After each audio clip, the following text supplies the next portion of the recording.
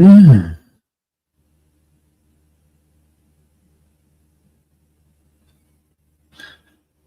hello, everybody, and welcome along.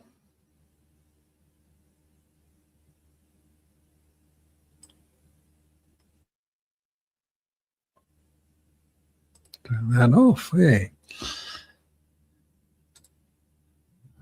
Right. Wrong one.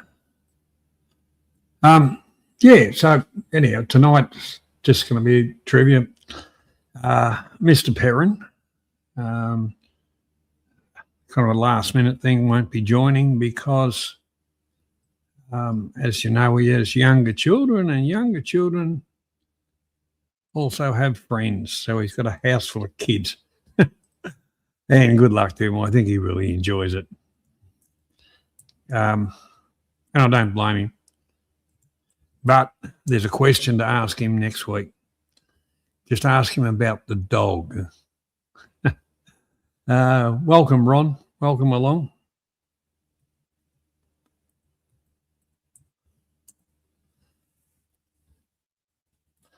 Oh, Hostel can help if she wants to. Just say if you want to help doing a bit of scoring, Hostel, I'd be more than appreciative of that. But you know, I can add up. I think last time I did it.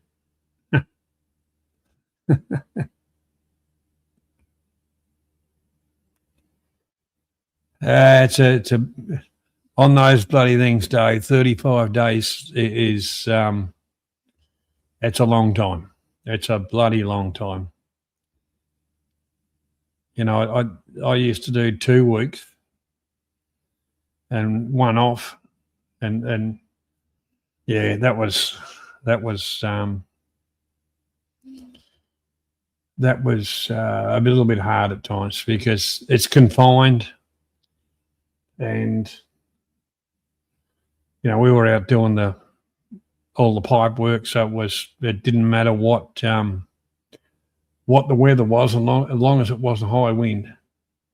But yeah, it wasn't always fun. Oh, there was some bloody days that was absolutely wonderful, sitting out in the ocean there, you know, doing a bit of work, bit of fishing. But I think when I was doing the exploration, you know, that was supposed to be 6 weeks on, 6 on, 3 off. But at times it'd go out to 10 weeks because they couldn't get another crew in to take over until the survey was done and all that kind of shit. It wasn't cracked up to what it, you know. And the money was just okay. But for what you had to put up with it was shit.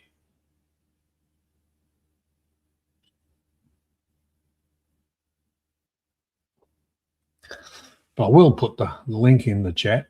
If anybody feels they can count better than I can, it'd be more than helpful.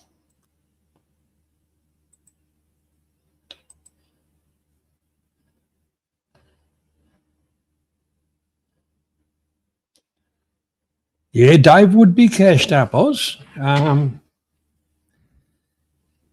Yes. Tandem man, welcome along, mate. Welcome. Yeah, so I think Dave would have a full wallet and a couple of full bags. Yeah,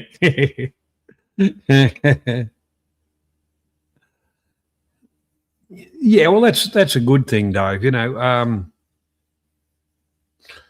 I think we've all, most thoughtful people, you know, will kind of say, oh, look, you know, I'll stay on for an extra week or whatever and spend a bit of, you know, quality time with kids to others.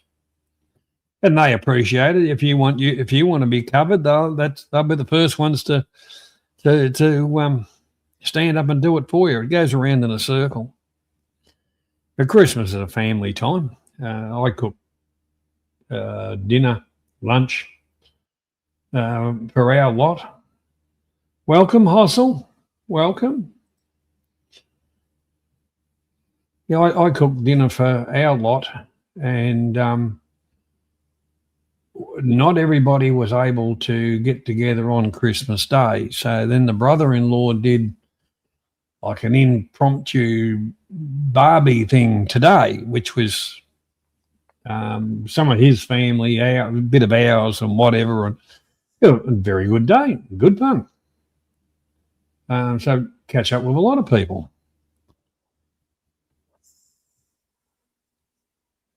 But How's it that's going? what I'm going well. What about yourself? Going good. Glad it's Saturday. Geez, you've been spending a bit of time on the internet exposing the idiots, but then again, I suppose that's not hard to do. No, it's not.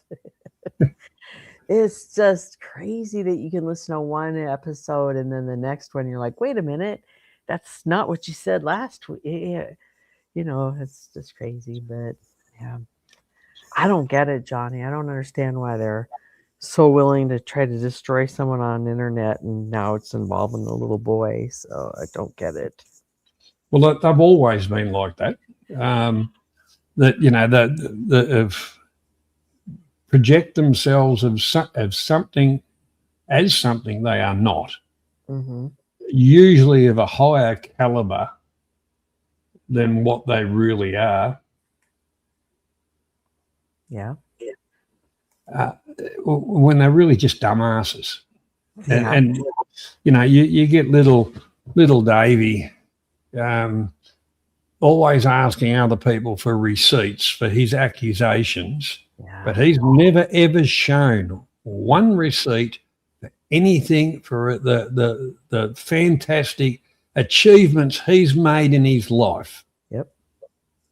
So it's why he's still, obviously people watch him because they get a laugh out of him just being a dickhead, but I've always said, if you don't really talk about him, don't do anything. He'll just disappear into oblivion because he is so irrelevant. The only thing that makes him relevant is others saying what kind of a dickhead he is. It's like, some people have got phobias about clowns at circuses and all that kind of stuff. I can put Davey in the same little, and his little crew in the same little boat as the clown that half the kids are scared of. Yeah. And there's a reason why they're scared of little Davey and his crew. Because they just lie about you. And they'll do a mass campaign on it where all of them are saying the lies about you. And with Dave Lima, erotic walking tours, welcome.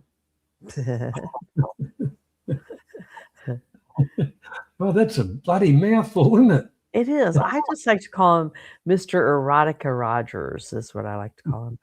Rogering erotica. Yeah, here you go.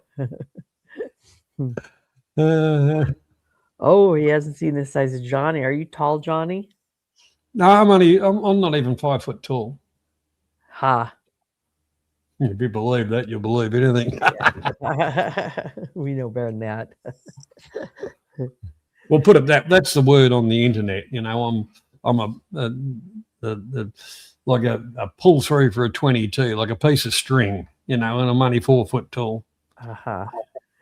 Well, I have seen your picture, so I know you are thin, right? Is that what the piece of string means? Yeah, well, I am thin,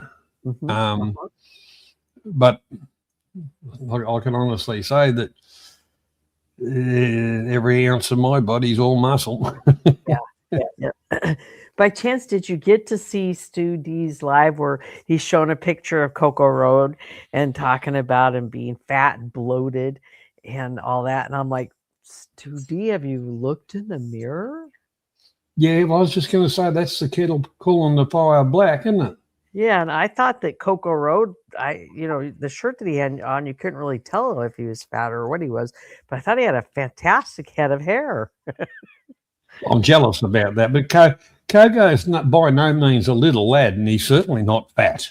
No, He's well put together, giant. and he's not the kind of man you would want to cross. Put it that way. That's right, guys. He'll go crazy, won't he? Oh no, he's not stupid, but he's not. You know what that other mob did to Coco's family, because they couldn't really get at Coco. Mm-hmm. But what they did to his family, really, if they did that to mine, they wouldn't be on the planet. Mm-hmm. They would all have accidents. Mm-hmm. One by one, huh? Oh, even a group concession wouldn't matter. Oh, hey, there's a concept. Yeah, well, it's cheaper by the dozen. True. It only inconvenience you one day instead of many days. Oh, you know, I kind of sit back, and not that I watch them, but you know what some of the stuff that you clip and whatever, and I spend half my time pissing myself laughing because the apart from the lies and the daydreaming of, oh, I'm going to move to Thailand and my life's going to change. It's all going to be so wonderful. Mm-hmm. Well, hang on, they were a loser where they come from. Yep. The only thing that's going to change is the scenery. Well, they'll get more sex. Yeah, they're not going to automatically walk into, oh, all right, the exchange rates are okay. But once you've exchanged your dollars or your pounds or whatever, Mm-hmm. what you got in your pocket, that's all you got.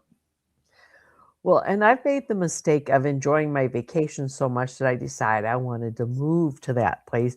And 2 months in, you're like, yeah, this isn't as much fun as it was on vacation because you were on vacation. The mindset is completely different. Uh-huh. That day. Another channel, he's actually building a house up in the top end of Thailand, and a very interesting house.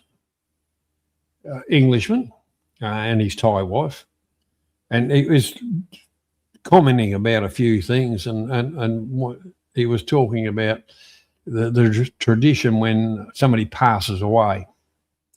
And it sounds like it's a party, but it kind of is a celebration of life. Mm-hmm. And that music can go from 5 o'clock in the morning until bloody near 2 o'clock in the morning. Yeah. For a week. Uh-huh.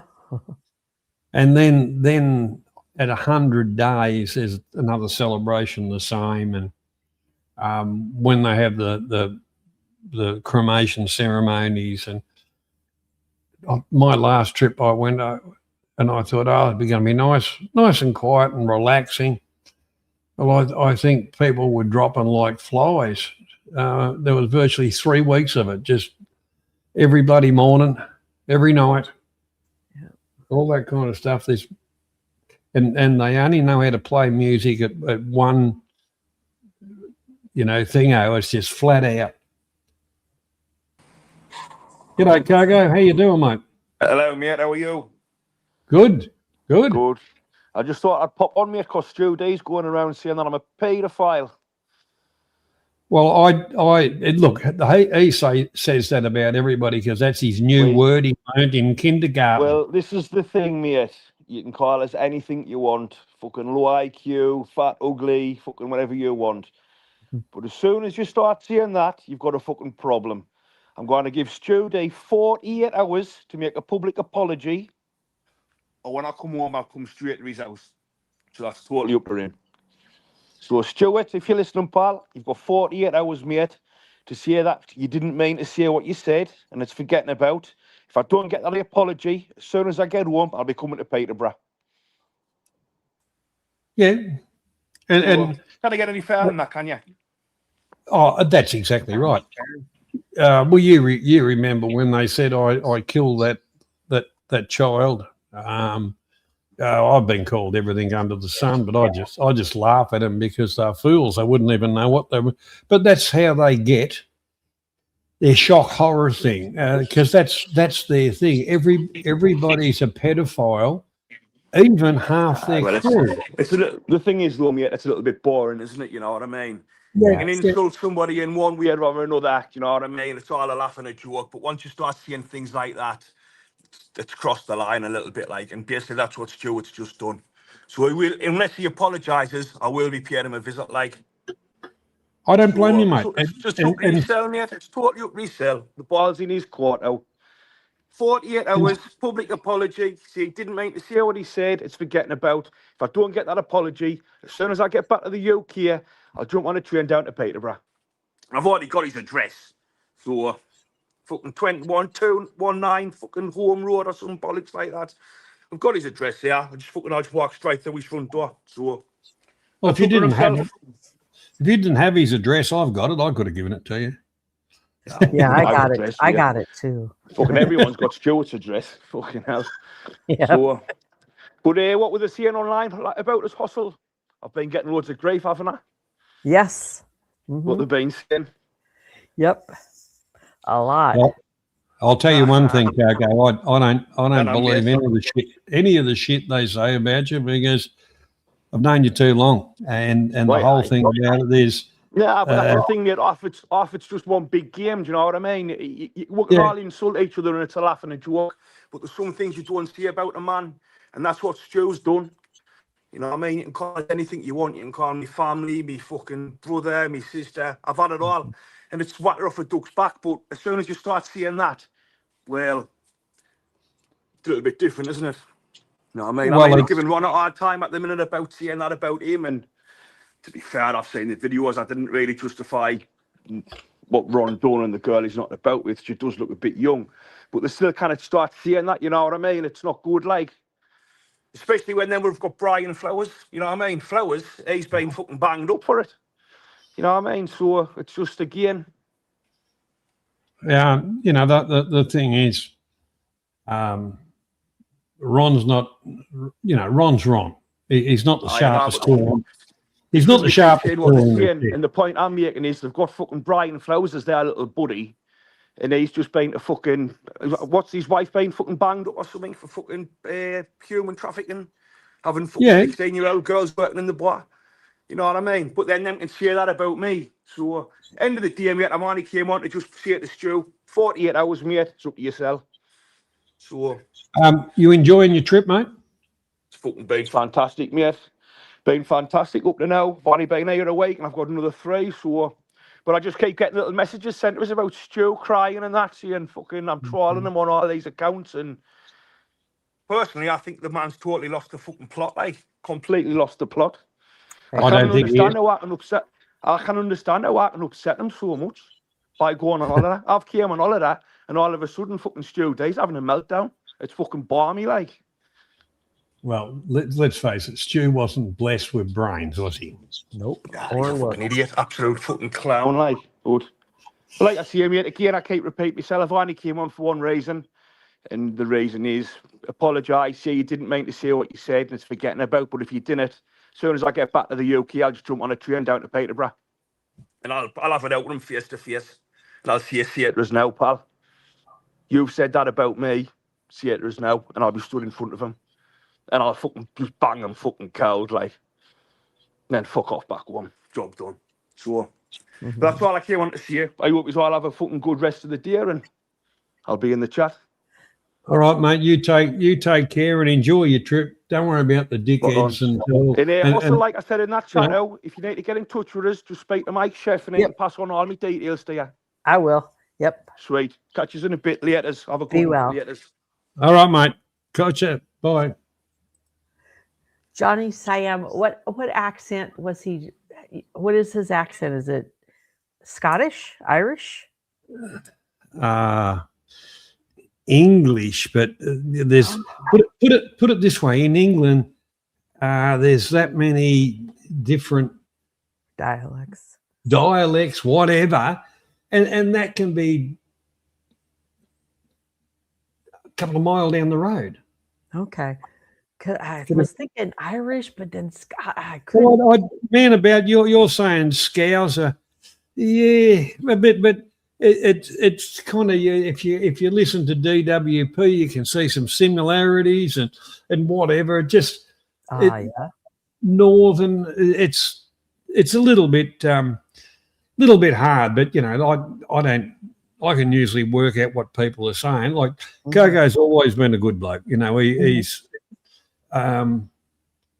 been attacked just for being a little bit outspoken and calling out bullshit, which is totally wrong. Totally wrong. Yeah. And I think virtually everybody here is in the same boat, and it's all by the same half a dozen F-wits, which have got nothing to show for their lives, nothing. Right. They're all living off donos, living off mum and dad or whatever. And it was very interesting on your stream the other night when DWP pointed it out that, Davey and Flowers are good mates and the pet food company is a good way to move money around, and that makes a lot of sense. Yeah, it does. They're and I can tell you the truth. There was a meeting going back about 3 years ago of a lot of concerned businessmen and, supporters of about Davey's accusations and carry on. G'day, Jay. Welcome along. Davey's accusations and like his little group's carry on as far as the businesses, some of the businesses in Pattaya. And quite a few people were invited along to it. And I was one of them, but I was going elsewhere, but I sent a proxy vote in. But, a lot of them have somewhat semi-removed themselves from him, but I suppose Wallace Davey is useful for them.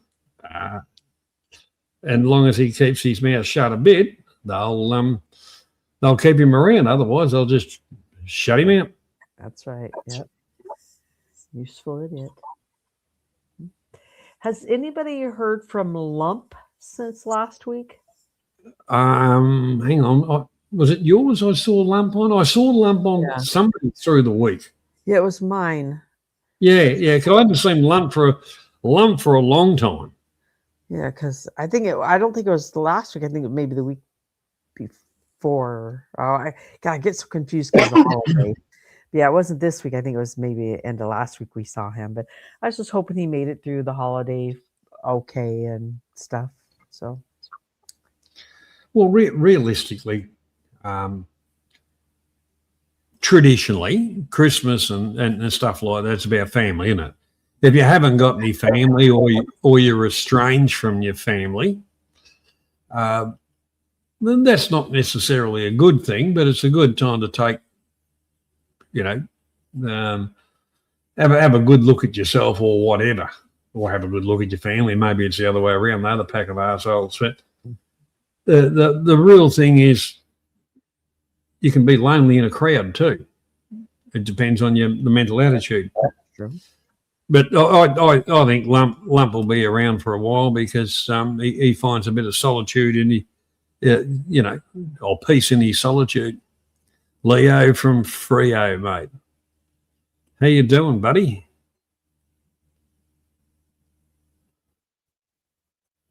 Yeah, rage is a big problem at times. It's not like it used to be years ago where you just go down the local public toilets and find a poofter and give them a flogging. I'm not joking, Hossel. That's what used to happen. I know it. And I shouldn't laugh about it, but oh Lord.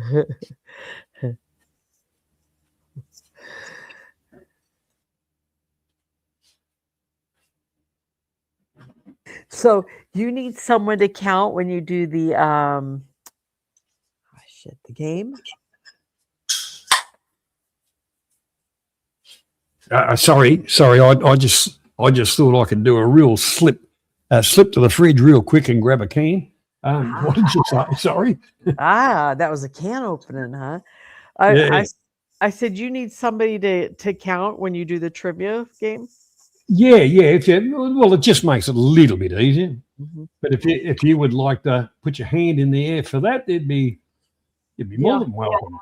I'll do my best. I'll admit that numbers, the older I get, seem to not be my strongest field, but I'll do my best on counting. I actually noticed that after my mother passed away, numbers just went out of my fucking head. Used to be able to remember license plates, phone numbers, stuff like that, and that shit just went away. And it ain't coming back, that's for sure. So good. Yeah, you're right. There's a lot of things around now that are socially acceptable now, which wasn't in my day. Yeah, it would have been happening, a bit of the kiddie fiddle and stuff, but it wasn't really out in the public and carry on like that because the person would have been killed. Yep. With the first accusation, they would have been killed. Well, not quite accusation. It would have been a little bit of checking, but the whole part about it is, if not, they would have run for their friggin' lives. Uh-huh. Nowadays, let's face it, nowadays everybody's calling somebody something or whatever, and and the pedophiles have to love it. They have to love it that all of YouTube has just become a fucking Pizzagate. Now they get to roam freely and more comfortably in this environment because nobody knows. Nobody cares.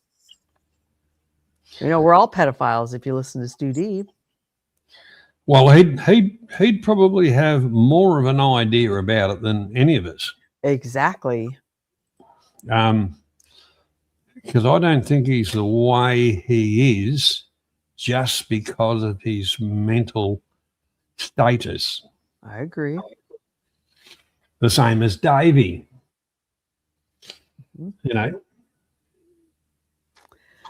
Boy, they're really something big here on YouTube, aren't they? But in real life, they ain't shit. No, they run on hide. Now, they're getting back to that accusation that, g'day, Graham, how you doing? That accusation or statement that DWP made. It's funny how Coco got rounded up by the coppers, and the same coppers kind of, said to Davey, "I'll just move along" when he was doing all his shit at Barry's. It makes you wonder if there's just a little bit of filter off from what's filtering over in the mix. I just want to throw that one out there. I think I saw that comment, but I didn't understand what it meant until you just said it. Now I get it. Okay. Huh. Yeah. It's when you start getting into it, it's interesting, isn't it?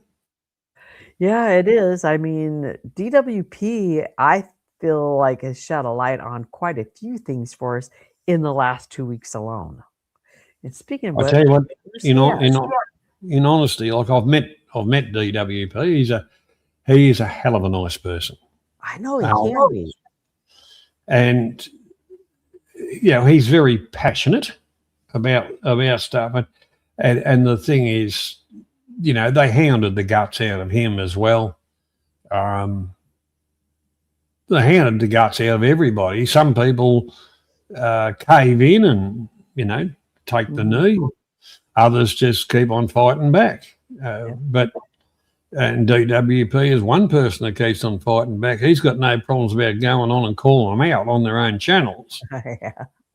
But I don't know why I wouldn't bother. Look, I went on the Davies channel once and called him out for being a liar. Lots of things. But at the end of the day, he kept on carrying on, and I just said, "Yeah, good on you, dickhead." You just laugh at him because that's all he is a joke.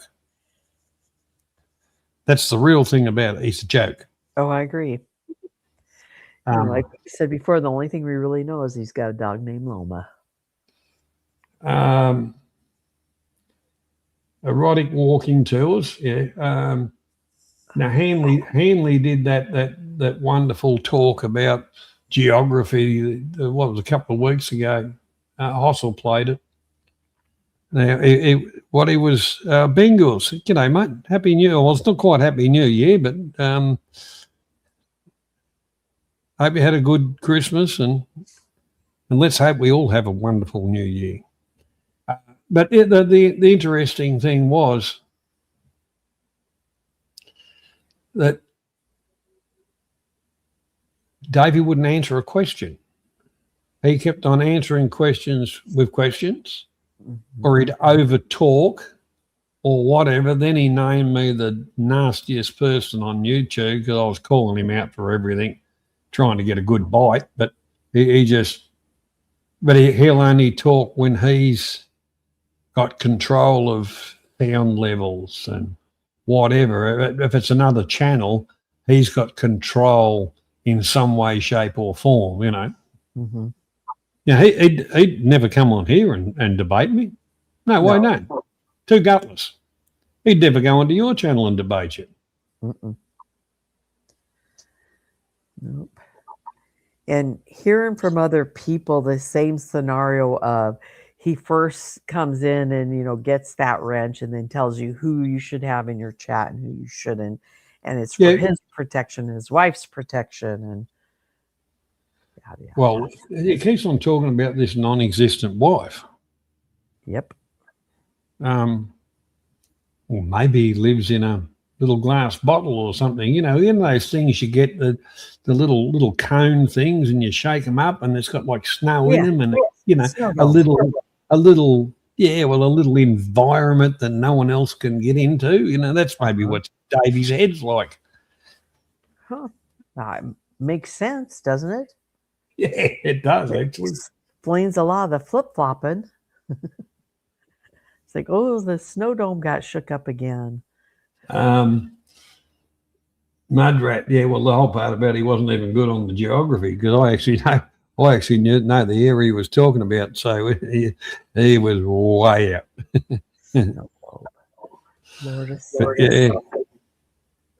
Lords, welcome.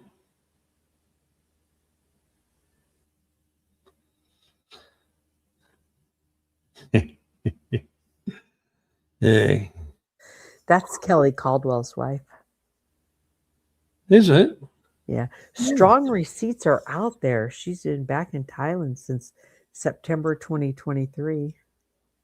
And the whole part about it, and the receipts are there. She went back and she was a bit battered and bruised. That's when she bought the house. Yeah.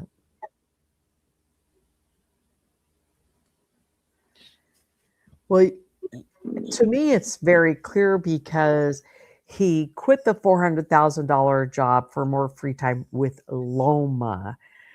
Everything's always about Loma, not my wife and I, or my wife and my dog and I. It's always thanks, Oz.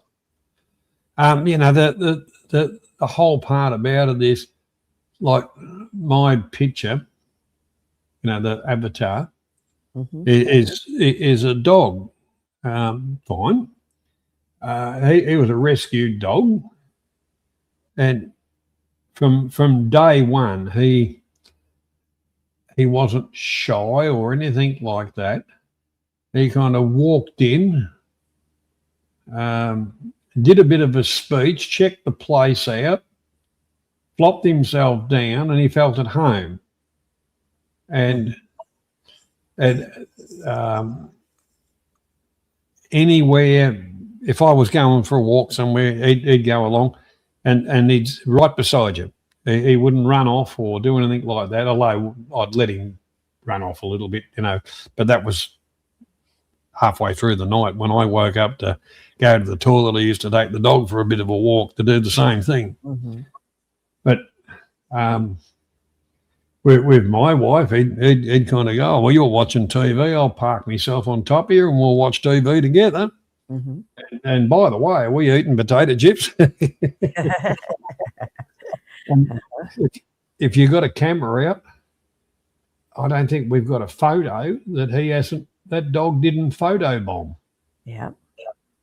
It was funny as, but anyway, unfortunately, we had to put him down. His hips kind of went on him and wasn't good, and I wasn't going to let him suffer. So, but yeah, that was a sad day. Was he a big dog, or was it Medium-sized dog? Okay. So not real big, but it's very gentle, very gentle. Yeah. But if anybody dogs have got a very good sense of if people are assholes or not. Yes, you're right about that. Yep. And once again, Davey's dog doesn't even listen to him. It just does what it wants to do, and he just gets dragged along or whatever.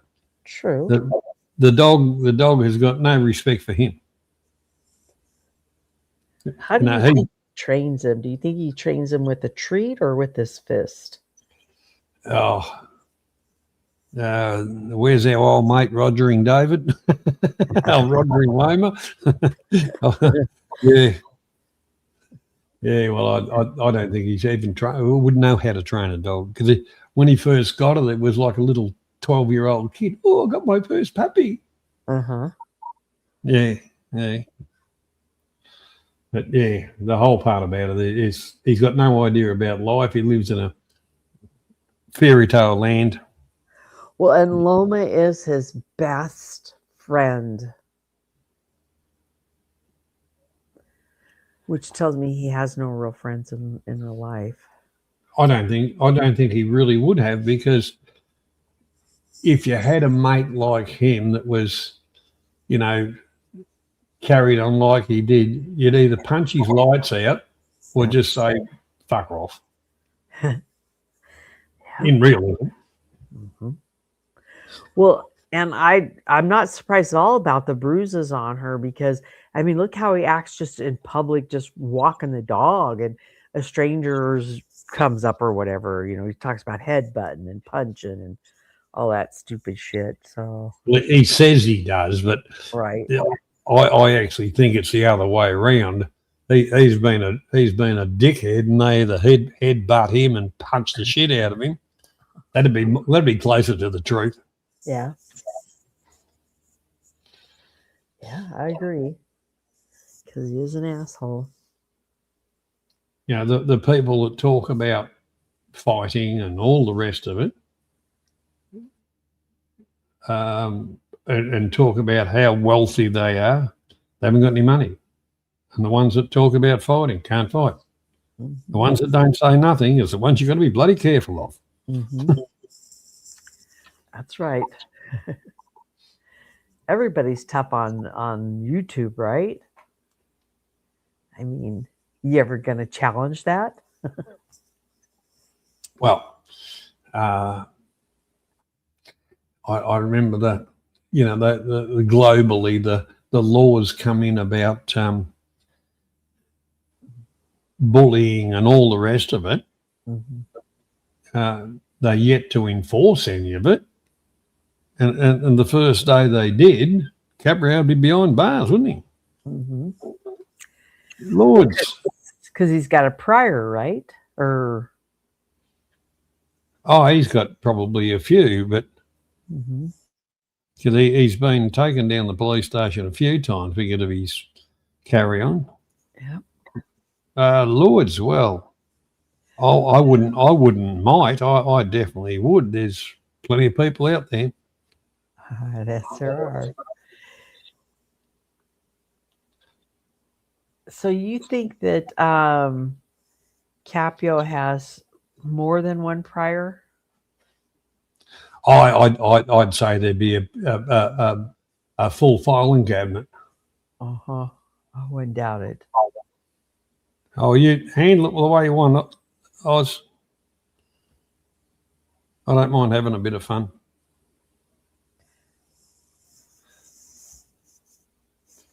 You know, and you know, getting back to Davey, and he's whatever's in his mind. I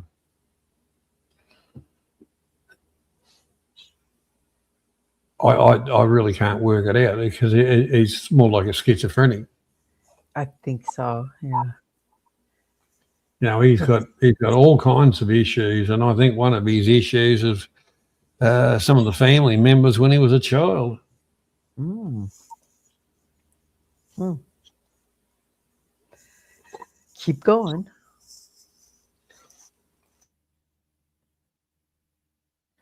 Loose fancies lords, does he? Ah.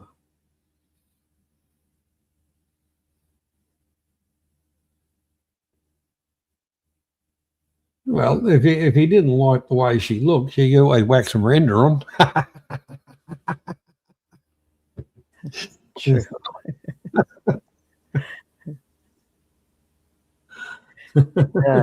Erotica says, "I'm delusional, Johnny, my dude." Well, that's okay. Not everybody's perfect, especially when it comes to use of YouTube. No shit. That's the good thing about YouTube. Although I'll tell you now, Oz doesn't. You know, he spruiks a little bit, but he's real life. Same as I am, real life. I do this for entertainment, both sides of the fence. But when I first started off on YouTube, many years ago, there was a lot of people, in the Filipino and the Thai communities, talking about, oh look, I live here and I do it like this, and for $29.95 or whatever. I can tell you how to get all the visas and do all this because it's a very long and drawn out processes, and all this crap. And I became very hated because I was putting out all the information people needed just in PFD files. Yeah, click that file if you want to do that. Click that file right throughout Southeast Asia, every one of them. And that stuffed up their I suppose e-begging or whatever. That stuffed up their cash stream. One bloke was, when you come to Thailand, it's going to be like this or that. If you buy my welcome package, it'll have a SIM card in it, and you'll need the local currency to get yourself a drink and maybe something to eat, and a taxi to your hotel. Then you can go to a money changer. Not say, righto, dickhead, what you do is you walk out of there, you go down to there and you go to the money changer. And then while you're down there, you get onto the train and go into there, and you're right in the guts of everything. No, they didn't do that. That's why I was an arsehole, see? And I enjoyed it. Yeah. And some of them are still doing the same stuff because it's like fishing, isn't it? There's always new fish coming along. But anyhow, that's just life. But the one thing about the internet, it's not hard to research stuff. Yeah, you can watch crap on YouTube, and if you've got half a brain, it gives you an idea what to research. But you don't have to pay somebody for for a bit of information, or they send you something that's worth 2 bits of F all. Uh-huh. There's that many videos from different people around on getting off the aeroplane and going to get a SIM card, going through immigration in just about every bloody country in the world. Yep. And if you know you need to get a real visa, that information's there. You only have to go to the embassies. Oh, well, Hossel's dropped off. That's okay.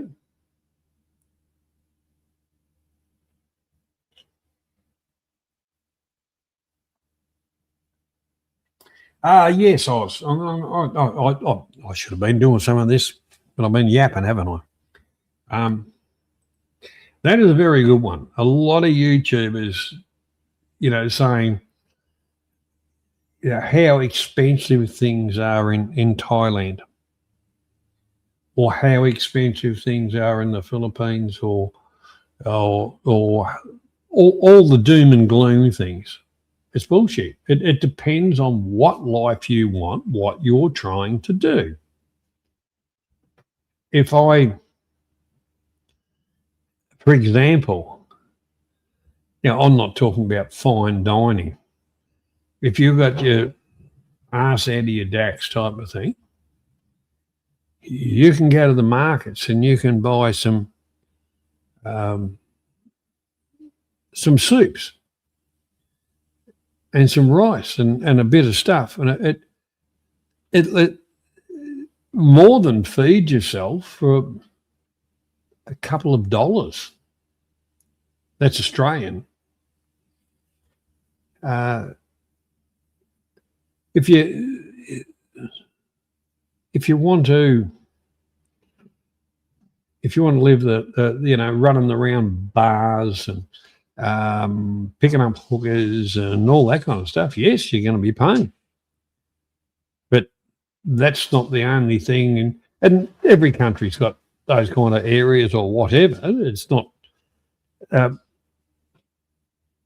you can meet real people in markets, walking down the street, whatever. You don't have to spend a fortune. And the one thing about, as far as Thailand, that I do know really well, is transport is very inexpensive as far as buses, trains, that kind of thing. Yes, I remember that one, Oz. I remember that one. Steph on the beach. He bought a watch. Now, correct me if I'm wrong. Oz. Steph was on the beach in Jonty M. Pattaya Beach, and he was crying and I haven't got enough money and all the... But earlier on in the day, he'd bought a watch because he was into watches. And I'm not talking about a rip-off, a decent watch. And then, he'd blown his budget. And then all of a sudden he's got the realism hit. So he was on the beach crying and he was asking everybody, like his supporters, to send him a few bob to help him. Is that about right, Oz? That's when he went. That's when he lost me. He was working as as an engineer, but he was airflow, fans and all that kind of stuff, engineering, it depends on which way you want the fan to go, either blow or suck. Yeah, and how much air you want to move. But which is a very easy calculation anyway. But anyhow, he was making good money. And the thing about Belgium, it's a pretty rich country, surprisingly, for and it's kind of divided by a railway track and all this. It's an interesting country. Yeah, he did. He did. He tried to scam us. Then he tried to prove he was brilliant.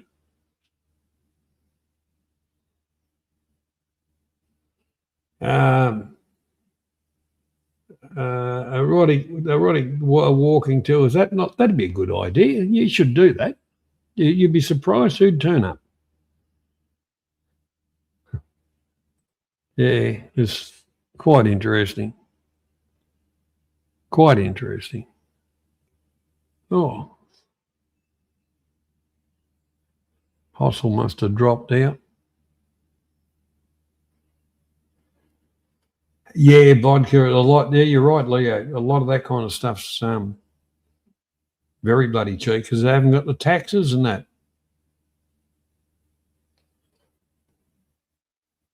He wasn't. He used to consume a bit, but he wasn't like he ended up, being a real piss wreck. But in the day, I didn't mind Steph. We crossed swords a few times, but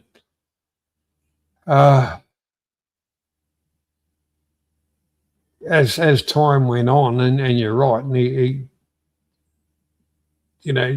you can't talk to somebody that's drunk all the time.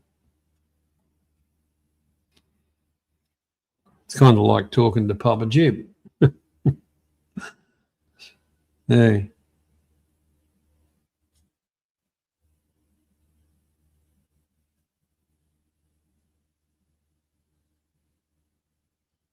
Yeah. Oh, not that kind of crossing swords. Walking tours. No, not that crossing swords. We did have a bit of a falling out, one would say, a bit of a dislike there for a while. Yeah, a little bit of each. A little bit of each.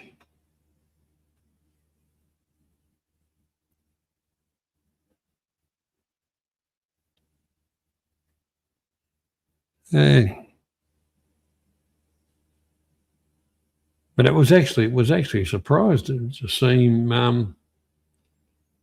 Yeah, for a while he was kind of normal. But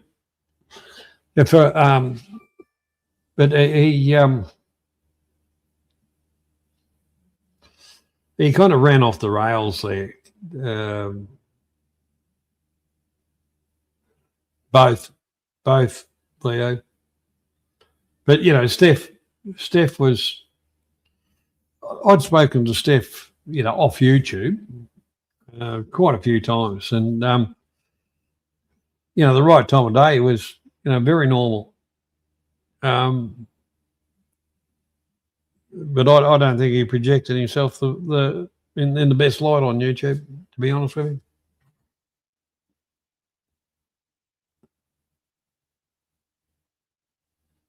That's an honest opinion. Anyhow, I'm gonna have a quick smoke, and then I'm gonna get into this trivia, and then I'll just throw it open. Anybody wants to come and have a chat? Won't be a terrible long stream tonight, but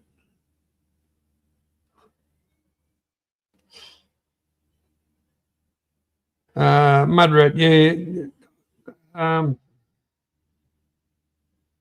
he was talking about options for surgeries and stuff like that. Well, actually, Belgium is pretty well the leader in a whole heap of that, but you got to find a donor. That's number one. And don't forget, Steph's not a young person anymore.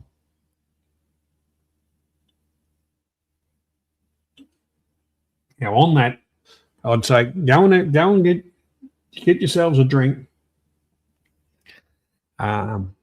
Whatever. Go to the toilet.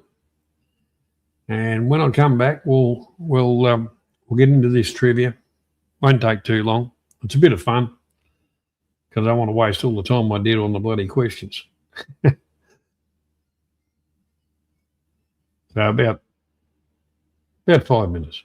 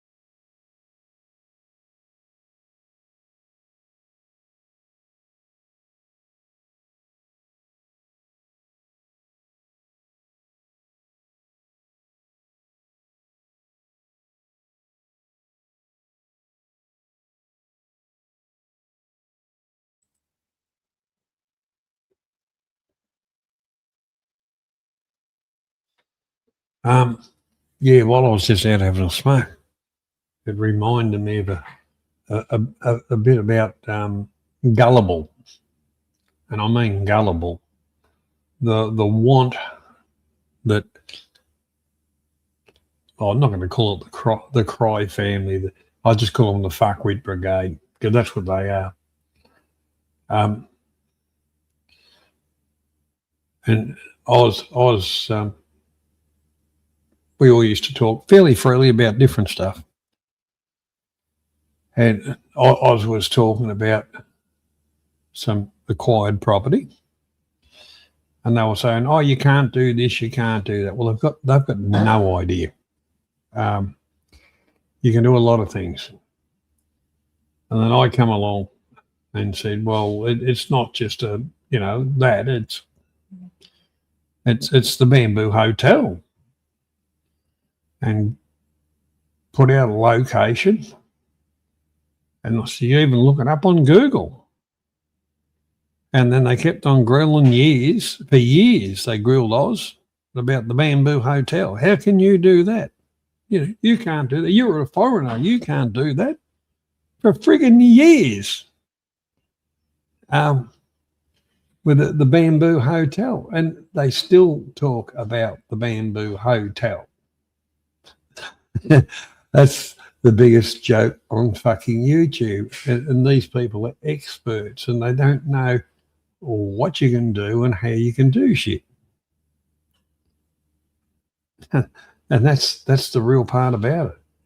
And that bit there about the 99-year lease is exactly correct. It's a 30 plus, it's a reciprocating thing, ongoing. But there's another thing, and I'm not. No, it's a bit different to what it used to be. But I can tell you about it, privately. I'm not going to give out information that the idiot brigade can use. They can go and do their own research. I used to do that years ago, not anymore. But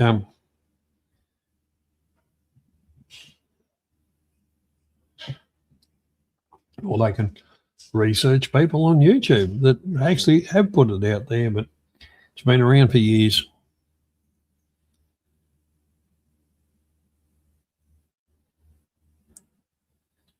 They reduced it to 90. Yeah.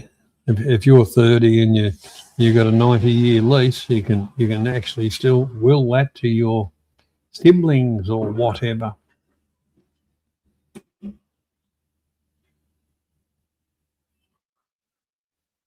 Yeah, that was interesting. That was funny as fuck. And like I said, the idiots still go on about the Bamboo Hotel. And I helped that along too. Yeah, it's a joke. Absolute joke.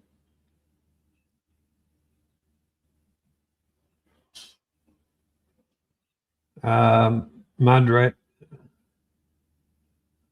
definitely Oz. Fazio lived a dream of nothing.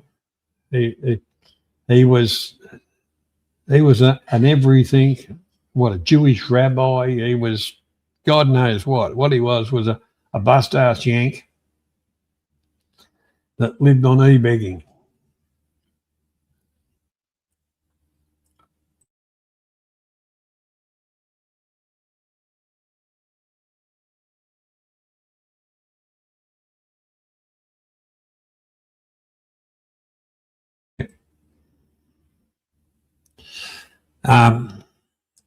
Fazio had a vision, and it was a pretty clouded one, he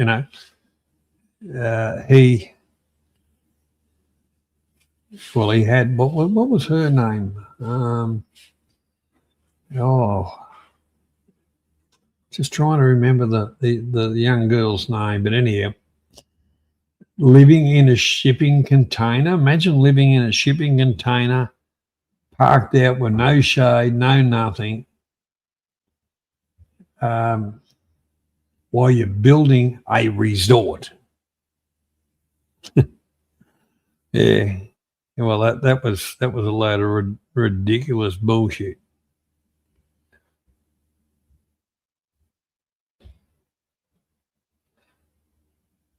Yeah, well, she went on to bigger and better things. Leo, maybe they went for the golden shower. Maybe the golden shower. Daisy May, that's the one. Yes, you're right. You're right. Anyhow, Leo, how was your trip to the Scamapoons? One thing about the Philippines, people, it's more expensive than Thailand, especially travelling, where you're talking islands. Tiger, g'day, mate. How you doing? It's more expensive than the Philippines travelling. If you want half decent food, it's a lot more expensive than Thailand. If you want to eat shit, and really the Philippine food is crap. A lot of people say, oh, it's wonderful, but not really.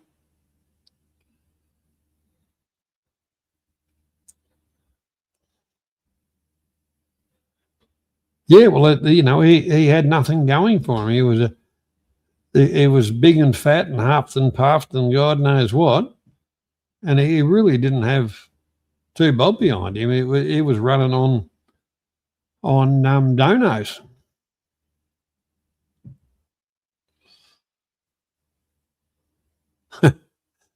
Yeah, I think if he ever watched it, it was at the beach, and the Philippine genre is just full of friggin' European losers and American losers. Yeah, there are some good people over there. You're back. I thought you were coming home, Ferret.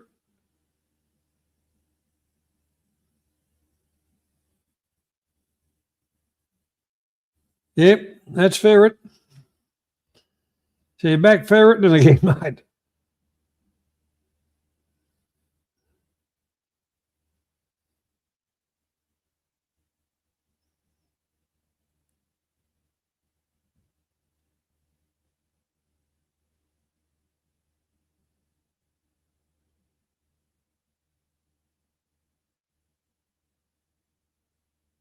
Oh, yeah. Oh, would have been good to catch up or have a bit of a yap, mate. But anyhow, you were busy. You had a lot to do anyway. You didn't have a lot of time off.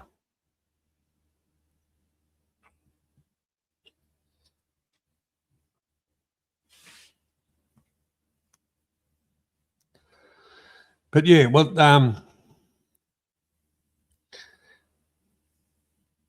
next time you're coming home, let us know because I do want to catch up with you. G'day, Dutch. How you going? What's happening?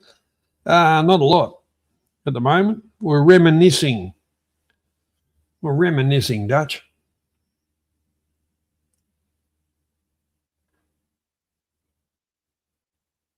Yeah,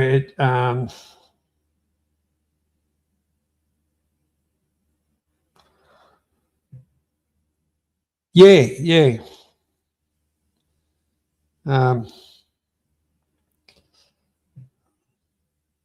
You might have to grab him by the scruff of the neck and knock his head against the wall for a couple of times first. He seems to, like an old record, mate. It's seemed to got stuck in the one spot. You got to give it a tap every now and again to get it moving. Yeah. Sauerkraut, welcome, mate. Welcome along.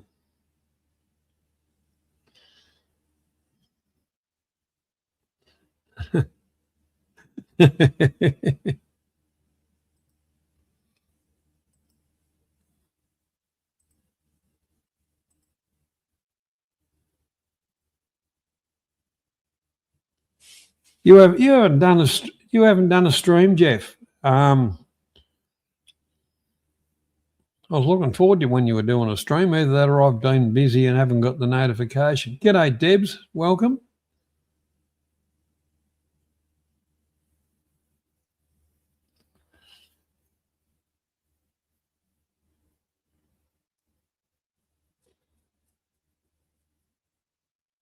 Yeah, well, ferrets neither religious on either sides of the coal.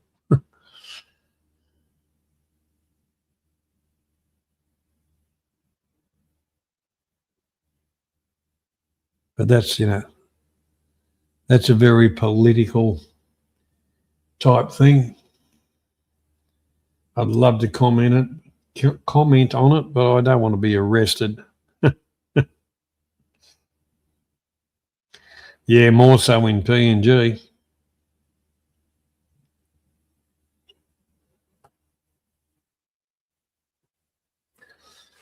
Actually, we like it was very interesting in Victoria. A woman was a fellow with a machete. Now, mind you, a good Lord biting a citizen's machetes. They were supposed to put in bins outside of police stations and surrender them. A lady today was attacked or attempted carjacking, sorry. And she went to a police station, and due to lack of staff, it was closed, and she actually got slashed by a machete with people trying to hijack her car. Now, what a wonderful place they've turned our state into. And then they want to take guns off us. Again.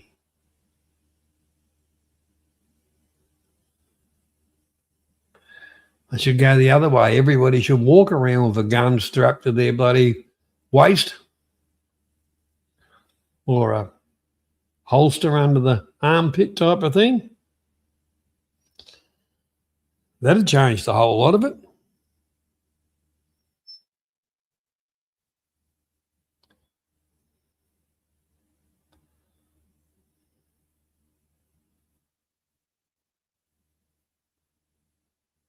Yeah, it's not us, the people. It's the government. It's the friggin' government, and they all should be. They should bring back capital punishment. That gets rid of half the problem, and then hang 3 parts of the bloody government for treason, corruption, bribery, the whole lot of it, because they're scum of the earth too. And get back to governing the people, not milking them like cows, selling our country out. Well, there's nothing left to sell. Yeah, fuck them. That's why we made the decision. We're going to take the train and be gone.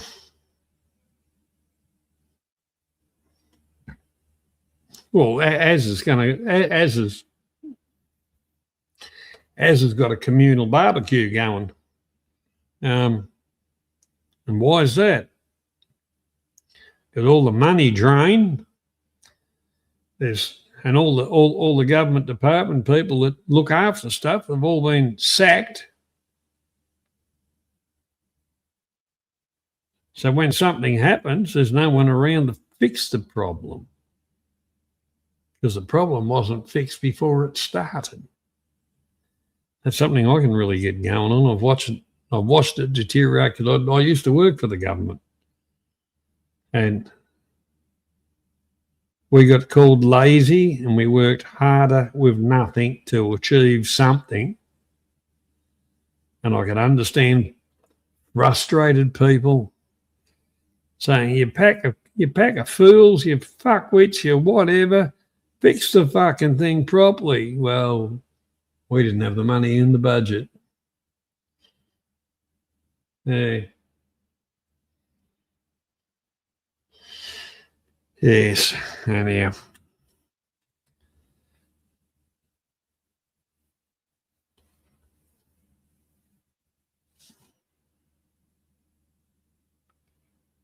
You're right, Debs. I'll highlight that. I'll highlight that. We Australia. No, that was the wrong. Before Jeff, the way we see Australia as a country that most of us want to visit isn't the country we want to visit anymore, and it is a shame. But the thing is, there's a lot of natural wonders in this country, and it's a very big country. It's also very expensive, and that's the truth. If you want to come here, we've all half the bullshit. Don't worry about that. You would be more than bewildered by some of the things that you saw, but it's going to cost you a lot of money. Simple as that. And it's not the common Australian person that's doing it. It's the governments for their own gain, not the country's gain.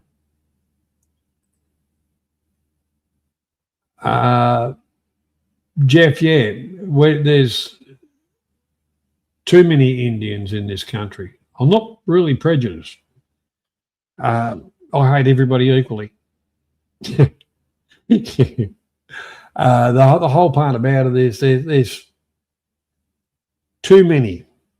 And the thing is, if you want to have sustainable, good type of immigration, which Australia needs, don't get me wrong there, it needs it. But the whole part about it is don't focus on one group. Yes, the Indians have got a little bit of money. The Indians will pay all their taxes. They'll do a lot of things right, which the government likes, including voting for the government, that because they paid a bit extra, they'll get a little bit of better treatment. And that's the truth.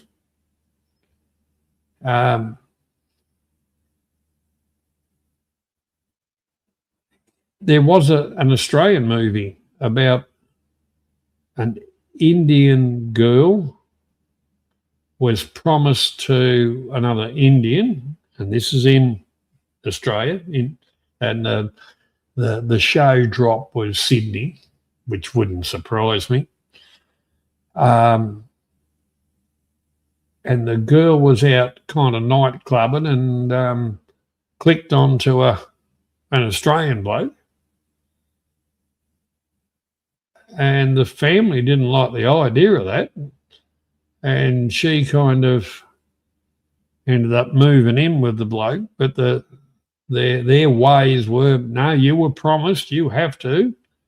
We've already spent the money. And he got rejected. But he turned up at the wedding thing and she jumped in the car and they drove off into the sunset all happy, except for the parents had mud on their faces and the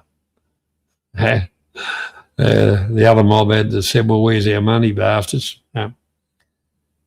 But there's nothing wrong with a bit of culture from somewhere else, but the thing is, don't shove it down our throats, and our laws in this country are completely different. As far as in their country, they might have promised somebody to whatever and all the families come over here. It's null and void here. It's actually falls under the category of human trafficking in this country. But the other thing is New South Wales, except for Sydney, it's a lovely state. There's areas there that people are told not to go to. Even the police won't even go there.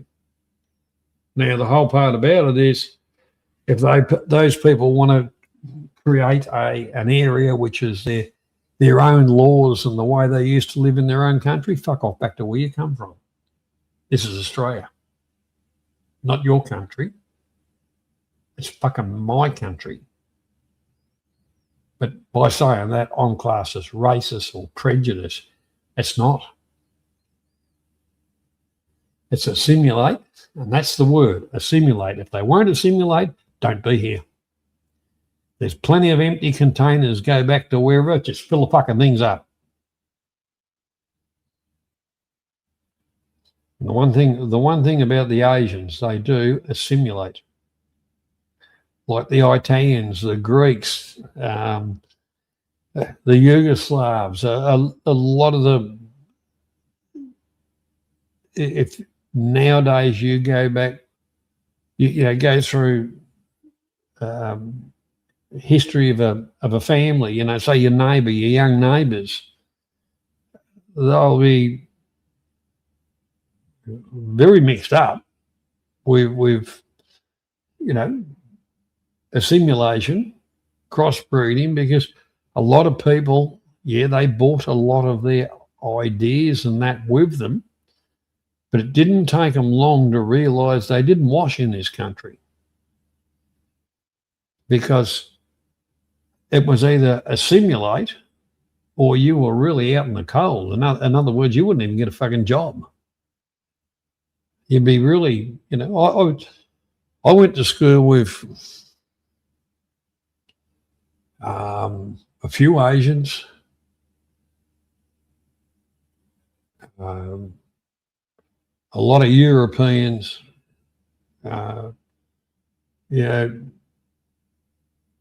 not going to say British, but from England, Ireland, Scotland, Welsh, and Poms. But no one was really that different when it came down to it.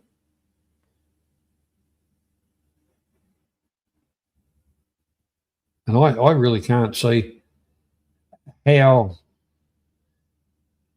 if I go to somewhere else and say, no, I'm in this country, but I'll only follow my rules and my laws and stuff is, anywhere I go, they'd say, well, fuck off. Go back to where you come from. Your visa's cancelled. See you later. We'll escort you to the aeroplane. But not here. Oh, we have to feel for them. Like fuck.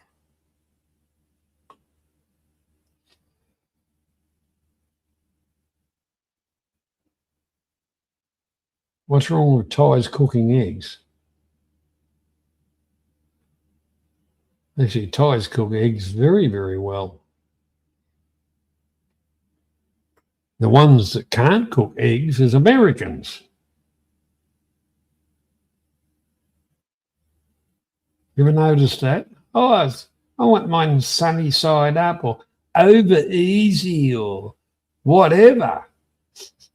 Yeah, I know. I know it was. Yeah, the 100-year-old egg, but led into a good one though. Haven't got a bite from Debs yet. Yeah.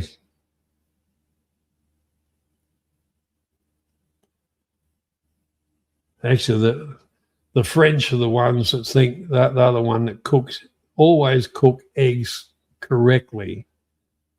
Well, if you have a look at a scrambled eggs or an omelette that the French do, it's not even congealed properly. And they say, oh, that's perfect. That's the way it should be. If I want to eat a fucking raw egg, I'll eat a raw egg.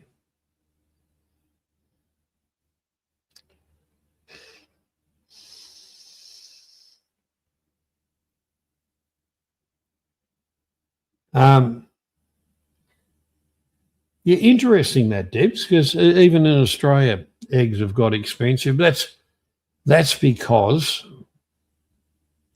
the end product that we buy, being the egg, and this is not a yolk either, but you've got a fed grain, and they turn, all that turns up in its transport, which is diesel fuel costs.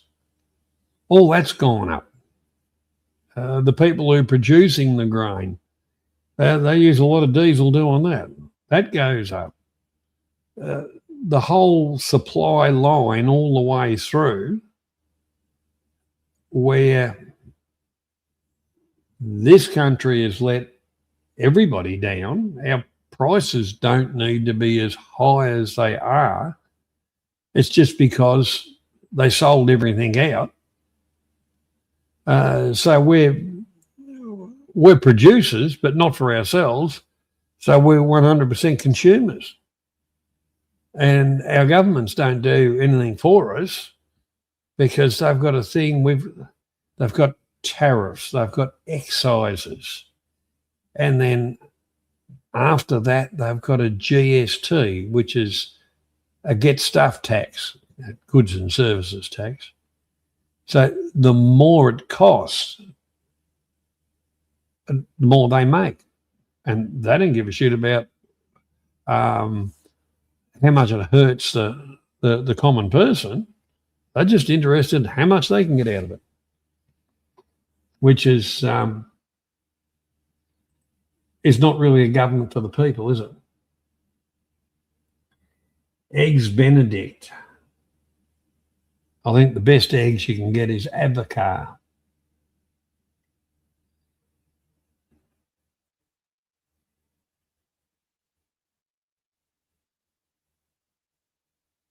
Yeah, that's a smart thing to do. If you got you got to have the food to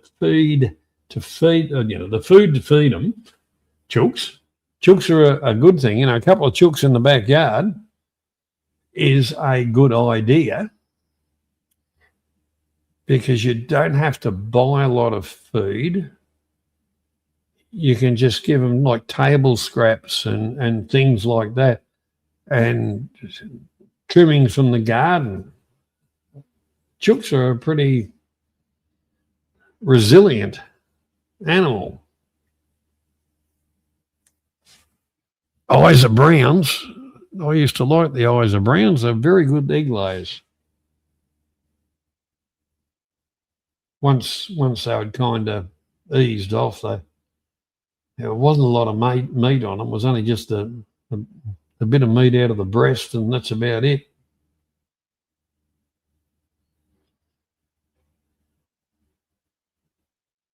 It was in the day. It was good money. The free range eggs,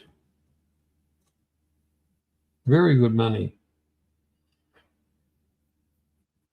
Yeah, well, eggs Benedict. It's only really poached egg with some hollandaise sauce over it.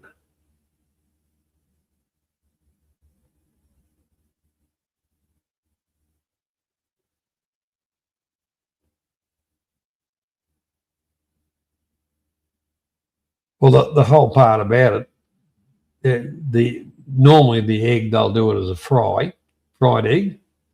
If they'd have done it as an omelette, they just would have stirred it up and poured it into the hot oil anyway. That's the only difference. There still would have been one egg instead of just frying it.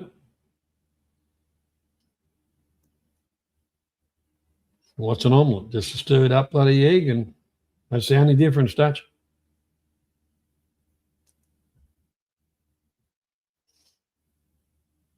Hey, there's nothing wrong with that. Oz.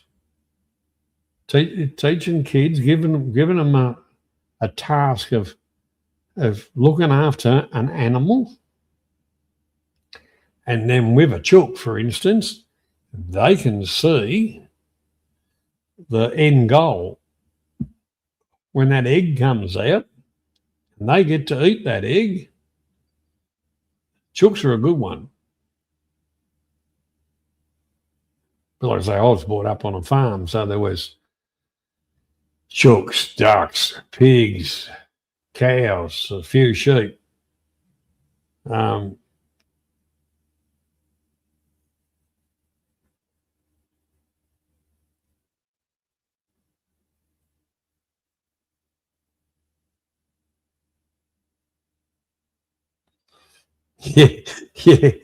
Yeah. Yeah. There's not a lot of Not a lot of difference between an omelette and a scrambled egg. It's just how you move it around the pan. Do you eat kangaroo? Oh, shit, yeah.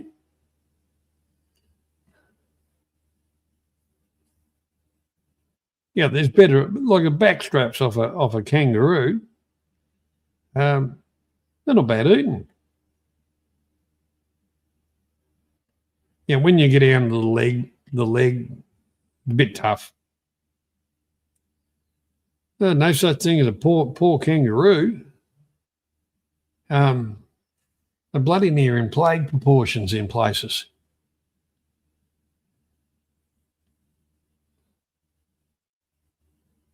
Baby kangaroos, all right. You don't want them too old because they get a bit tough. Because you remember that there's not a lot of fat in a kangaroo. They just they're like a spring.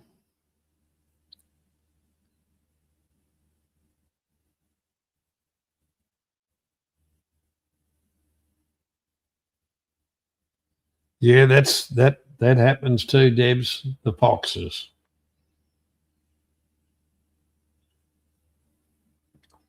Um,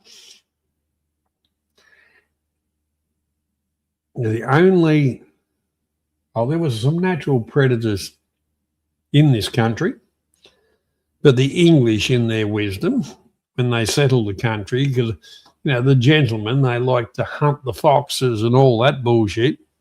Well, he was completely different. The foxes were a lot smarter than the pommy bastards, and the foxes are well bred up here. The same as the rabbits. Rabbits aren't indigenous to this country, but they get to the stage at times they're in plague proportions. But we had it used to be called the Australian native cat, now called a tiger quoll, which was an indigenous animal. Chooks and ducks and stuff like that. They'd go straight for them.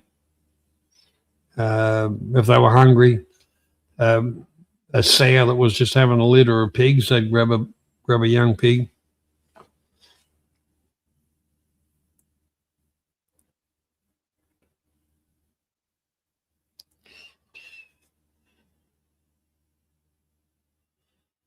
Interesting statistic, Jeff. And actually, kangaroos, like a big buckaroo, they went back down. The females will head off, and the younger ones, but the big buck, he'll stand up, and you've got to be on your own A game. And to either shoot it or have a decent lump of wood and smack the bastard in the head and cut its throat. Because once it starts coming at you, it's not going to stop until you're dead.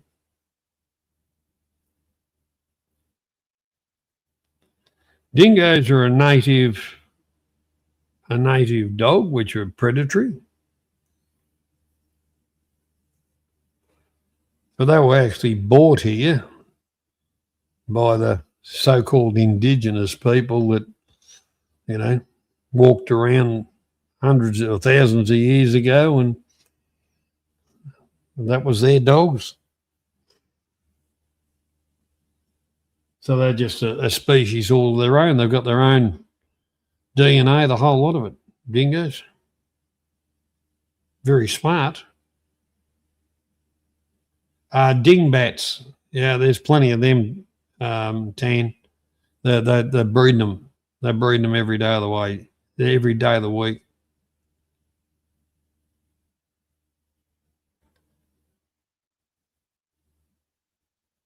Oh, I didn't see Gypsy.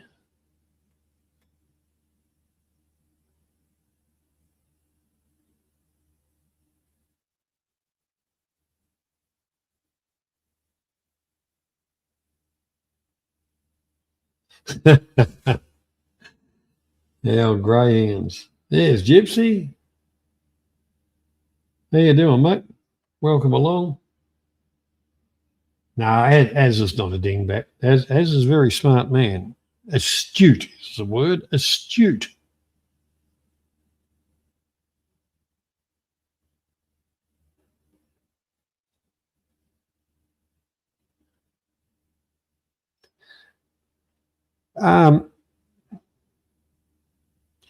The thing is, Tan, when the community kind of started off, it was never meant to be. It was never like the way it is now. It came from people that felt either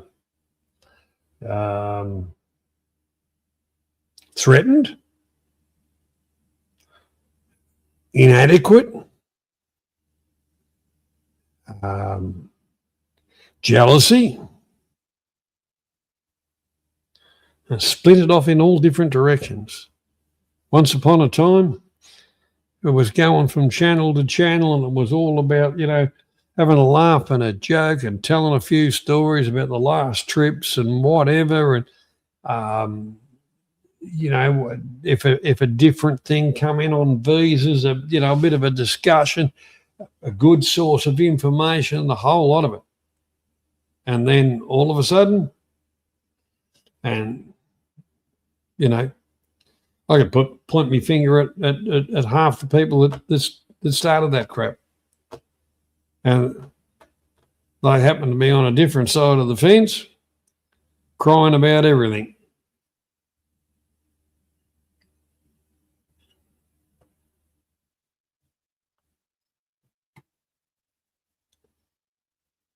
CCP was a group of people originally put together by one, and it was actually calling out some of the fuckwits.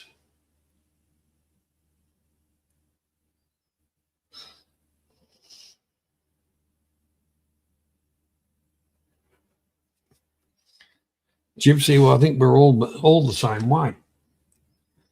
Now you're in a spot where you've got two choices. But as far as YouTube, yeah, that's all right, mate. Where you are, Gypsy. But as far as YouTube, some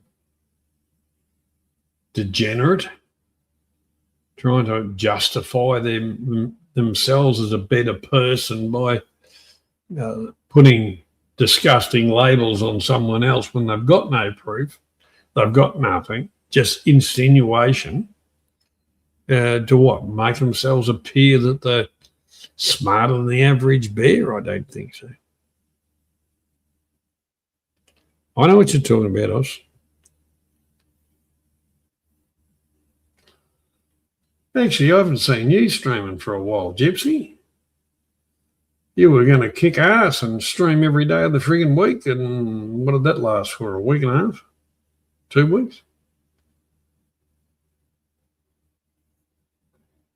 No, I'm not being nasty or anything like that, but what'd you bore yourself to fucking death? No, that wasn't nice, John. Behave yourself. Slap you. Yeah.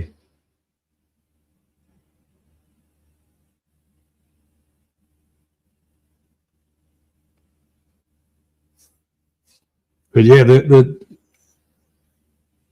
and like I say, not genre, Jenga, whatever. The community used to be a lot of good people, like-minded. And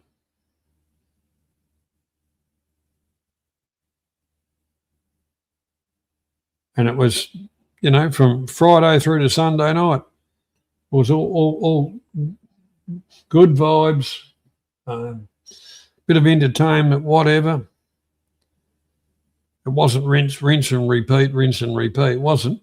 It was always good fun. And then, like I say, a few, then a few more. And then it just went to shit.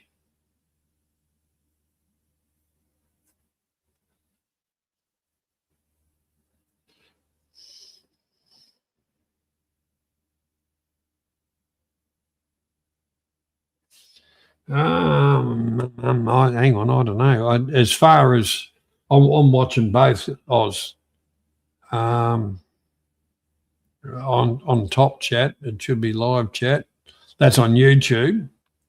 I've just corrected that.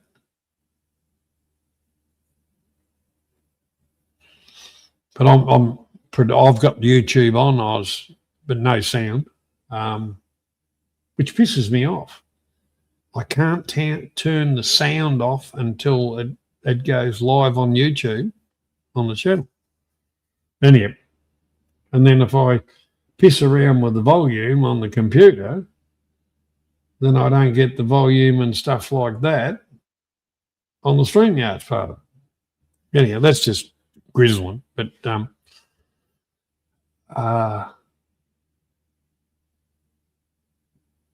anything that's typed in, I see it on StreamYard. And like I say, the secondary bit is the YouTube thing. Oh, that's what I haven't done. I'm a dickhead. 2 things I haven't done. Oh, there's anybody wants to join, you're more than welcome. I'll pin that. That'll go to the top.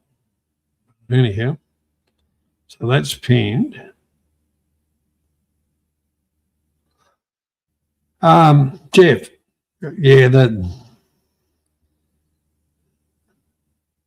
I can, like I say, we can remember him when he first started off doing his gay shit with ladyboy stuff down in Phuket and around Pattaya and Phuket.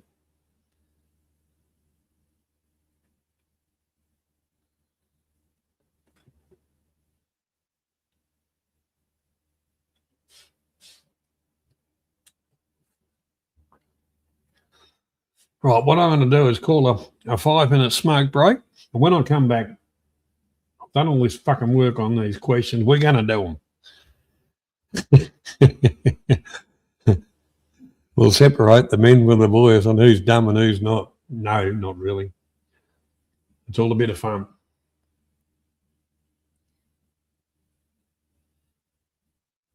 You're right there, Oz. If watching on YouTube, make sure you go up the top and click live chat, not top chat, because live chat's a little bit, a bit different.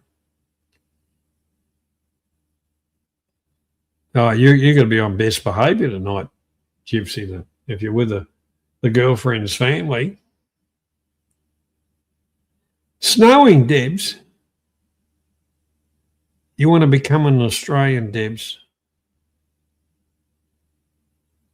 You won't see snow ploughs. Maybe a grader, but that's up in the high country.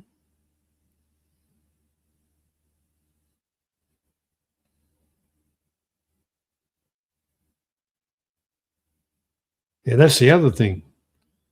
The snow ploughs go through, and then they're also bloody putting out the salt, which rusts all the bloody cars out. Righto. 5 minutes. Have a smoke. I'll get a drink, go to the toilet, and I'm coming back, and we're doing this quiz because that's the main reason what you're here for. So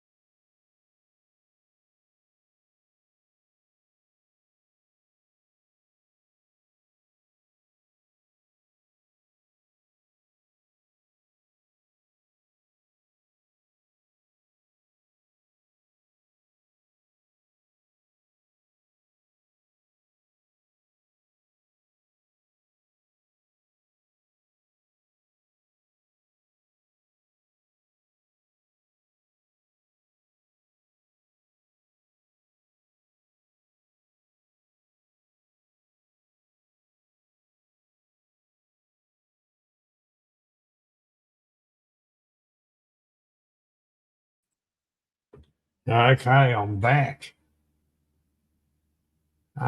Jeff, I don't know about shadow banning. You're not on this channel.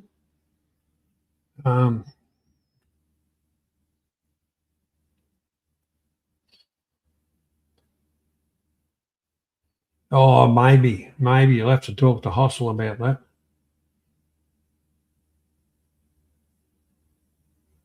Or if you can't get a message through, I shall.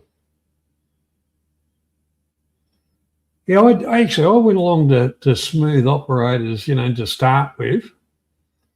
And it didn't take him long to do a flip flop, and all of a sudden he was just another part of the.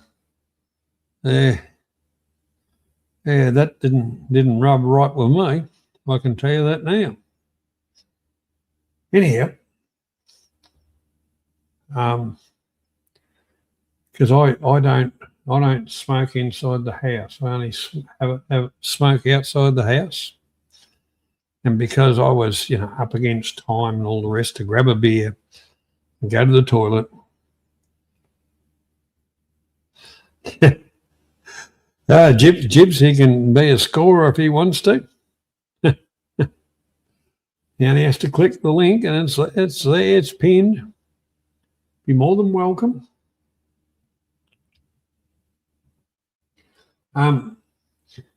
Anyhow, I suppose some people might find this disgusting, but it's outside and spanner for Gypsy. Okay, we can do that. I thought Gypsy had one. Where did Gypsy go? There he is. There we go. It's only fitting. He gave me a spanner on his channel. I should do the same. There we go. Gypsy's got a spanner.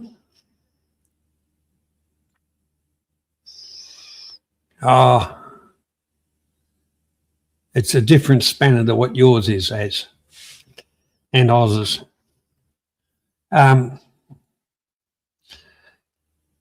Yes, I'm just sharing this reflection. I was outside, because I had to do multitasking, and we've got a pretty large backyard. If I was in Thailand, I'd probably be growing friggin' rice in it. But anyhow,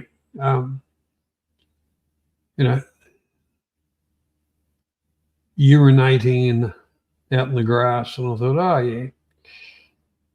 And that song, remember, free me, free me, free me, free me from myself.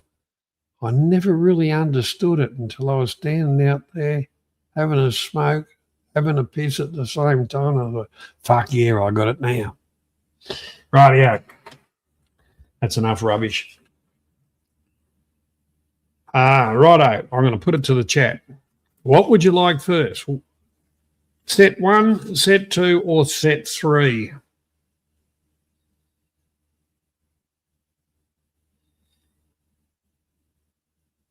So just 1, 2, or 3 in the chat. Az has gone for 2.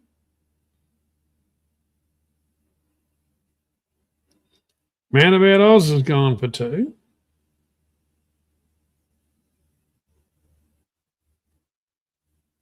Oh, well, you've got to do that, Debs. Debs has gone for 2. Jeff's gone for 1. I've got three twos. Got 3 twos, so righto. First one out. Put those other 2 aside. I better put my glasses on. Don't make any mistakes. First question out, a 1-point question. Don't worry about what we're voting on now, Jeff. Get into answering questions. The first 4 questions are 1-point questions.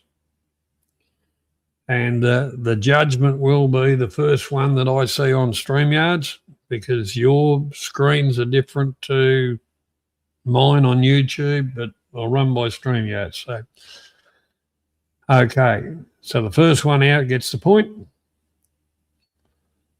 Anyhow, just keep a little thing on the side. So here we go. What was the name of the band that Paul McCartney formed after leaving the Beatles?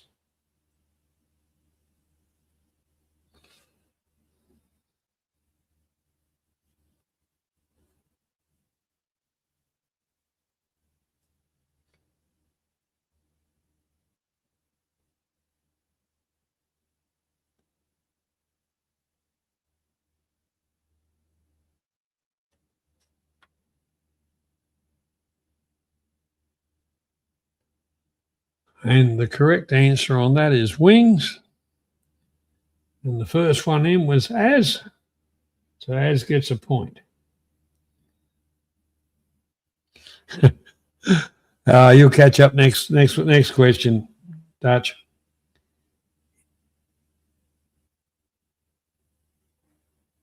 In text speak,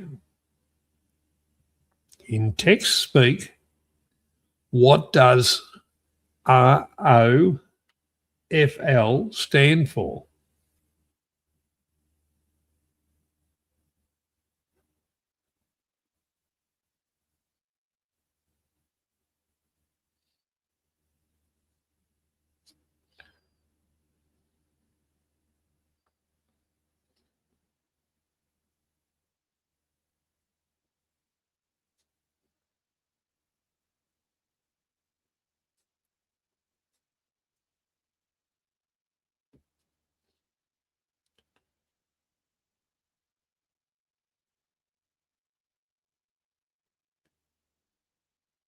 I like your answer. I can see where you're coming from there, Luce. Yeah, I like your answer, but unfortunately, it's not the correct one. But I tell you what, I love that answer, Luce. Correct answer is rolling on the floor laughing. So we give that one to Az. Az is bloody good at this shit. Mm.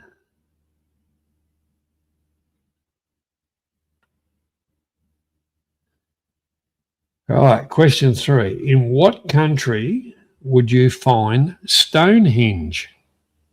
Or henge? Stonehenge.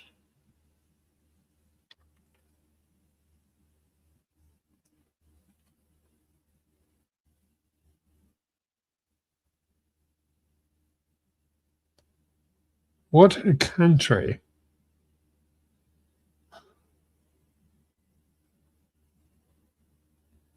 G'day, John. How you doing, mate?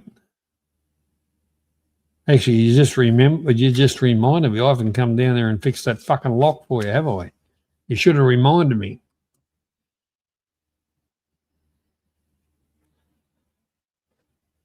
Correct answer. Correct answer for that one is England. Remember we said country. And the first one to get country correct was Oz.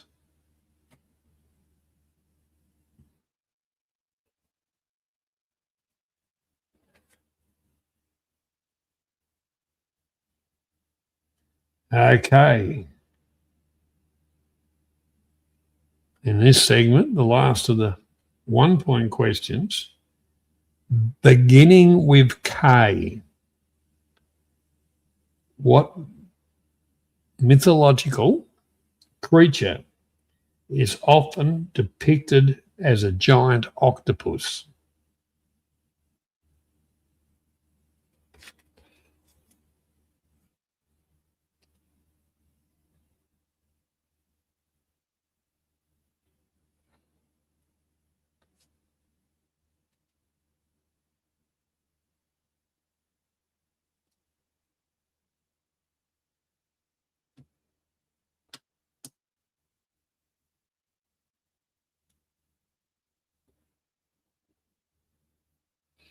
Oh, everybody's got a little bit on the smarter side.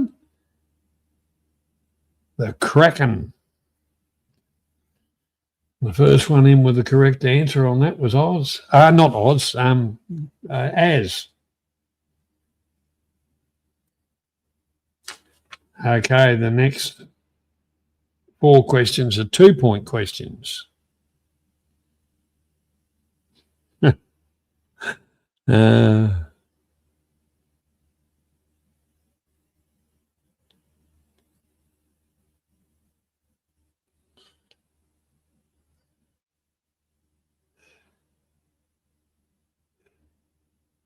Yeah, it gets a bit hard, doesn't it, Jeff? You gotta try and type something real quick. That's half the fun. No, it's not rigged, Dutch. It's never rigged.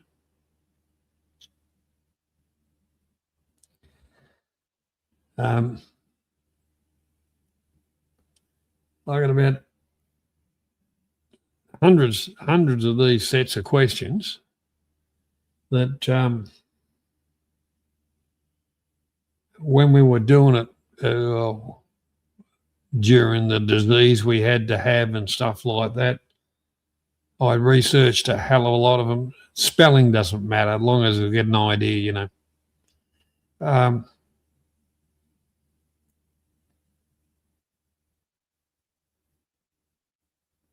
I did a hell of a lot of this.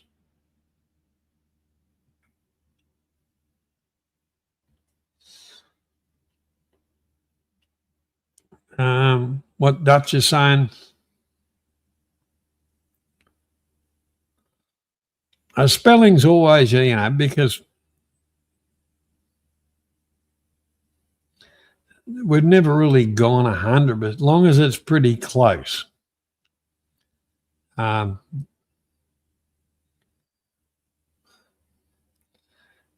know, like spelling is not quite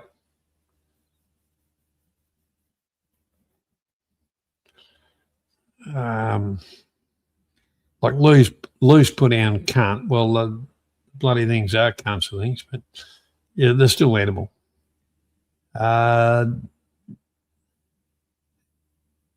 Deb's was a little bit too far off, but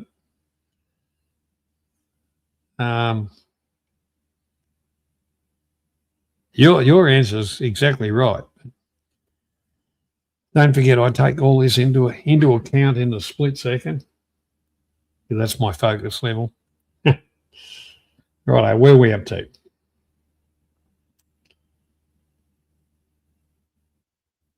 Next question, which is the first of the 2-pointers. How many Men in Black movies are there?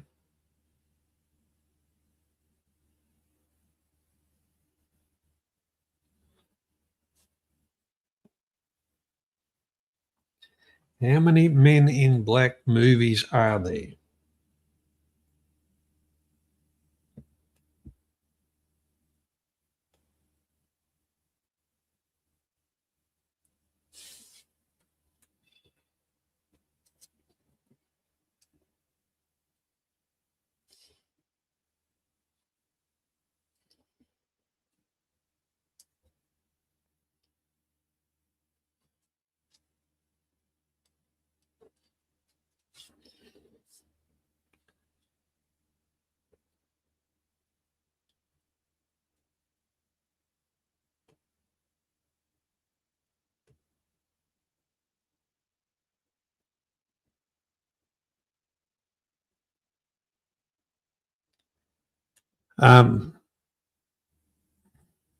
Dutch, because I use StreamYards to work out what's what.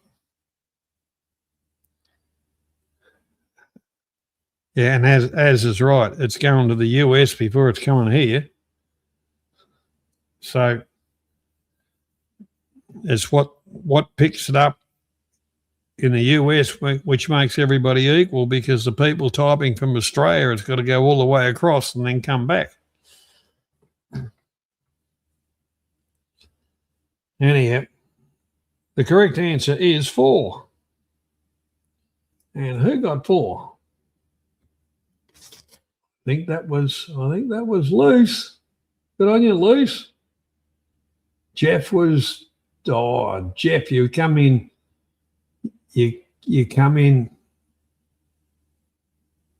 same time, but you were just pipped at the post, mate.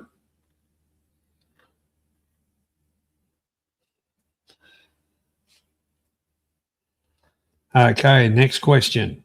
What colour is the E at the end of the word Google?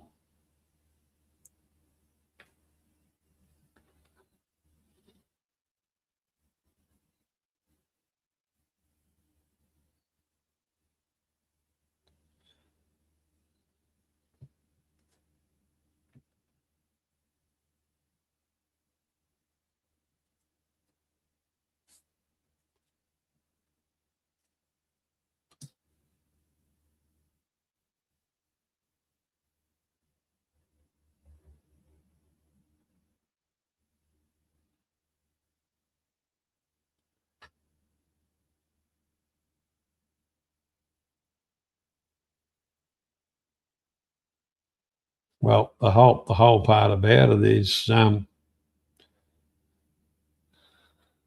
what colour means warning. Red. Fuck Google. I hate Google. So with that, Leo got that one.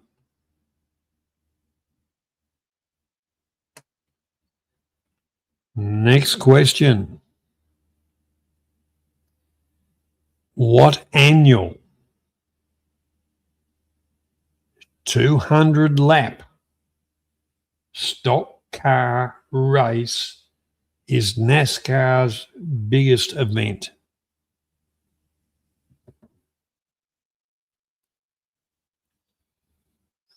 That'd have to be a smash up derby, wouldn't it? NASCAR. Hey, left turn. Oh, yeah, left turn.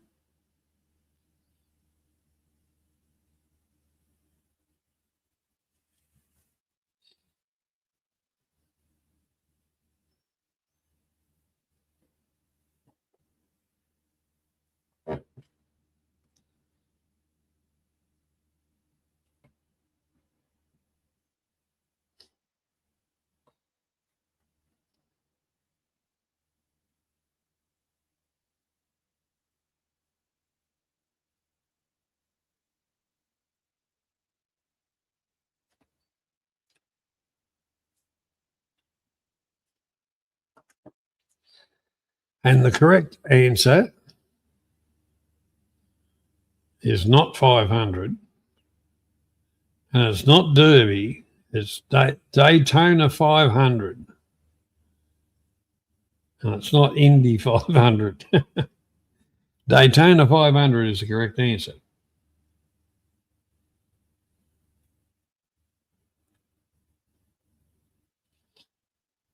And that went to Debs.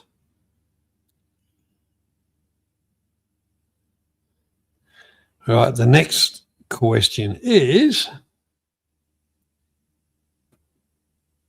oh, hang on. Oh, that's an Australian one. So, anyhow, it doesn't matter. If I was visiting the town of Smithton, what state would I be in? I'd say pissed, drunk.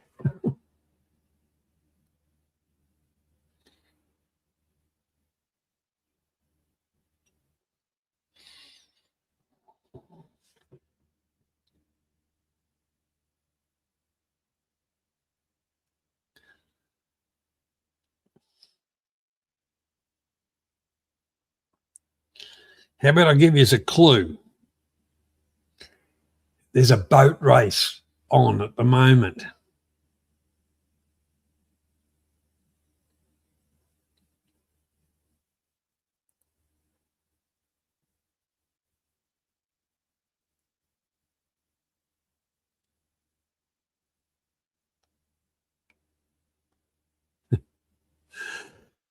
And the correct answer is Tasmania. It's up on the. Shit, you gotta look at it, buddy. It's on the east coast, halfway up the. You know, and it's actually got a big abattoirs there. Anyhow, we give that one to Az. He had a few tries at it and got it right. Kind of both times, but anyhow.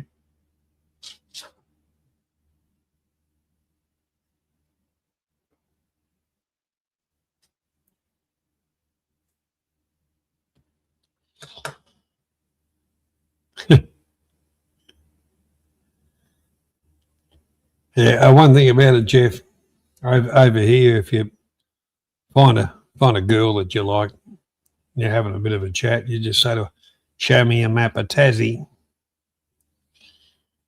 And you'll either get lucky or get smacked in the ear, one of the two.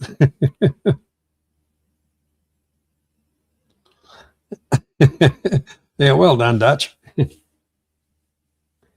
Okay, the next lot of 3-point questions. So they're obviously going to get a little bit harder, aren't they?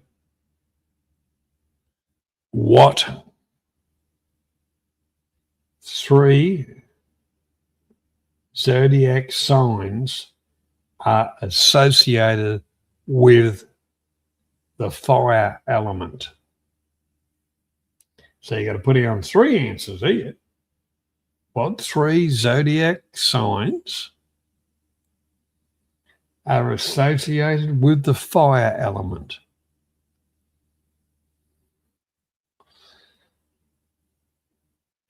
Yeah, I like clear fell. I like the map of Tassie to be clear fell.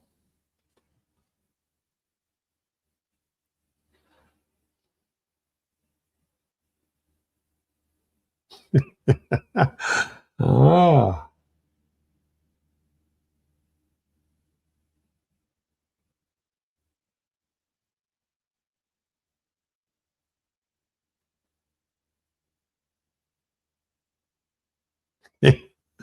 Rip wood chip turning into paper.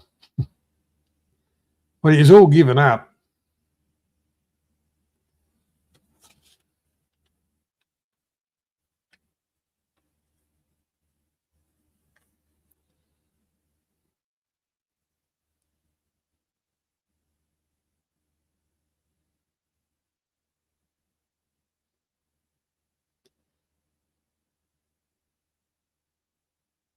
The only one that's had a dip at it yet is Debs. As you can work out what's associated with fire because everything's fucking on fire where you are. Yeah, zodiac.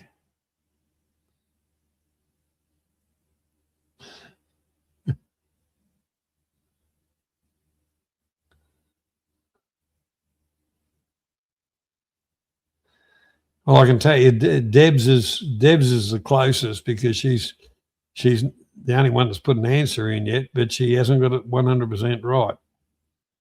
So if it's 3 points, she's only got 2.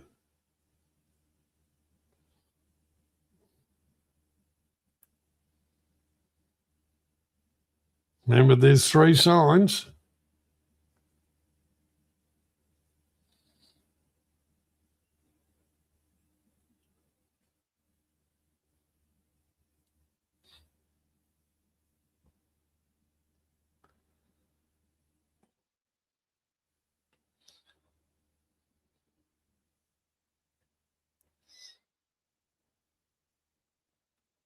All right, we'll call it quits on that one.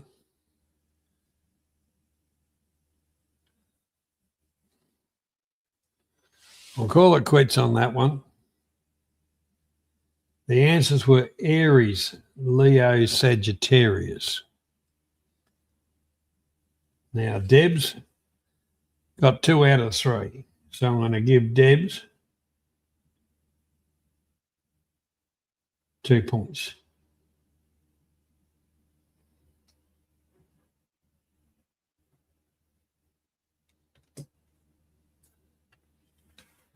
Well, that's fair, you know. All right. I told you they get a little bit harder.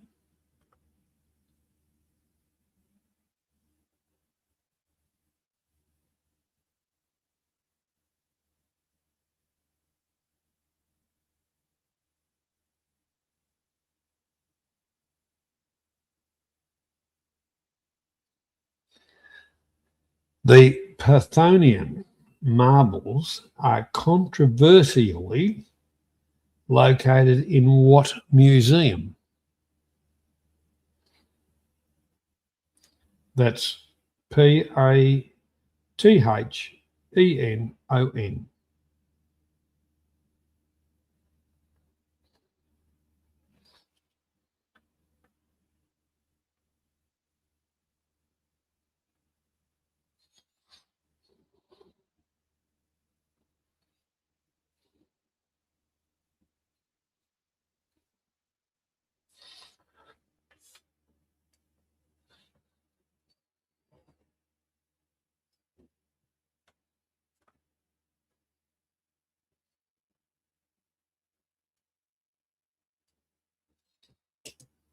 I didn't understand the question either, Debs.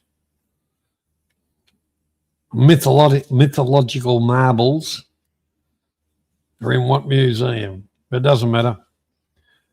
We have an answer, the correct one. We've had a couple of correct ones.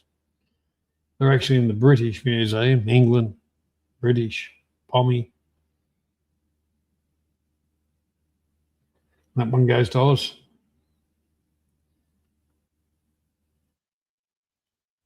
All right, the next one. Well, if you reckon you were dumb on that one, Luce, you're going to be fucked on this one. But don't worry, the question's dumbed down after this.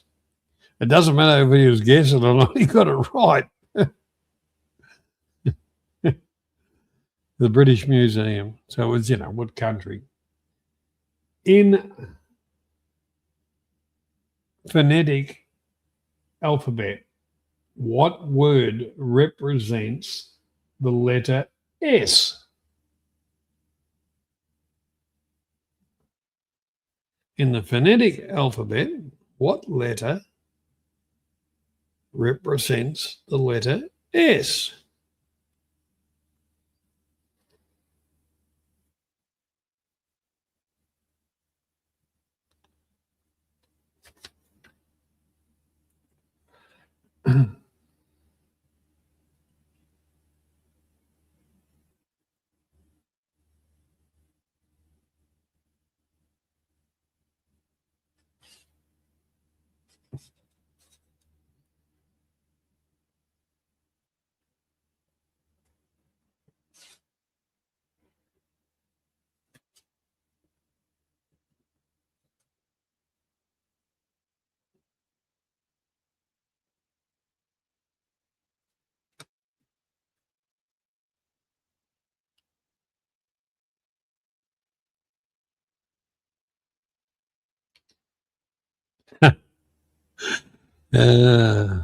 Interesting comment, Luce. Okay, the correct answer is Sierra. The first one in, which was very, very quick, was Leo from Frio with Sierra, which obviously is the correct answer.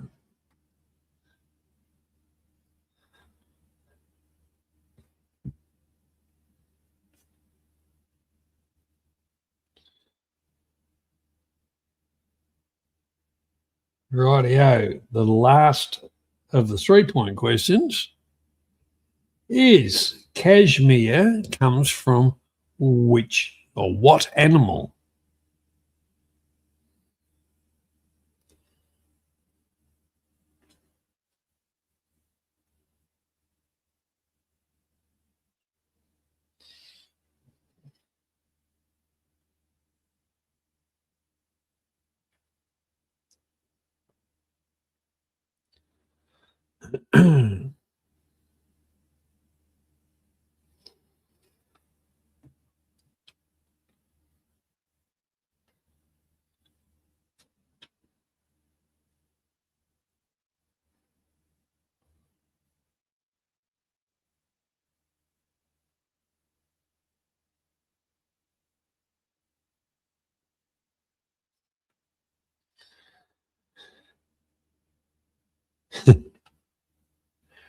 And the correct answer is a goat.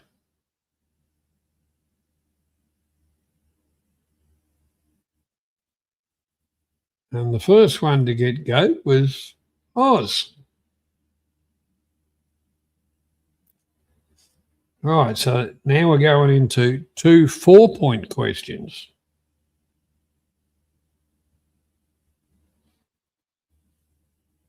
And the first of the 4-point questions, I think, should be an easy one. What is Bart Simpson's middle name?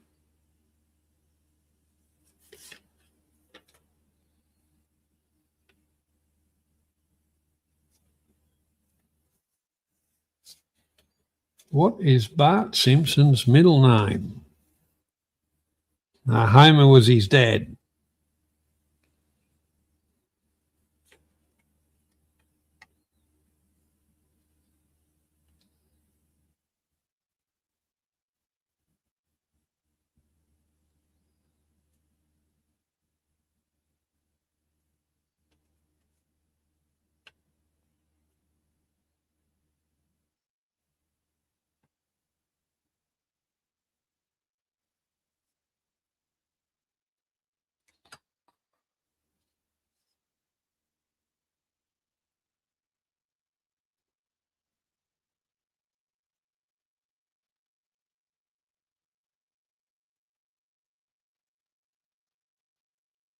Correct answer is Jojo.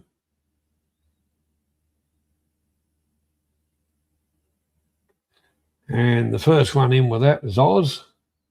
No, Dave, Az.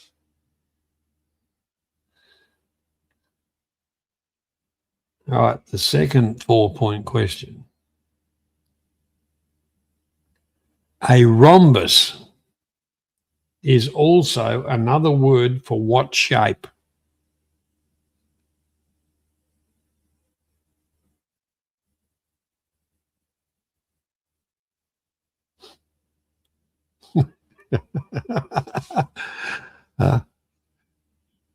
Healthy competition, as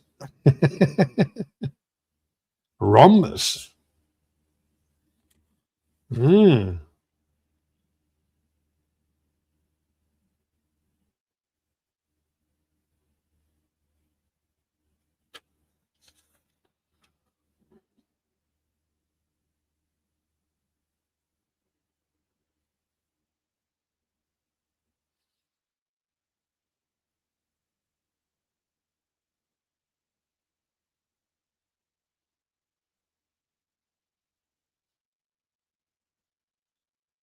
I haven't got the right answer yet.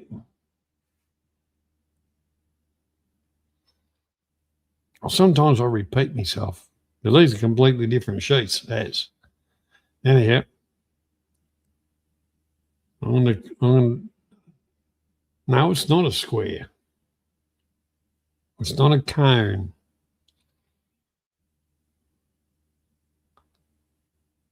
It's not a hexagon.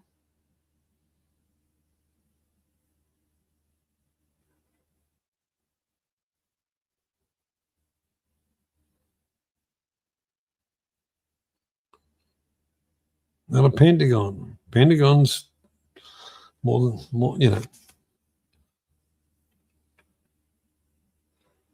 Well, good guess, Az. You fucking finally got it. I'll give that one to Az after painstakingly about 2 seconds off declaring it null and void. Az got it. Because a rhombus is a square pushed into a diamond shape. Each side is a parallel side by side and all the rest of it, but yeah.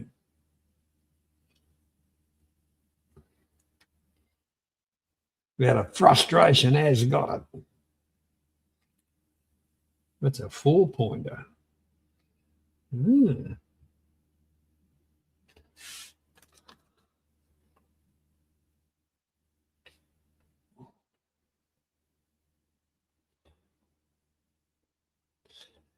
It's actually 135 degrees on each angle. Anyhow, we won't get into that. Righto, the one and only 5-point question, and I want to see it all written down. It's a very long and drawn-out question. Name the second singer to these duo songs. Right? So now I'm going to read out the song.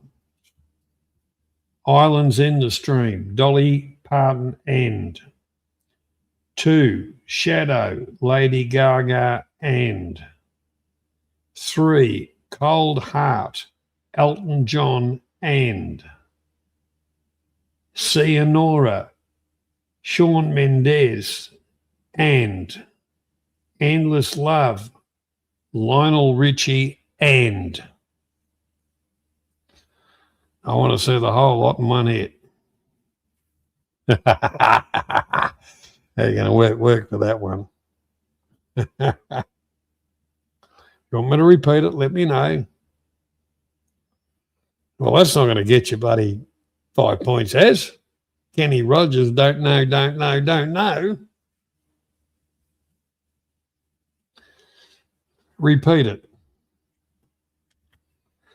All right. Name the second singer to these duo songs. Islands in the Stream, Dolly Parton, and Shallow, Lady Gaga, and Cold Heart, Elton John, and Sienora, Shawn Mendes, and Endless Love, Lionel Richie, and I know it's long, Oz. That's why it's worth 5 points.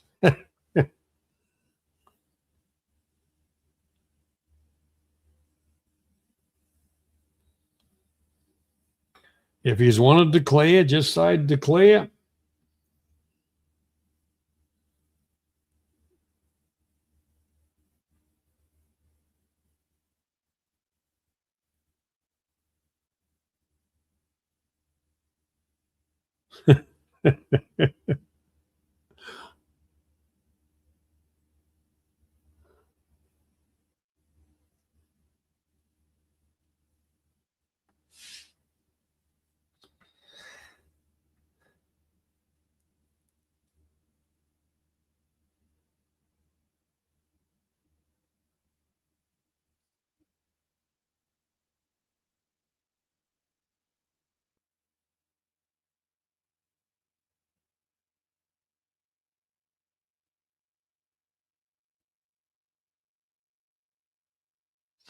Righto.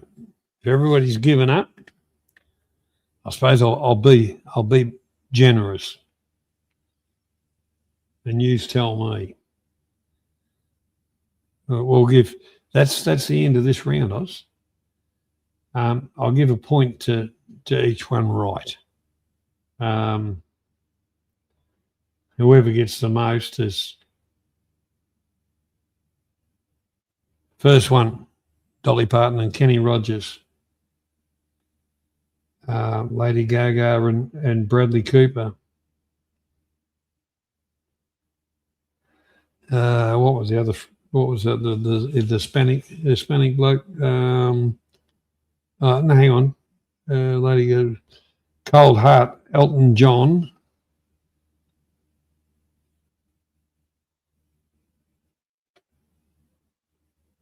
Dua Lipa, Camila Cabello, and the last one was Diana Ross. Leo from Freo, Kenny Rogers, JG, and Danny Ross. Diana Ross. That's interesting. That's interesting. Debs has got. Now Olivia Newton-John wasn't in amongst it.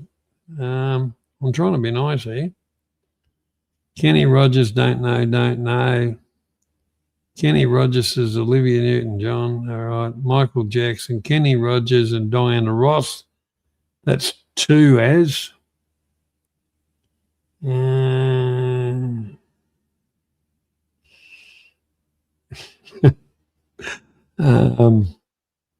Tupac. Fucking hell. Yeah, Kenny. Well, I think as kind of come in just before you, Leo. I'll give him 2 points. I'll give Az 2.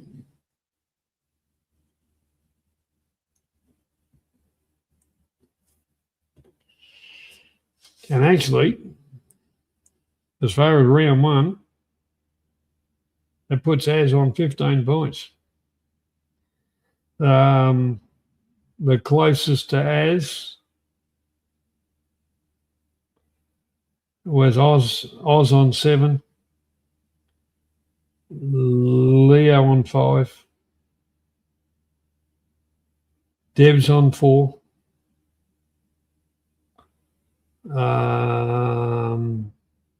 Loose on 2,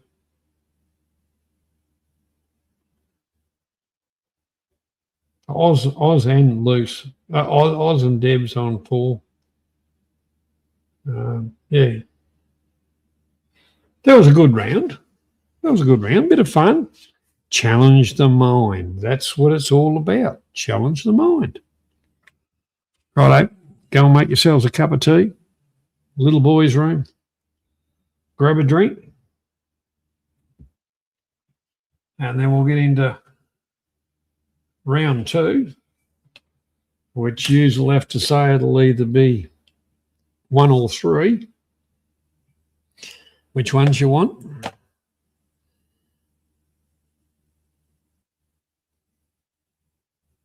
So, now, Az hasn't won the night yet. That's only the first round.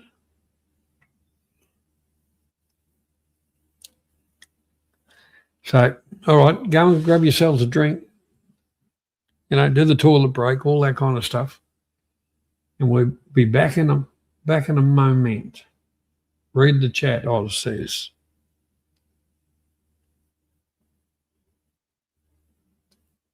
Righto, I'm going up. What did I do wrong?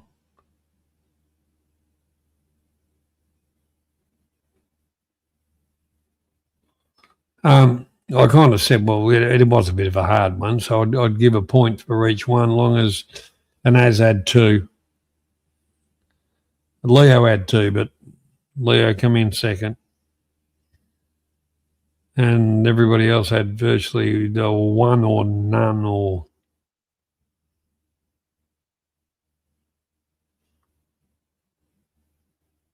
Just want to dispute it, I'll just strike that off, and Az still gets 13. There you go. I don't mind. I'm just trying to be nice. Anyway, Az is ahead on that round. So anyhow, don't stress. Don't stress, because don't forget every 5 point is going to be something like that. We'll get into the next round, which will either be 1 or 3. It's your choice.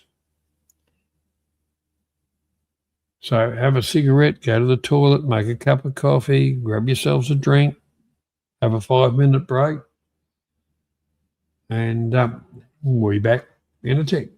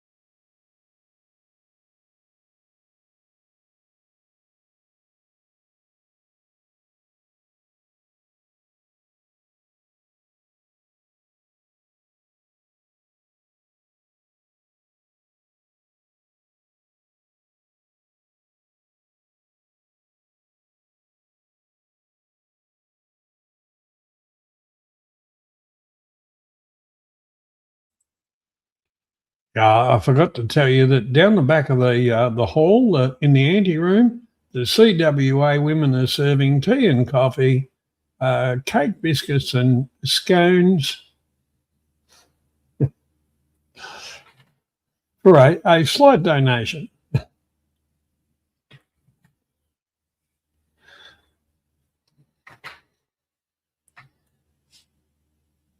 So when everybody's back, we'll get into the next round. Yeah, they were. Oh, yeah. Yeah, I don't forget those days.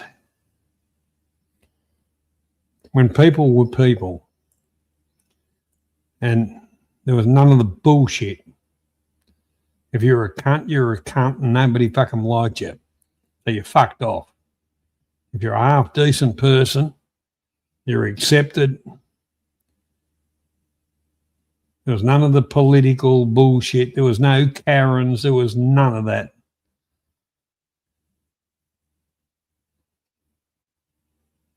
Rightio. What I want you to do is you've got a choice between 1 and 3 now. I'd like you to tell me which set of questions you'd like, either 1 or 3, please. And then we'll get going.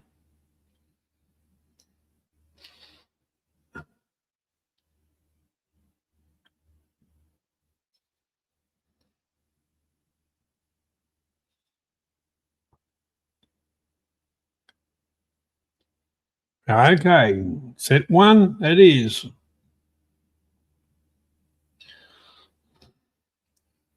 Everybody ready? Yes, no? Couple of seconds. Well, we're into it.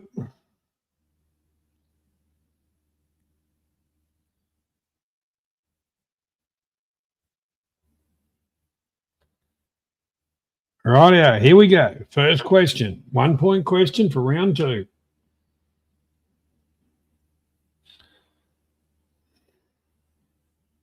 You got your coffee, Debs? Okay, here we go. What's the name of the fairy in Peter Pan?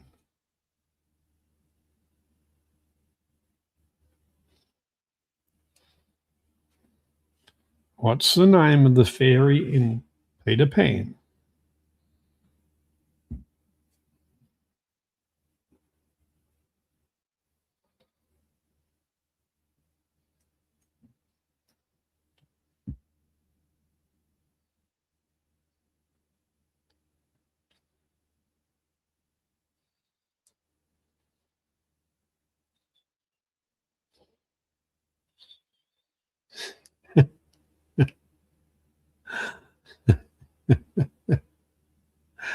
And the correct answer is Tinkerbell.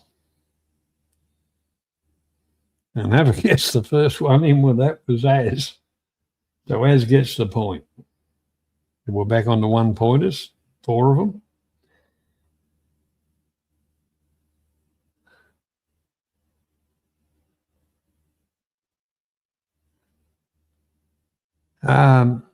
Jeff, you're right there. But I think in British culture, he'd be called a faggot, wouldn't he? Not Scottish, British. Because a faggot is a stuffed stomach, traditional type of thing. But yeah. But we're all on the same wavelength with that part, that comment, Jeff. I'll give Jeff a point. Okay, Jeff gets a point. Also, as well as Az, so they're 1 apiece.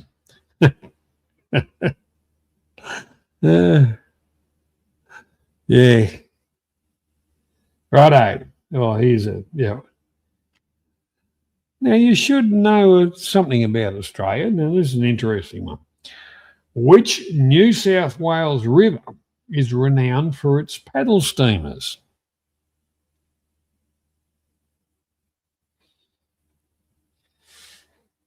Now, the interesting part about Australian history, the paddle steamers ran the rivers. And it was more than one river that they ran up, which were taking supplies to the stations and bringing back produce.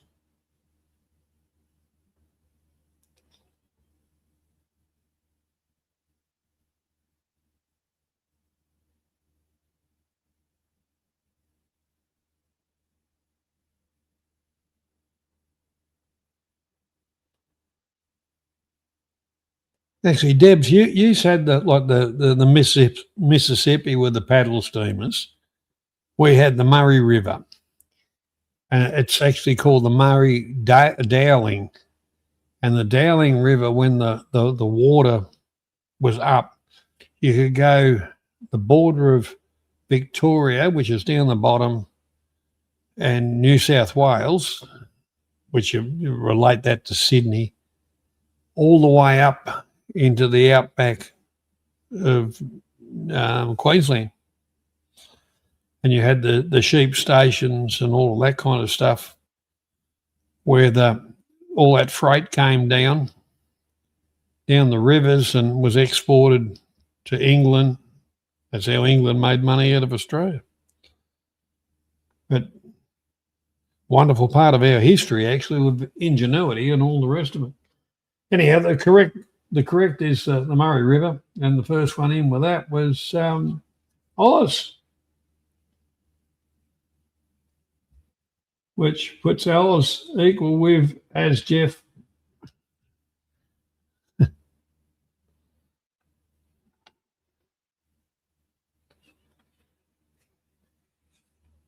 there was a few cupboard stories as well.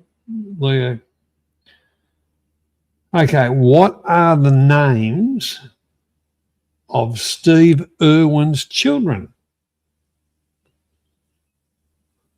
Now, everybody in the world should know that because Steve Irwin's wife was American and she loved the media. So this is not a 100% Australian one.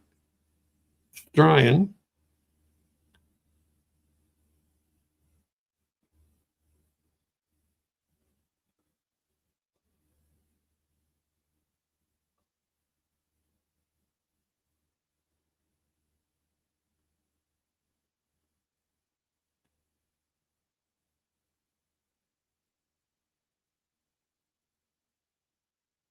Rightio, the correct names. The correct names of the children were Robert and Bindi. But in Australia, Robert is called either Bob or Rob. So Bob and Mindy is not correct, Oz. That was the first one in. Deb said Bindi and Steve. That's daughter and father. Dave the Dasher come in with Bindi and Bob, and that'll be the answer I take. That's Dave.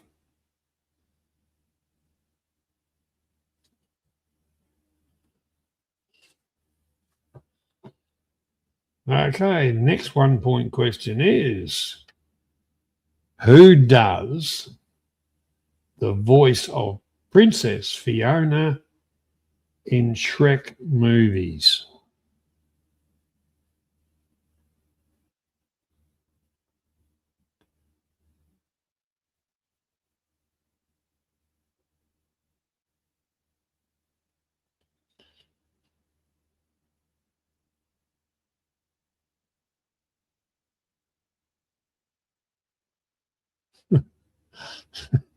Well, if you know it, Oz, Az, tell me who it is.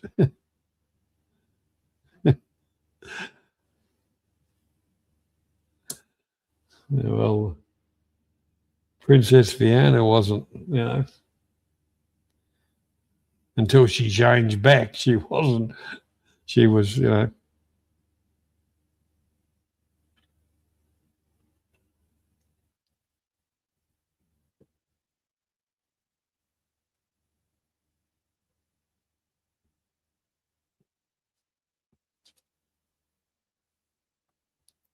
Leo from Frio, well done. Cameron Diaz.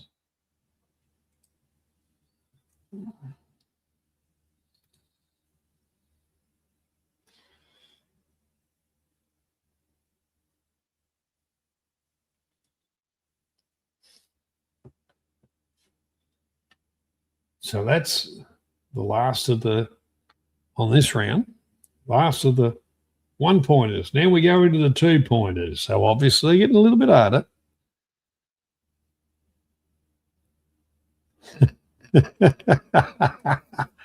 Oh, shit happens, Ace.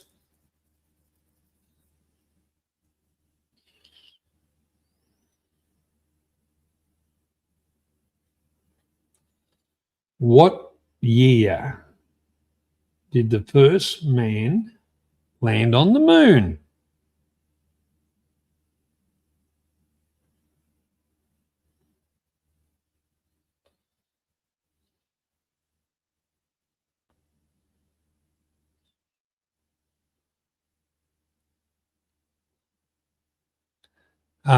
Jeff, Debbie did more than Dallas. I remember having a Super 8 movie of Debbie and training dogs.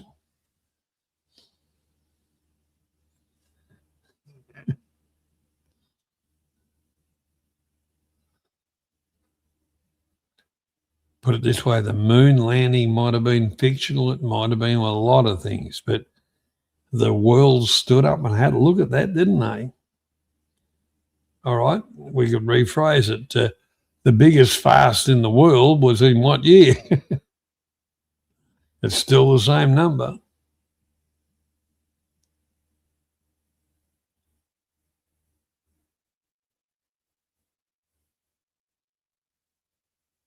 I don't think they even took off. But the correct answer is the fictional facade was in 1969, and the first one in was 69. Oh, everybody's got a 69. Shit, eh? 69 must have been popular. Leo from Frio.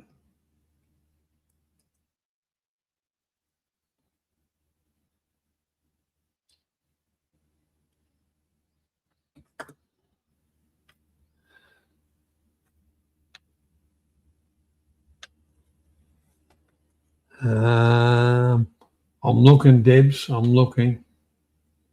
First one in. You were there, Debs.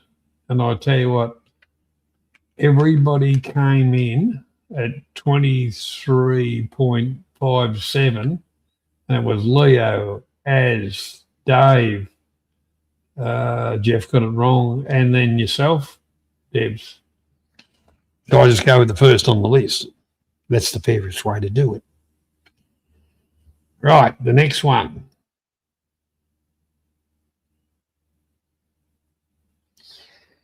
Is it male or female toads that croak? As in ribbit, ribbit, not, oh, I'm fucking dead, croak.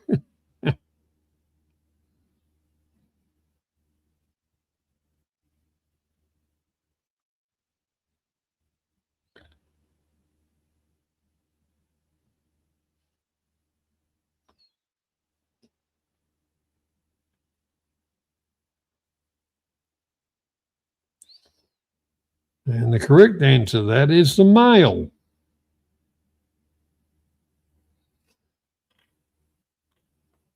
Rightio, let's have a look here. Oz got that one.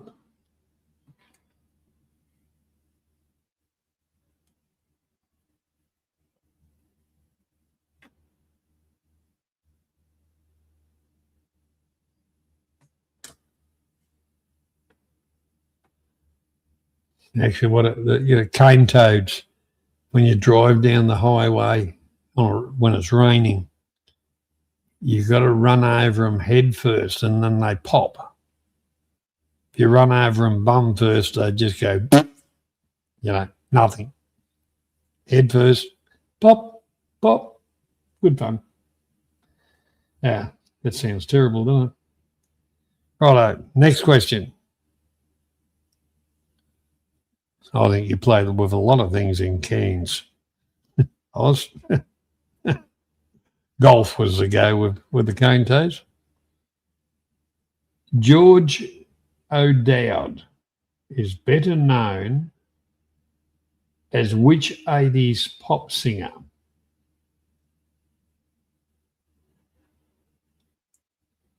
George O'Dowd was better known as what 80s pop singer?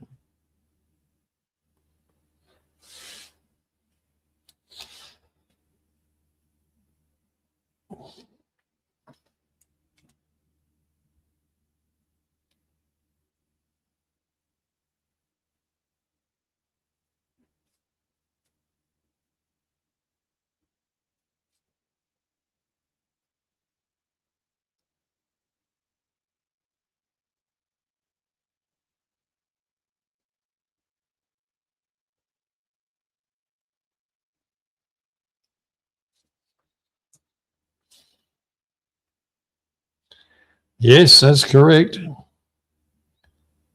Boy George. And right at the moment, Leo from Freo is sprinting ahead at great rates of knots.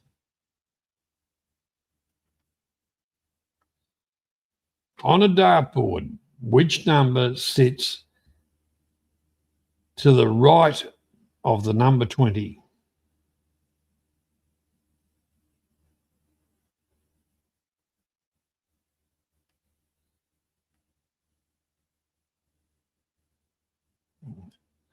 Oh, they're after the quiz, Dutch.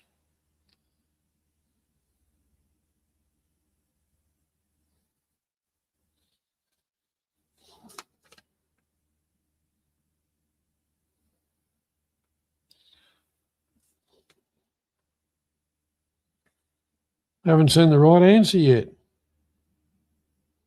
Number 20 is up the top. What's the first one to the right?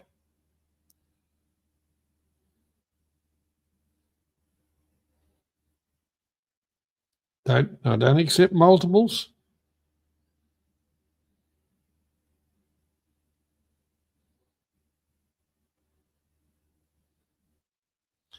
Dutch, refresh, and it should be right.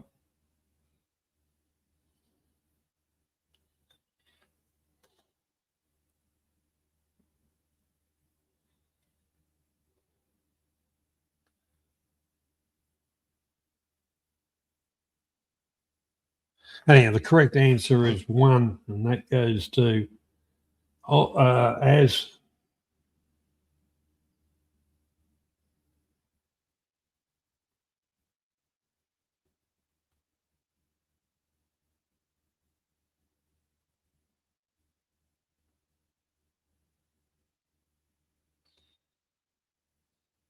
his leg would be on this round.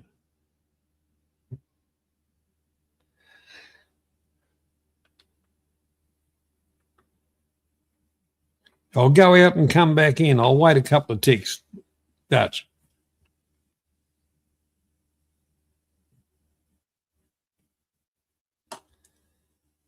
All right, the first of the 3-point questions is kind of an Australian one.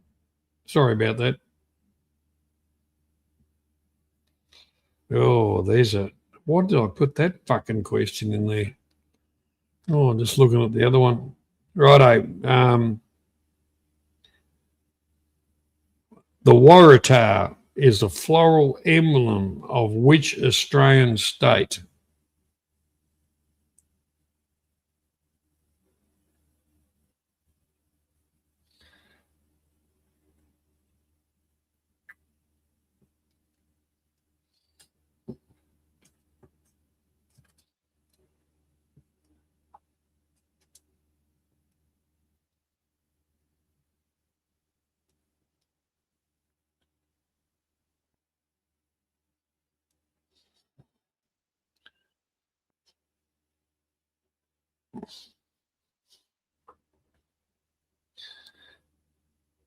I tell you what,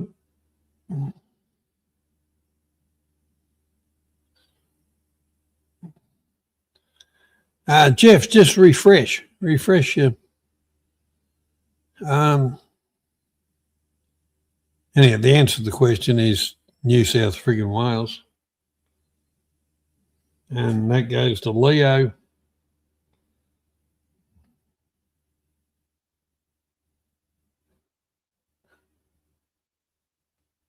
Right. Next question. The first international soccer match was played in 1872 between England and what other country?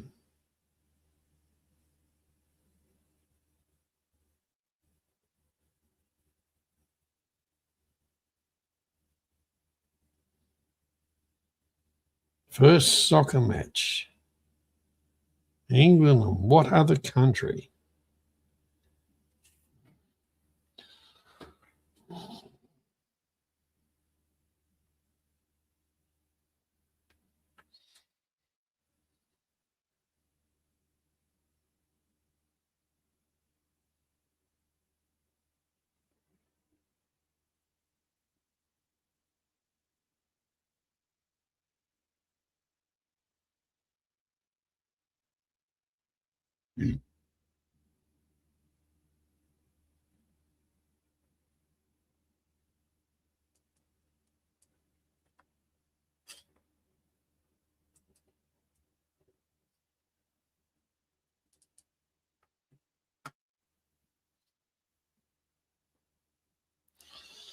It was actually Scotland.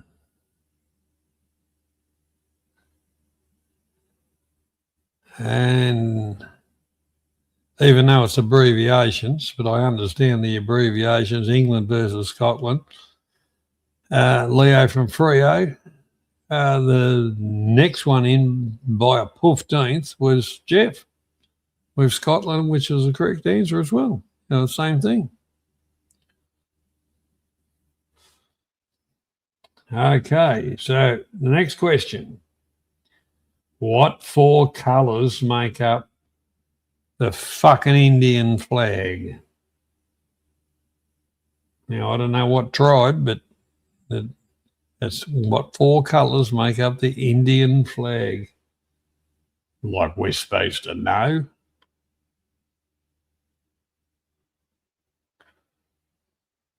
Four colours. Remember 4 colours?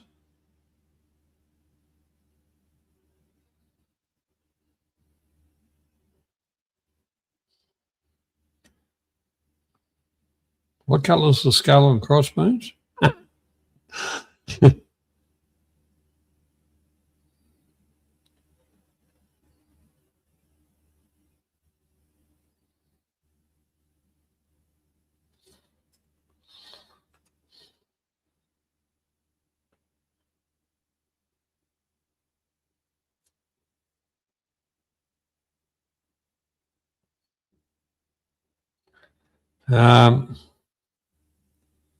I'm going to declare this one null and void.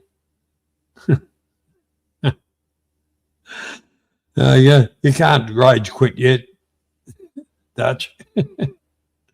Actually, it's orange, white, blue, and green. Like I give a fuck. So we'll call that one null and void. All righto, we're moving right along. The last of the 3 pointers. What is the only snake that builds a nest?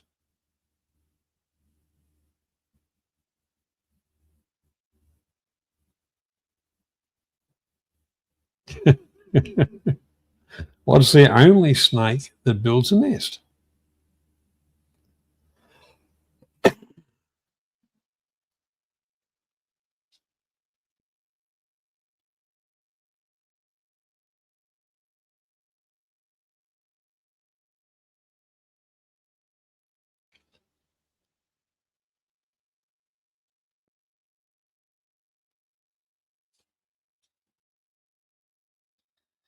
No, as a trouser snake doesn't build a nest, it digs a hole.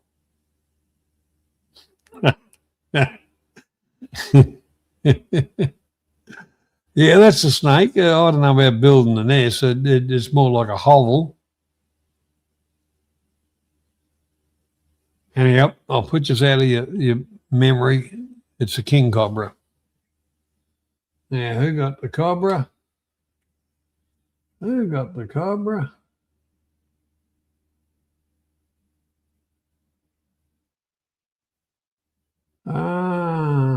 Ooh, dear, look at that. You got pipped again, Debs. Leo just pissed you off by a 15th of stuff all. Leo's on fucking fire.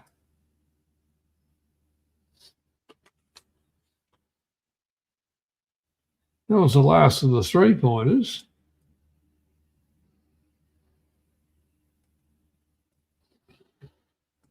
Leo's blitzing it. Righto, here's the one. Well, here's the next two, which are 4-pointers.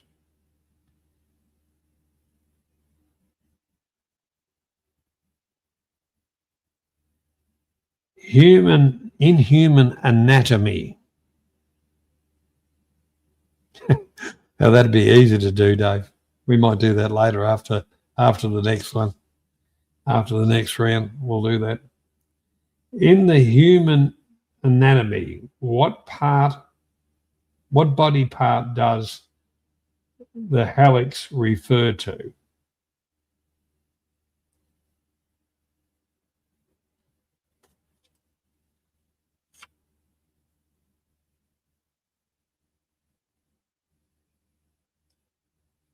The hallux.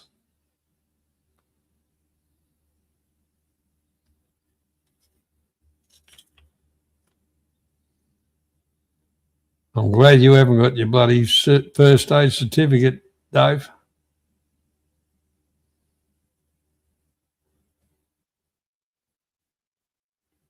HALLUX.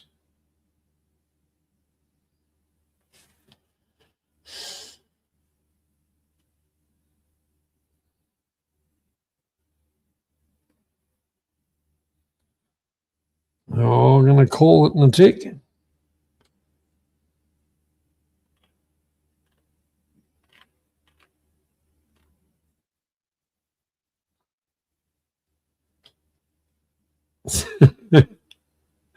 Right, I'm calling it.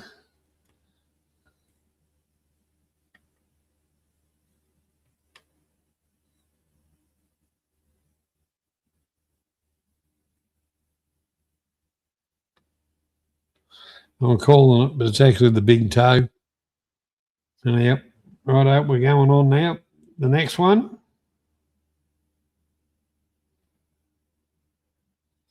The Petronas Tower, or towers, are a landmark in which Asian capital city?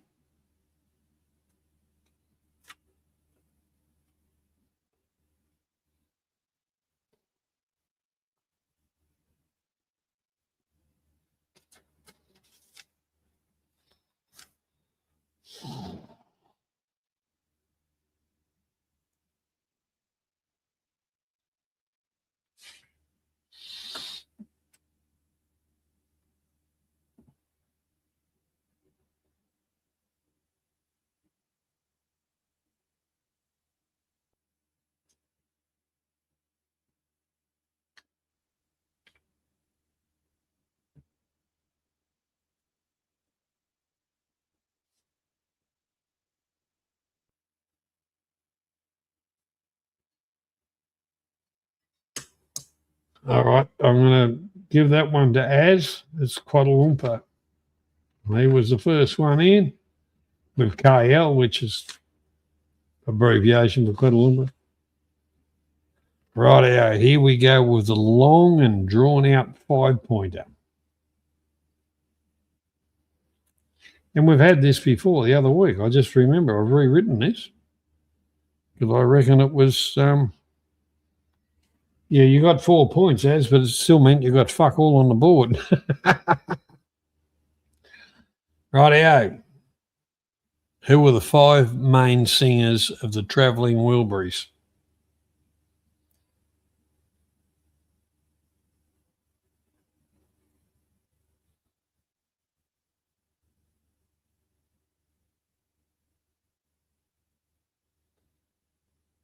Now we want them in one post.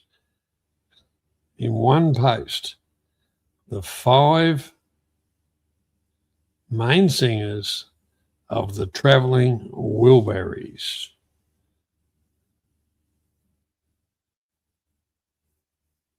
Debs, type into YouTube Travelling Wilburys. There's some bloody wonderful songs.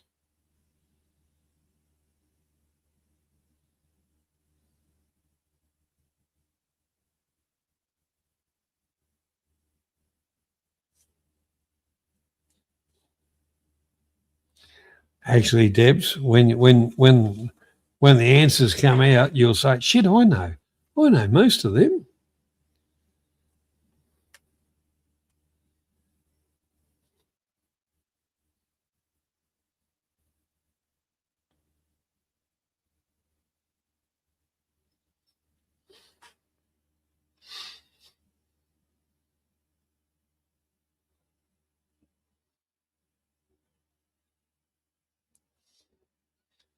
And it's all right.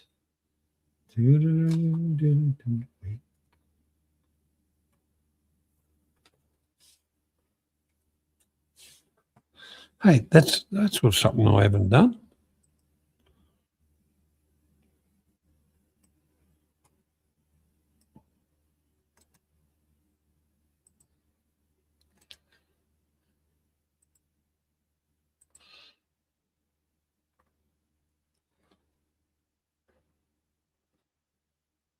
Okay. They were.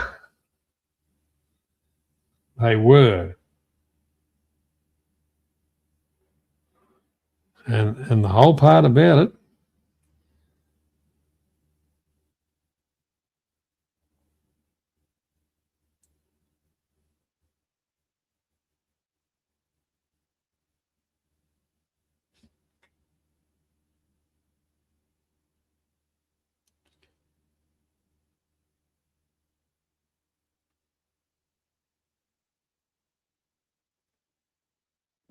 as got 4, but there was 5 of them.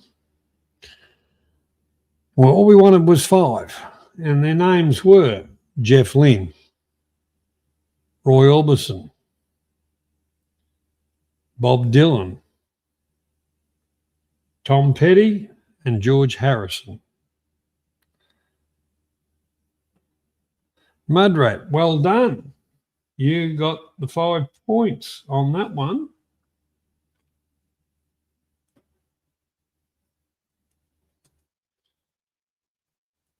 Right, so for this round,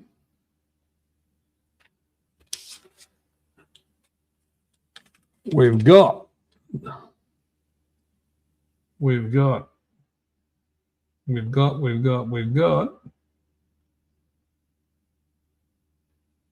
from 30 on 14,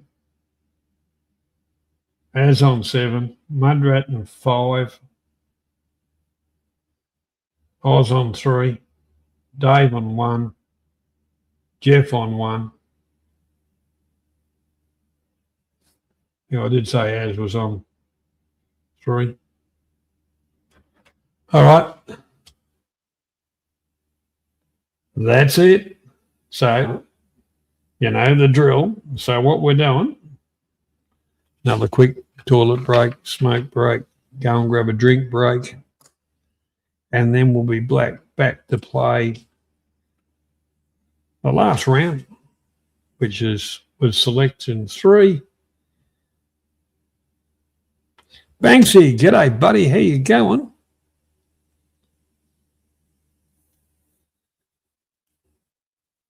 Don't hurry, Banksy. Don't hurry.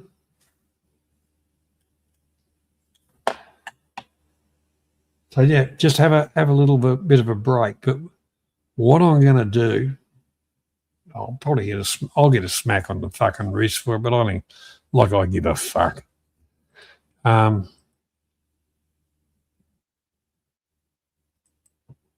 Just for you, Debs.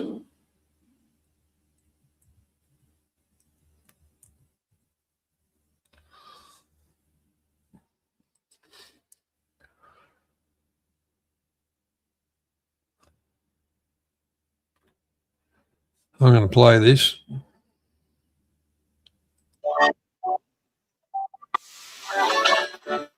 Great song, wonderful. Can you hear it?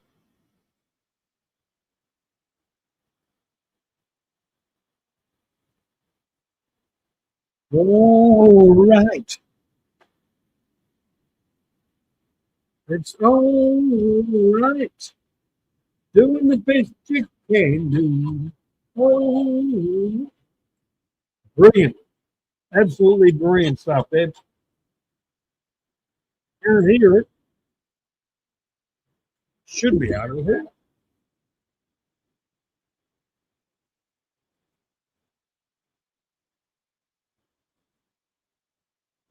You hear it now?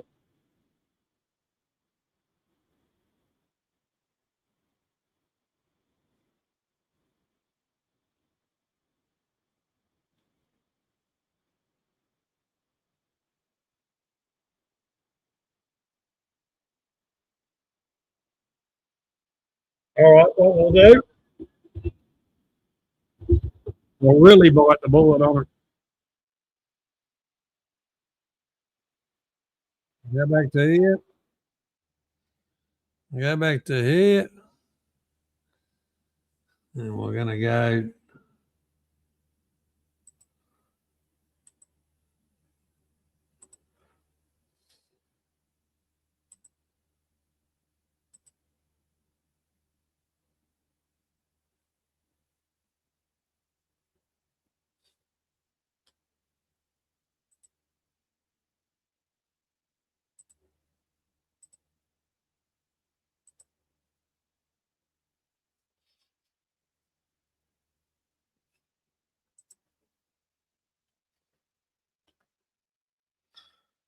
Here we go.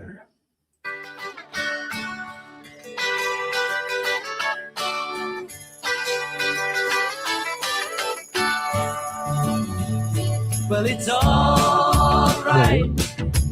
Riding around in the breeze. Well, it's all right. If you live the life you please. Well, it's all right. Doing the best you can. Well, it's all right. As long as you lend a hand.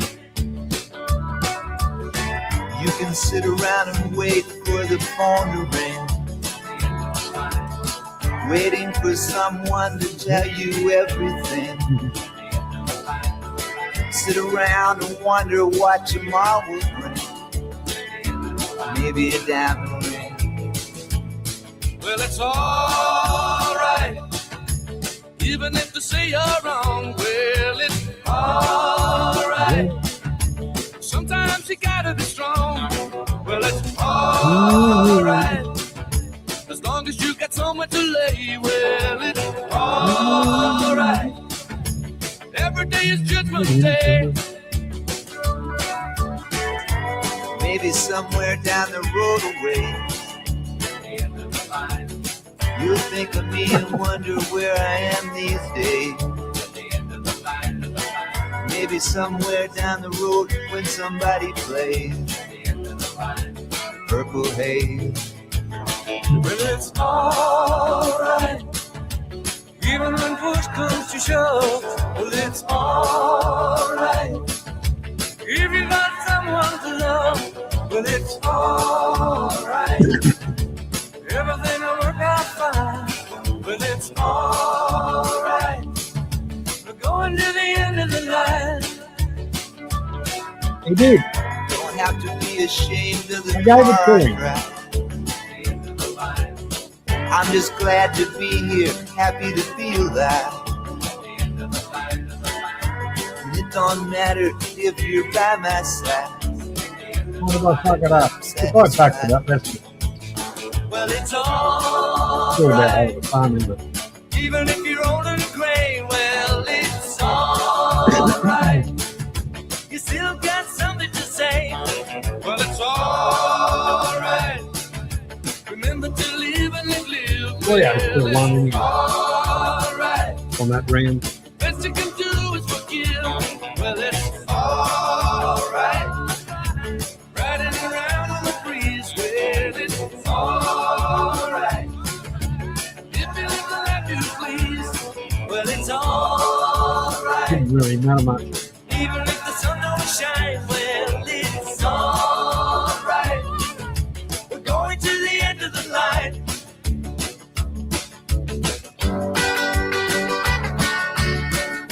All right, as so correct for 3 points. Leo goes to 18. How's that? That's what I mean. It's our channel. Anyhow, folks, that was for Debs. And because she didn't know who we were talking about. And the one thing about it, I'm not monetized. Yeah, I've got my big and link. That's the thing. But I couldn't give a shit about YouTube as far as their crap. I knew you'd know it, Debs. I knew you'd know it. Anyhow, it's all about shits and giggles anyway. But it doesn't matter if Az had got 10 points, he wouldn't have caught up with Leo, because before that last question and that, Leo was on 14 anyway. He was on fire.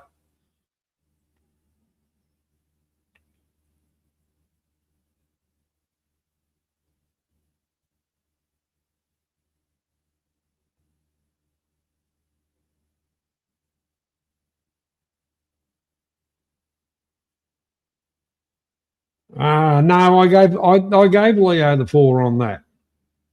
Oh no, I gave you that. But that's what I mean. Oh, I just resurrected that. You're on 3 and Leo's on 18. Yeah, I just fixed that up. I can read, but right about now I'm going out to visit the grass. Once again, reflections of nature. Reflections of nature. Be in touch with nature.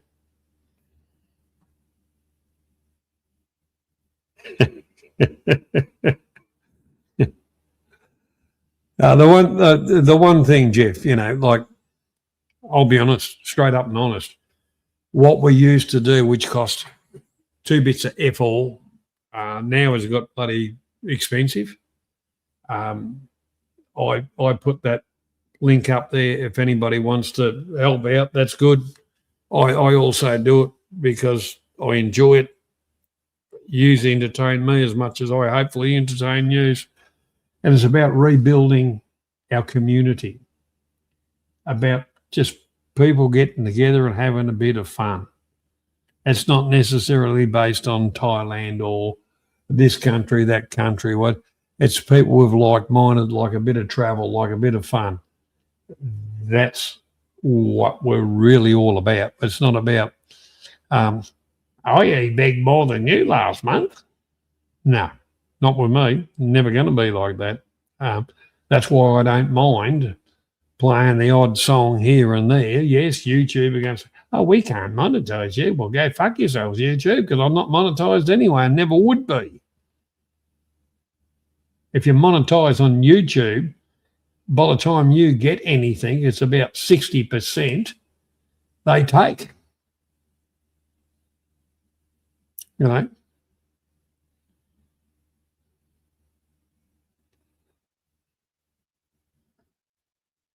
And that's the real thing about it. Like, yes, I've got that buy me a coffee link.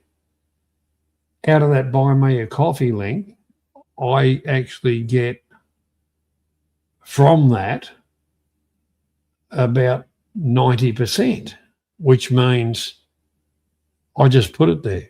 I don't flog it. I'll might say something about it, but the whole part of it, it's purely optional. You know, I don't do a members only. A members only stream walking me dog whinging about somebody else. Fuck me. Wish the car. I should get him a razor blade so he can slash his wrists and get it over and fucking done with, a pathetic moron. Righto, go and have a piss. Go and grab yourselves a drink. We'll be back in 5.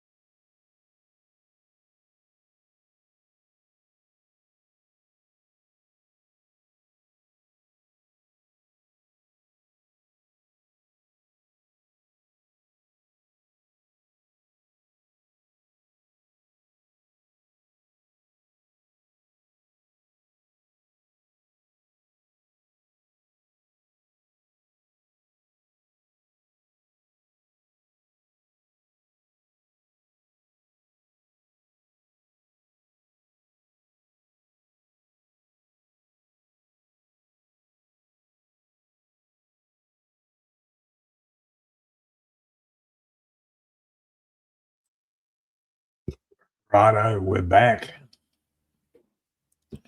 We're back. Yeah, anyhow.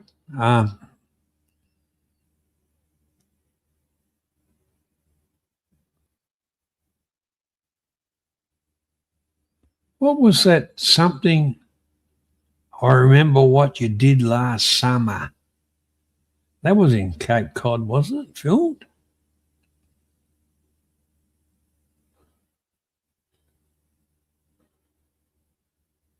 I think that was right. Cape Fear.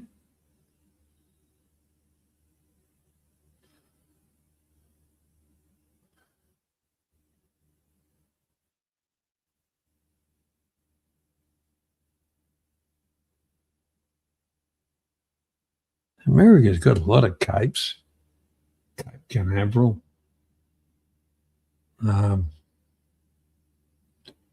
Yeah, whatever.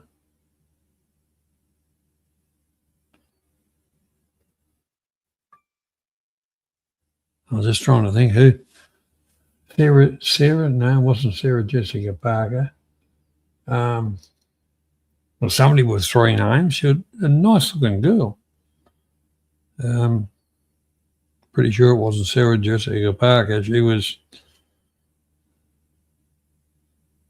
was ugly as sin in my book, especially that Sex in the City movie. There was a load of rubbish. At least Australian movies are decent movies.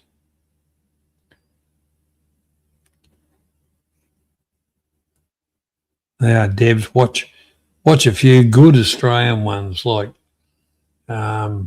what was that one on the outback where they killed all those people?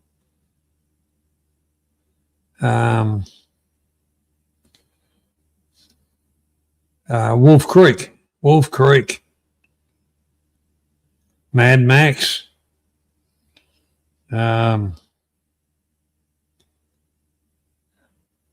an old movie, which Malcolm. What was that? G'day, Simon. Merry Christmas to you. Hope you have a good New Year. What was that movie that Paul Hogan, and he had the Poofter son or something like that?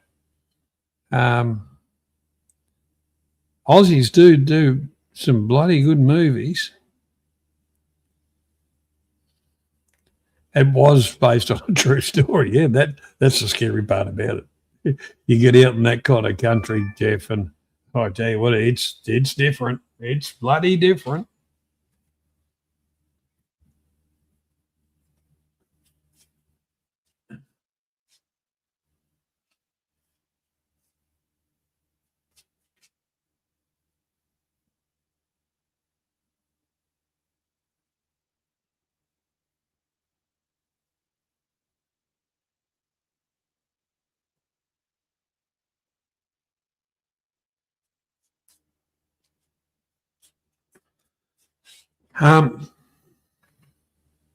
Yeah, Malcolm was a good movie. There's been a lot of bloody good, and you know, even in America, right throughout the world, like really, really good movies. And even Australian music. You know, for a little place that virtually started off as convicts and anybody that wanted to turn up here to a certain extent, you know, America's got the Statue of Liberty. Give me your poor, your weak, your weary, any kind of shit you want. Here was a case, if you want to work, come over here and bloody will work.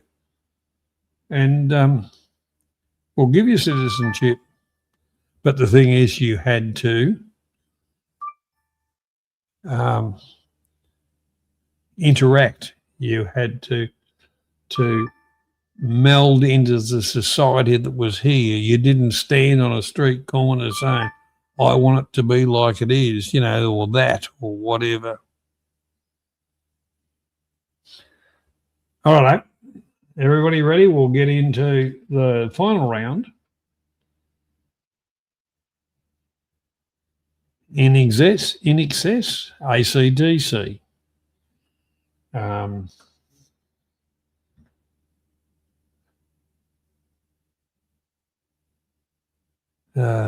I think Mick Jagger didn't only play Ned Kelly, he played with himself a lot. I wasn't a fan of Brian Cadd and the Bootleg Family.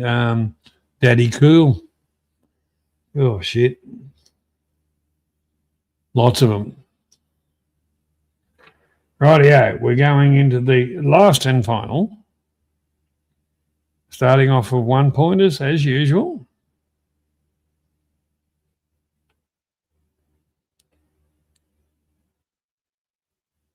Silverchair, Mondo Rock, Alvin Purple movies. Weren't they the movie? What about number 96?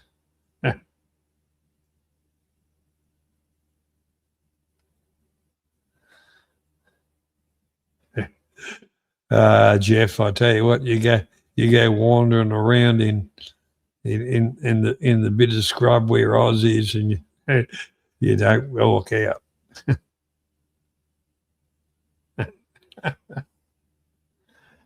Yeah.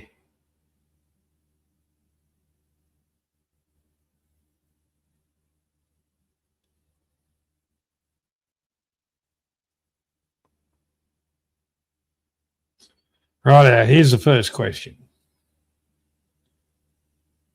Which instrument was Louis Armstrong famous for playing? Ivan Milat. Yes.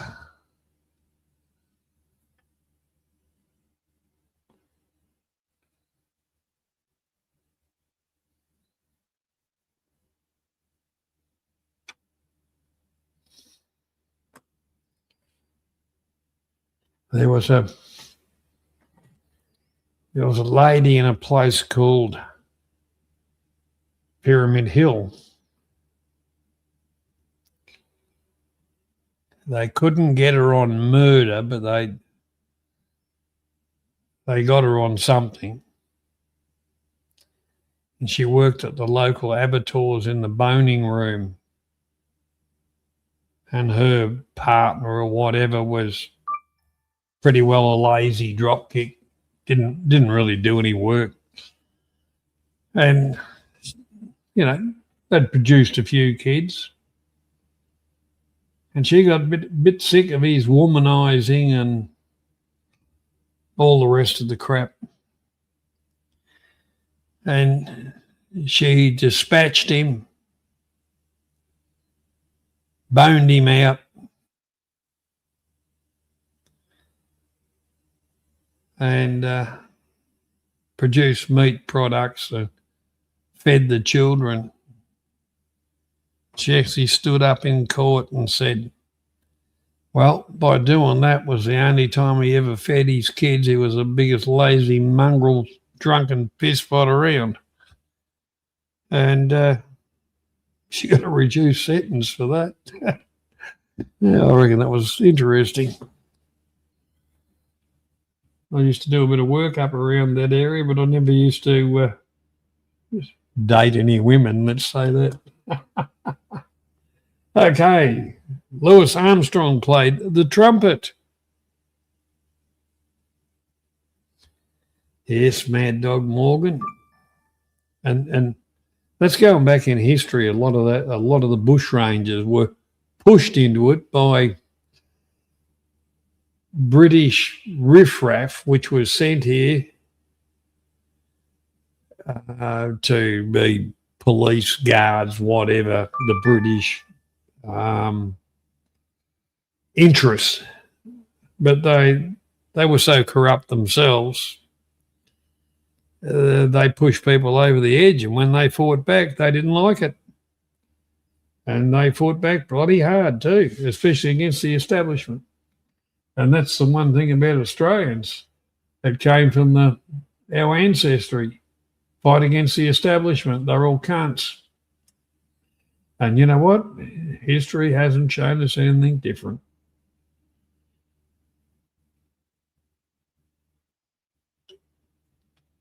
Right, so Leo got that one.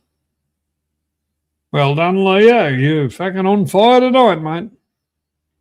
Next question. What is the name of the brand and originally performed, the band that originally performed the song Africa?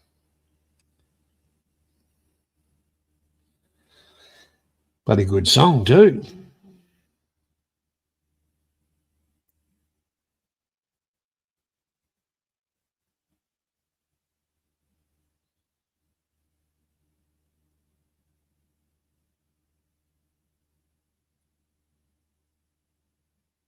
Oh, had a couple come in. Oh, 1, 2, 3, 4. All at the same time.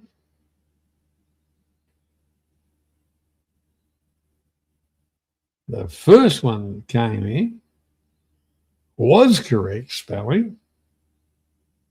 And the first one in. And then the next few were redoing the spelling. That one goes to Hollis Toto.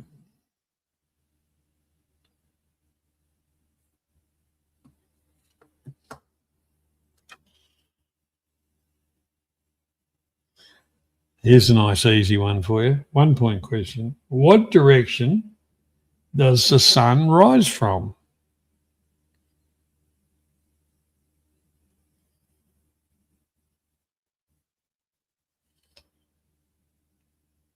Jeff, he's always done that. He's gone for quantity, not quality.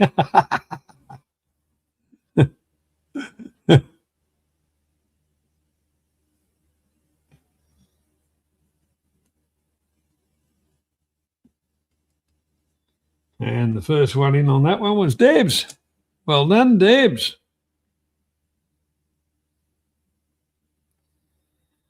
All right. The fourth of the 1 point questions. What term refers to the distance around a circle?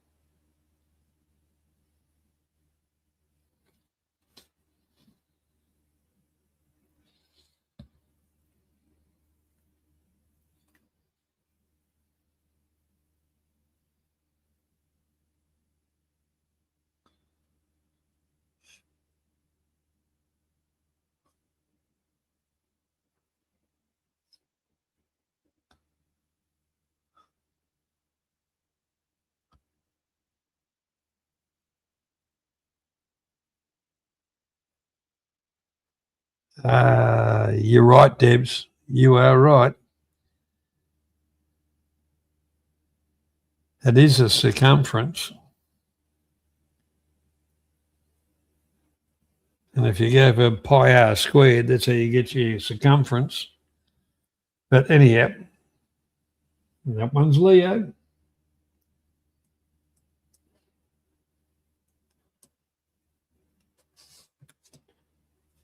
All right, now we're on to 2 point questions. In the story, Snow White, what is the name of the only dwarf without a beard?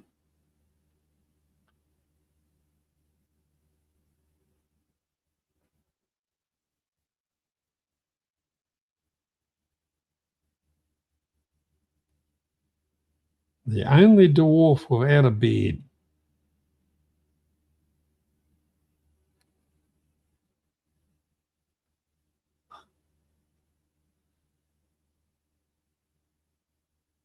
And I won't accept Caprio.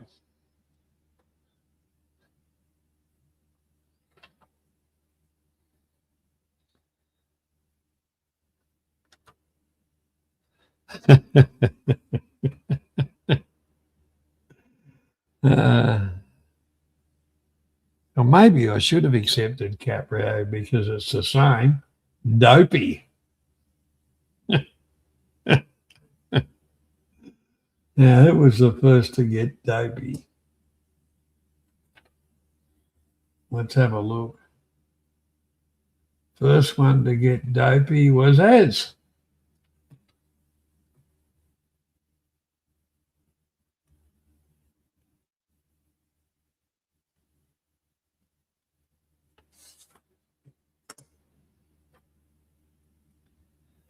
All right, next question. A mouth organ is also known.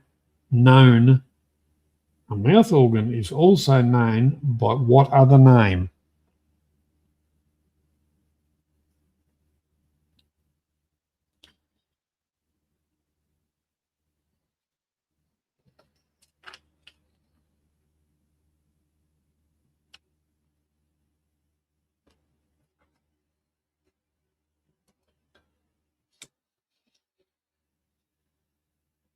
And the correct answer is harmonica. And Az gets that one. He was the first one in with harmonica.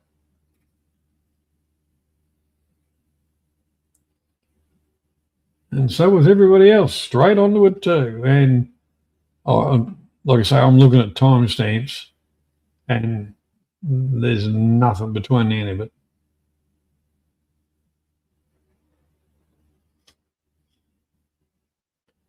Okay, the next one. In the game Rock, Paper, Scissors, what beats rock? Oh, yeah, get your rocks off. Get your rocks off.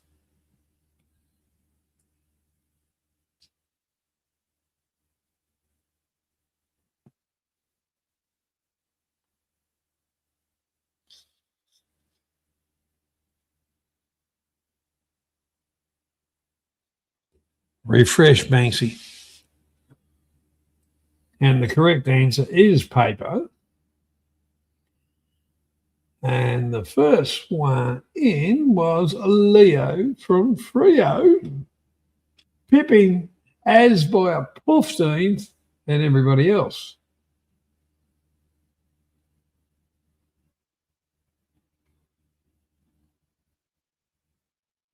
That gives Leo 2.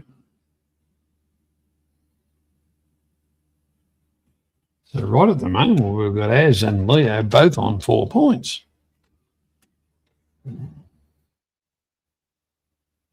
Anyhow, right, yeah, here we go. The last of the 2-point questions. What city is commonly known as the City of Light? I'd say that'd be the one with a big electricity bill.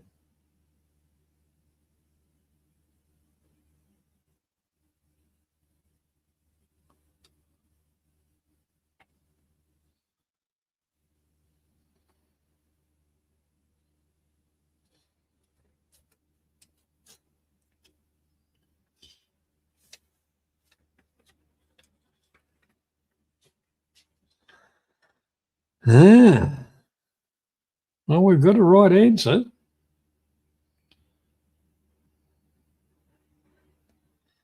Gay Paris. Debs, well done.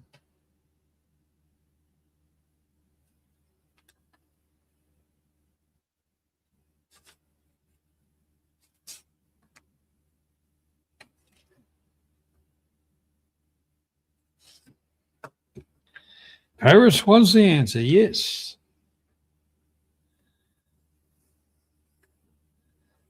You did well, Debs. Right, now we're into the 3-pointers. In which year did Usain Bolt set his 100-meter world record?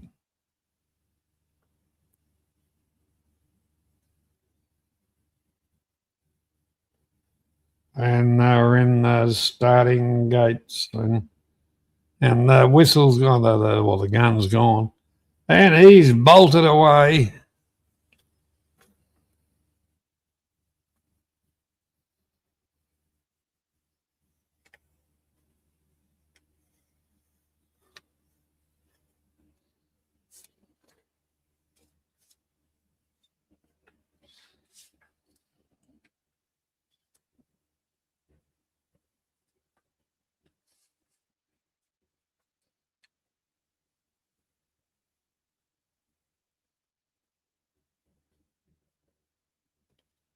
It was 2009.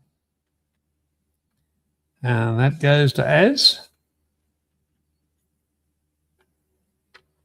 So Az has bolted ahead with that answer.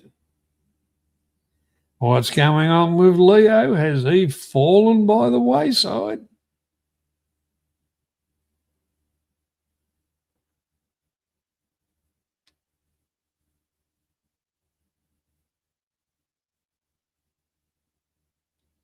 All right, the next one.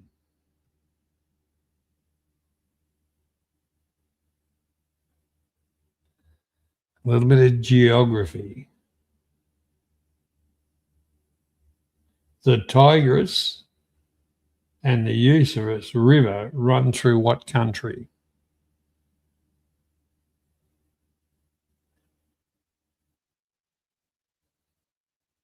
Euphrates.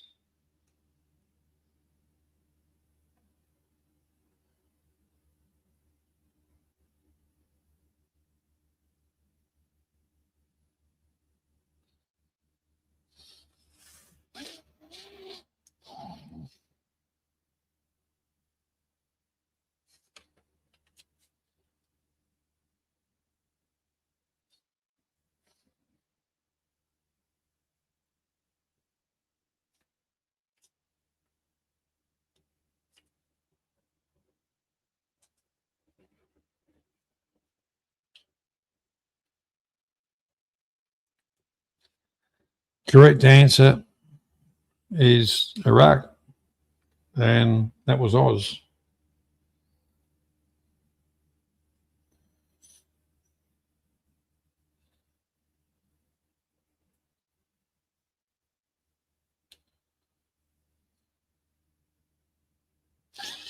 It's a beach in it as. Well done, Oz. I didn't think anybody get that one. Okay, next question. How many edges does a cube have?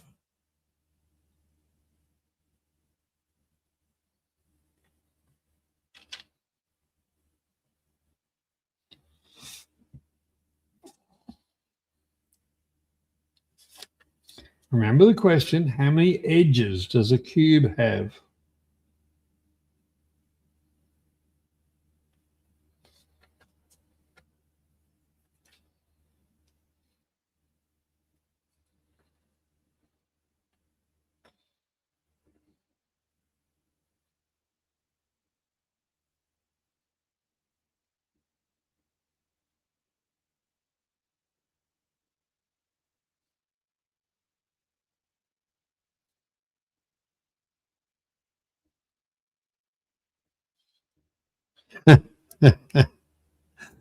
Correct answer is 12. The first one to get that was Dutch Farang. Well done, Dutch.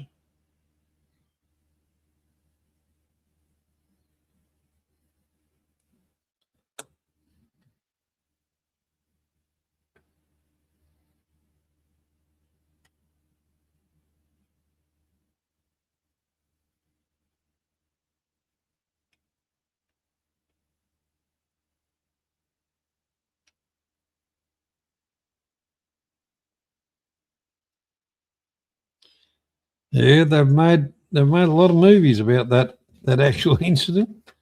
The tank rolling across that bridge saying, yeah, you stuff now.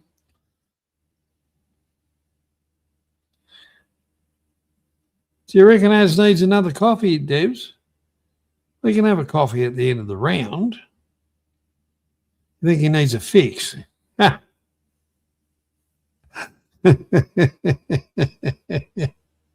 Well done, Dutch. Righto, now we're on to 3-pointers.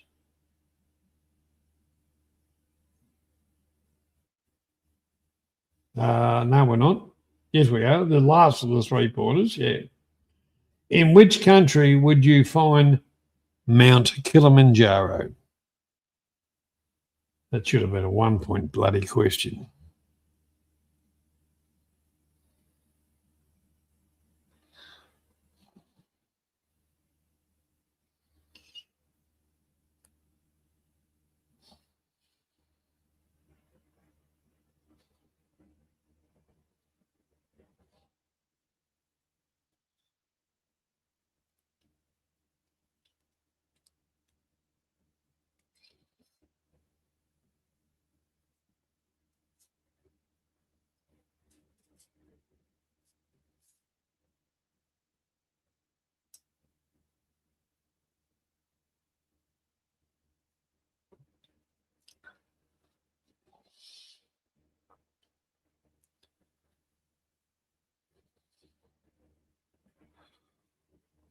Africa's a continent.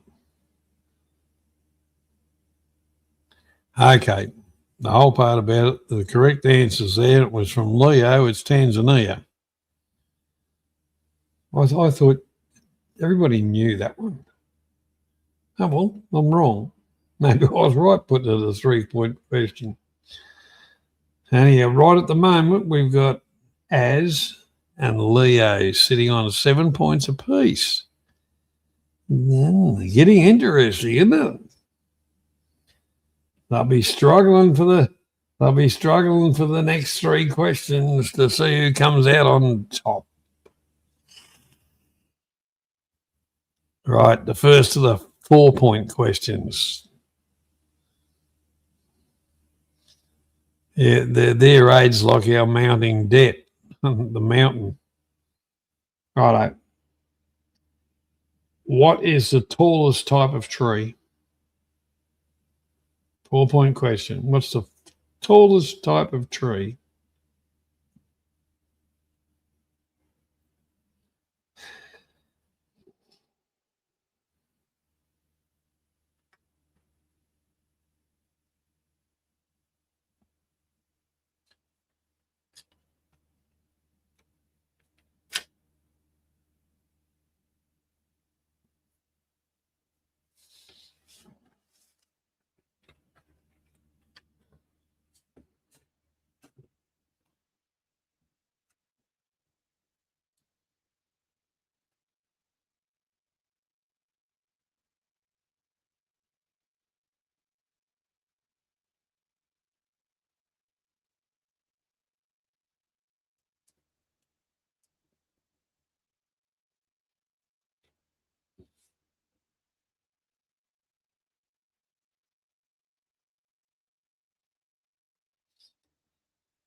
And actually, it's the redwood.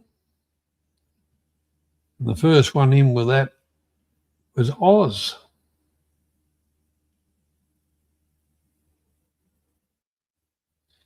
Which makes it very interesting. We just spoke on the last question about Az and Leo being neck and neck. Well, that question, Oz just took the lead.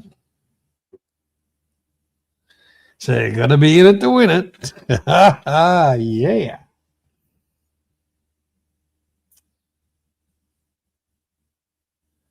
Now, I don't know if people read or whatever, but an interesting one is the next one. The last of the 4-pointers. Who wrote Old Man in the Sea?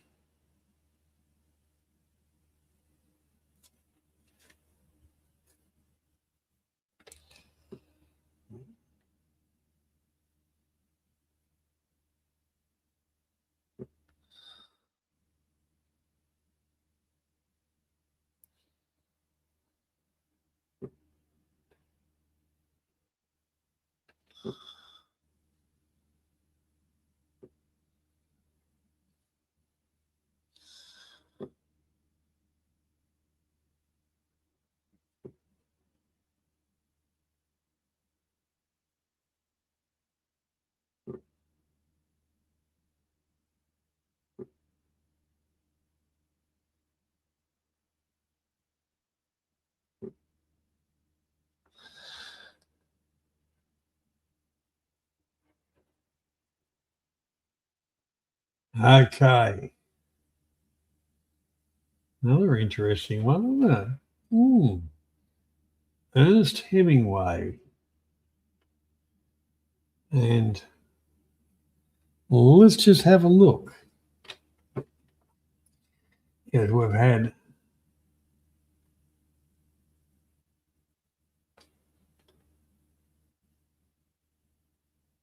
3 people just bang, bang, bang.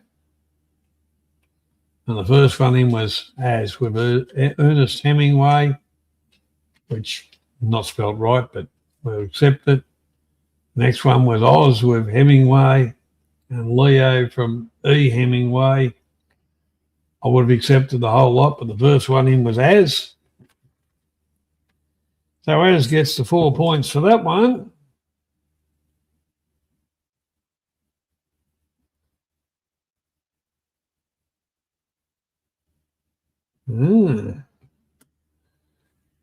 Right, this next question is going to be,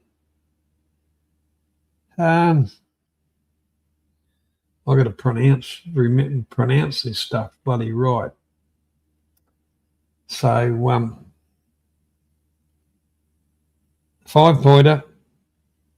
So there's 5 answers. Name the company that produces these vehicles.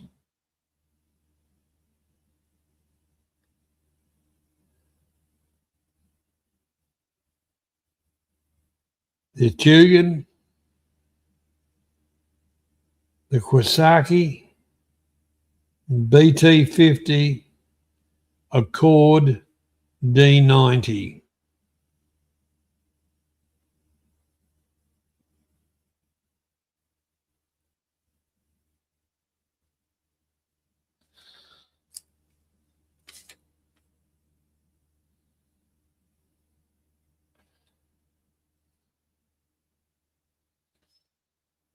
I think this one's going to go. I think this one's going to go out the window.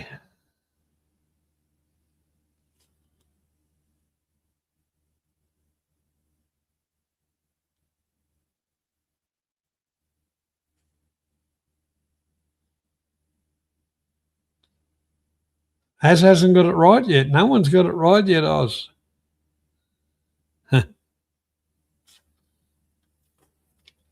I'll even spell it out to make it easier. Tugan, Tiguan. Kawasaki, Qashqai. BT50, BT50. Accord, ACCORD, and the D90.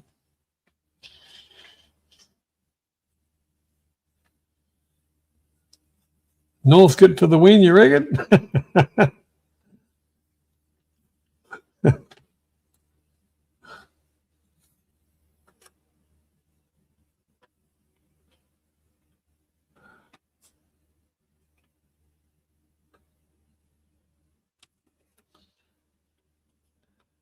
Rightio. We haven't got them all. Or have we?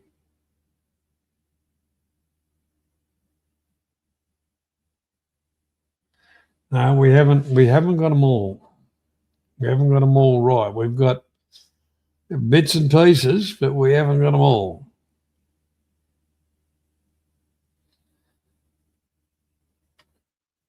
So with that, I'll share the answers. Yeah, we've called it on it. Tugan is Volkswagen. The Kawasaki is Nissan. BT50, Mazda. Accord is Honda. And the D90 is LDV. So no one got that. So anyhow, that round I'll put down to Az won that round on 11 points. So let's have a bit of a look for the night.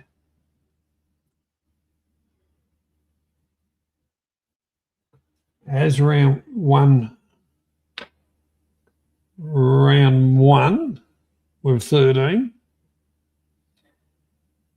Leo got round 2 with 18. And Az got round 3 with 11. So basic arithmetic, Az was done very well as per usual, which is bloody good. Challenged the brains, had a bit of fun. That's what it's all about. Now, once again, I'll just chuck the link in the chat if anybody wants to come and have a bit of a yap. That'll be fine. But before I get anybody on,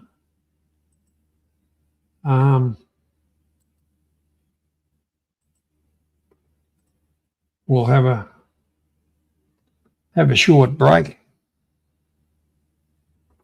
And I hope you've enjoyed it as one. That's who won, Debs. You did well, Debs. Jeff, you did all right too.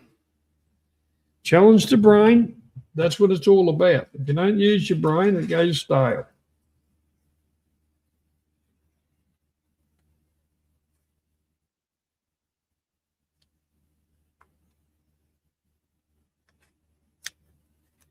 So it just goes to show you some of these strange names these dickhead engineers or whatever put on cars where you think, where the fuck that come from? Come from some of the major dealers. I don't know what markets they're chasing, but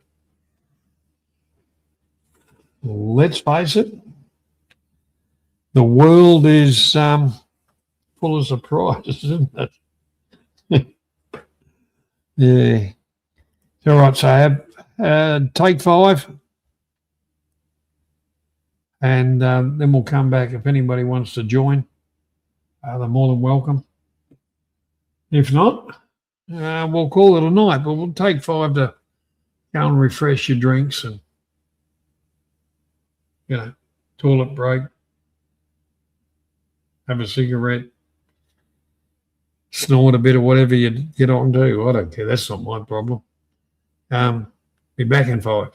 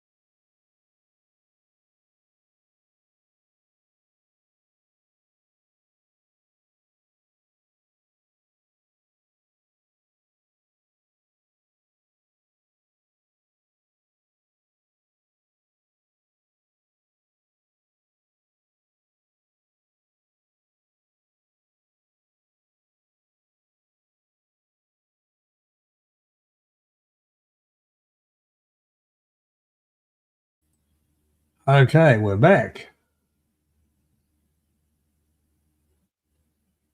I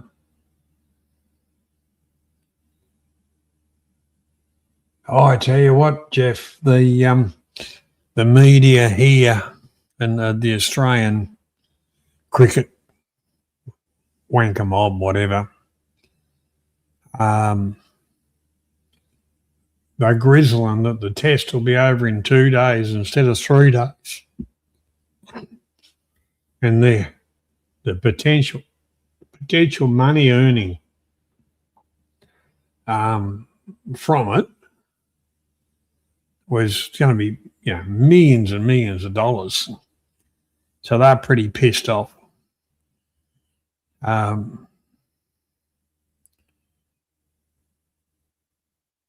As an Australian, look, I'm not a fan of cricket, I'll be honest with you. But it's good to beat the Poms at their own game. Because I suppose realistically, the English invented the game and took it to many different places and got beaten at it.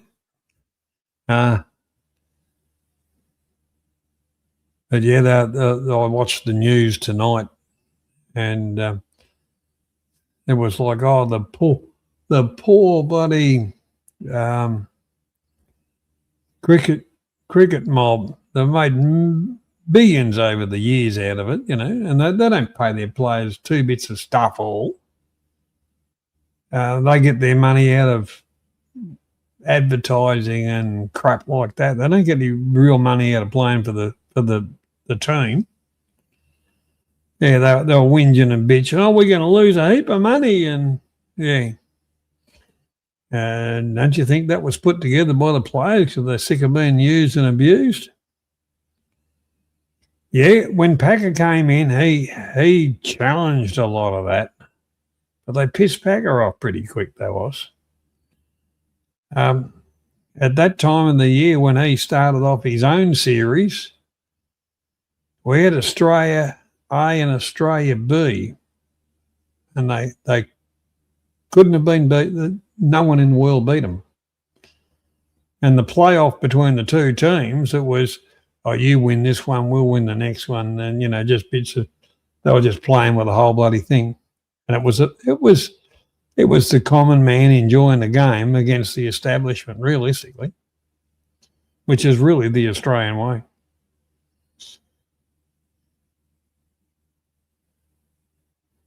Yeah, the players get a percentage, which is all split up between every even the happy ending guy,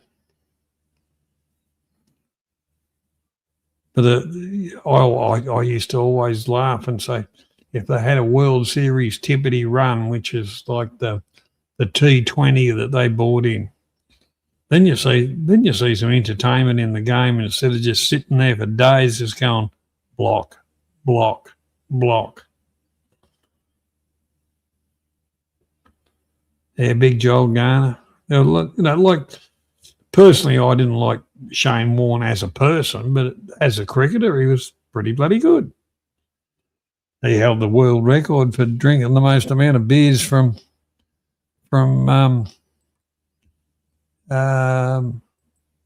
Australia to England. Still hasn't been beaten. I actually thought Merv Hughes might have taken him on, because Big Merv, he could sink a few cans. But back in the heyday, our cricket players weren't only good players; they were just average blokes. G'day, Az. Welcome along, mate.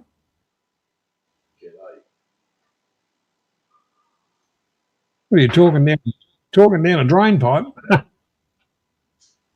Oh, what, you can't hear me? Yeah, it's pretty. The volume's not real good. It's a bit, Hang on a sec, I'll come back. Yeah, Booney. Yeah, they were knock around normal blokes. That was the good thing about it. That they were, knock around they weren't like when you remember that Kim Hughes, the sooky looking prick, I lost it all, and he came from a Dollars family. He wasn't that really great at the game. If you remember the Bodyline series and Jardine, that Botham was an arsewipe. He played the man, not the game. Now, when it's supposed to be a game, but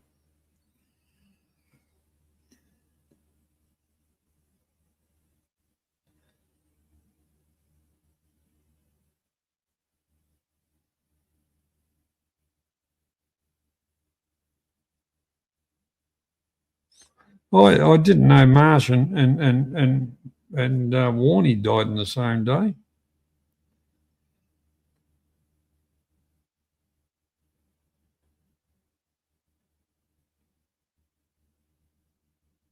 Marsh and Bernie were okay, good blokes. Welcome back, Az. Hello. Perfect, mate. Is that Perfect. Oh, yep. All right. Sorry about that. Wrong microphone. Thank you for the trophy again, Johnny. This week, I think that's two trivias in a row. Carryover champ again. Well, that's good, mate. That's good. It's all a bit, as you know, it's all about a bit of fun and a week's worth of bragging rights. Where's Ty Tim? I notice he never hangs around to watch. Oh, yeah, he might be in the background somewhere. But remembering this is the time of the year where people are out and about and doing stuff. True. Yep, more life than me. So I presume Perrin's off having a good Christmas. No, Perrin was actually going to join tonight, but as you know, he's got the two young kids, which is very typical of kind of Thailand, where the grandparents, to a certain extent, have the children and look after them. Which, fair enough. Steve does a very good job of that. He's a very doting parent figure, and I think he gives him a second childhood too. But he keeps you young, doesn't it? Yeah, well, he ended up with. Well, let's face it, little kids going to school, they end up with friends, and he sent me a message. About half an hour before, so the show was going to hit the road. He said, I'm going to have to let you down, mate. G'day, Robert. How you doing, mate? G'day, Robert. Hope you had a wonderful Christmas. And the coming new year will be even better than you hoped for. Like Steve... He says, the kids there's more kids here than there should be, and they seem to have ended up with a rescued dog. Well, the last time the rescued dog thing happened, they had 4, not 1. Oh, that didn't go well because obviously the dogs kind of assimilated, but they were already a pack, so they were doing what they wanted to do. But hopefully this time around, being one dog, it'll assimilate and they'll have a good dog. I think kids should have a dog myself. I'm not a cat person. Banksy would disagree, but it's not just a stray street dog, is it? Well, it's come from the temple or whatever, where somebody's dumped it off. Yeah. But yeah. So it's only a pup, but all right. If it's young enough and it'll assimilate with the family, and the one that kind of takes charge, it'll say, "Well, you're the boss. I'll do as I'm told." Not like the last time 4 of them saying, "No, fuck you. We're doing what we want." It just reminds me of Teacher Thomas Thailand. Do you remember that guy? He spent half his streams trying to tame that street dog. Well, some of the street dogs, they're beyond it, but I'm a dog person. I like dogs, but the thing is, you've got to be pretty, pretty firm with the way you're treating an animal, because they're not a toy, especially when you're talking about kids. Here's Banksy. Hey, Banksy, how you doing, mate? I'm good now. Can you guys hear me okay? Yeah. Do you know what this stupid POM has just done? What? I spent 20 minutes trying to work out my settings, because when I came on the mic, I couldn't hear the mic at all. 20 minutes going through all my settings, see why my mic wasn't working. Then the dumbass checked his mic to find it was turned off. For fuck's sake. On the actual mic. God almighty. Well, you deserve it if you've got Apple shit. It's not Apple, man. I've got my headphones on, but they've got this, like, your mic on and off on a button. Oh, yeah. I turned it off last night for some strange reason. It's like, what the fuck have I done for 20 minutes? Oh, well. You get used to it. You get used to it. That's why it always says, check your shit before you enter. Yeah, well, Johnny, before you started the trivia, you were talking about I'm taking our guns off us again with the Sydney crowd. Yes, I was. Mate, doesn't it just dumbfound you that the shitty fucking government we've got have bigged it up Palestine for the past 2.5, 3 years? Yep. It's Palestine. We've got protests and the Palestinian flag waving everywhere. Yeah. And they're surprised that something like this happens. And now the answer to it is we've all got to lose our guns. It's just fucking ridiculous, mate. Well, it was like I was saying at the start. There was a woman that was tried an attempted carjacking in the northern suburbs of Melbourne, where these poor hard done, people were brought into the country. Of course, they had a machete, and we had an embassy. You can hand your machetes in. Yeah, well, that really worked well. The whole part about they bring these people in, they won't assimilate. So what?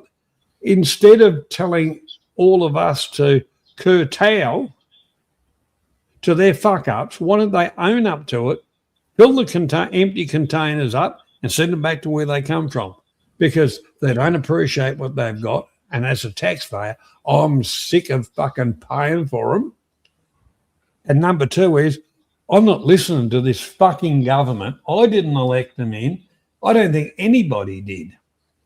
Because there's a lot of stuff coming out about fucking rig shit. I know for the last 3 elections, I've voted in different areas, and I've always lived in the same fucking spot. They keep on moving the goalpost so that they can... Palestine on the marches, and all my thoughts of it, mate. Ban the fucking lot. Well, the whole part about it is, there's only one flag in this country. That's the Australian flag. Any other flag? Well, that's another thing that pisses me. That's the other side that pisses me off, Johnny. Is we've all got to bow to the small hats now. We've all got to bow. You can't say I've got fucking Middle East fatigue. Period. I'm sick of fucking all their bullshit. I don't want to hear about either fucking side. Why the hell it's got to be our issue?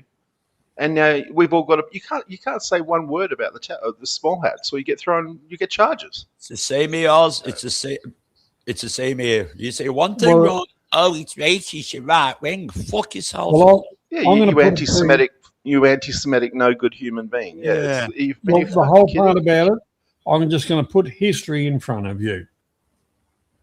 If you believe in this way of thinking, Christ was born in Palestine, in Bethlehem. Yeah, he was, yeah.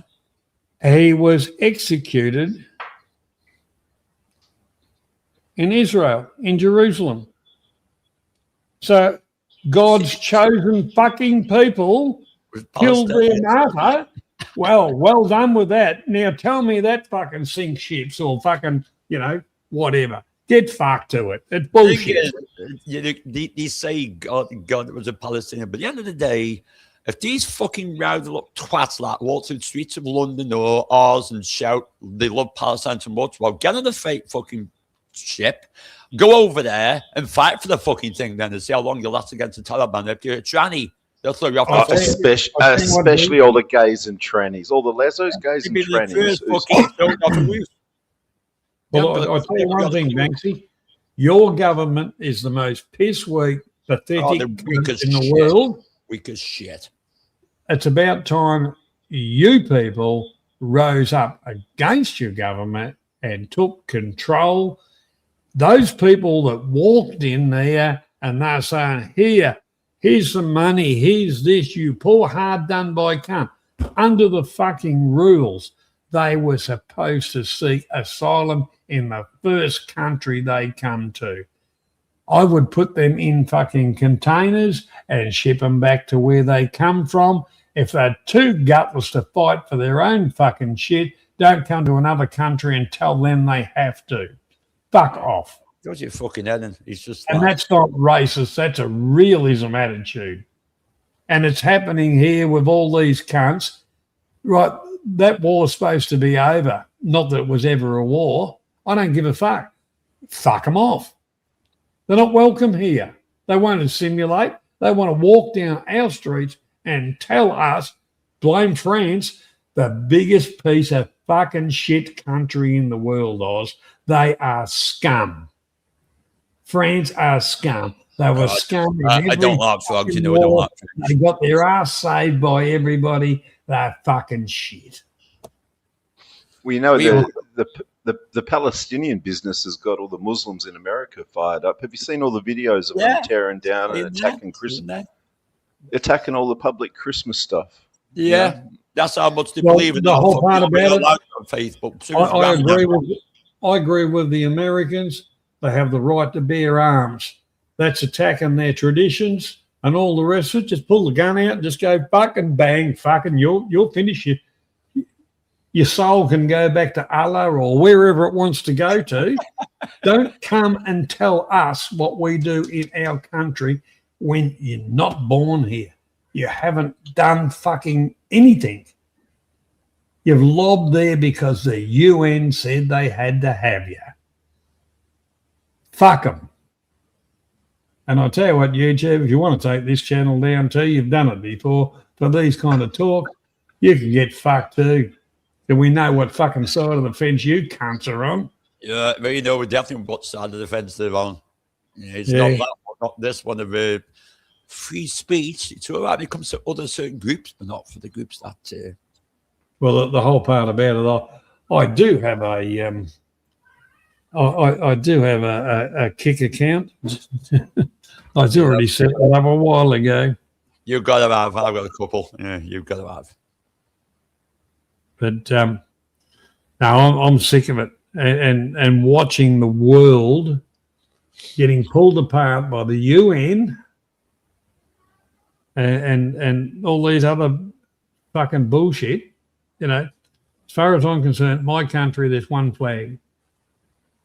The Aboriginal flag. I don't recognise it. Don't recognise it. Fuck off. The Tiwi Islands. Don't recognise it. There's either one flag or there's fucking none. I don't even understand where the Australian Indigenous flag came from. I can't work that one out. Actually, there was a competition. I can tell you, there was a competition. I think Paul Keating did it. There was a competition type of a thing, and this one bloke won the competition with that design, which was accepted. And then later on, he said, "Yeah, well, I won the competition, but it's my design." They paid him $40 million for the ownership of the flag. I've put you somewhere to the private chat. Us, the public taxpayer. Johnny boy, I left you some of the private chat. You can have a giggle later at it. But you agree with it. You will definitely agree with it. Oh, look. It's got ours in there too, and a lot of places. Yeah, you're talking like a 1980s thing, right, Johnny? I mean, not before that. I mean, they were never a people. Yeah. You know, they were never one people. They were never a nation. Well, that's the whole part about it is, all right, we talk about, and what they like to say, indigenous. Well, I'm indigenous. I was fucking born here too. Many generations. But the whole part about it is they were tribal. They used to steal food from each other, women, and all those kind of things. Yeah, kill each other. Yeah, kill each other. Their tribal land was as far as a man could walk in any direction on a given day. That was their land. And they had to defend their land against somebody else that might be poaching, you know. But they were never one mob. No, I mean, that's what I keep coming back to. Is you've got like 400 different tribes across Australia, 350 something different dialects. Not one of them knew one end of Australia from another. Not one of them. No. So to say that they were, you know, already a culture here is, geez, that's a stretch. That's a stretch to say they had a culture here, you know.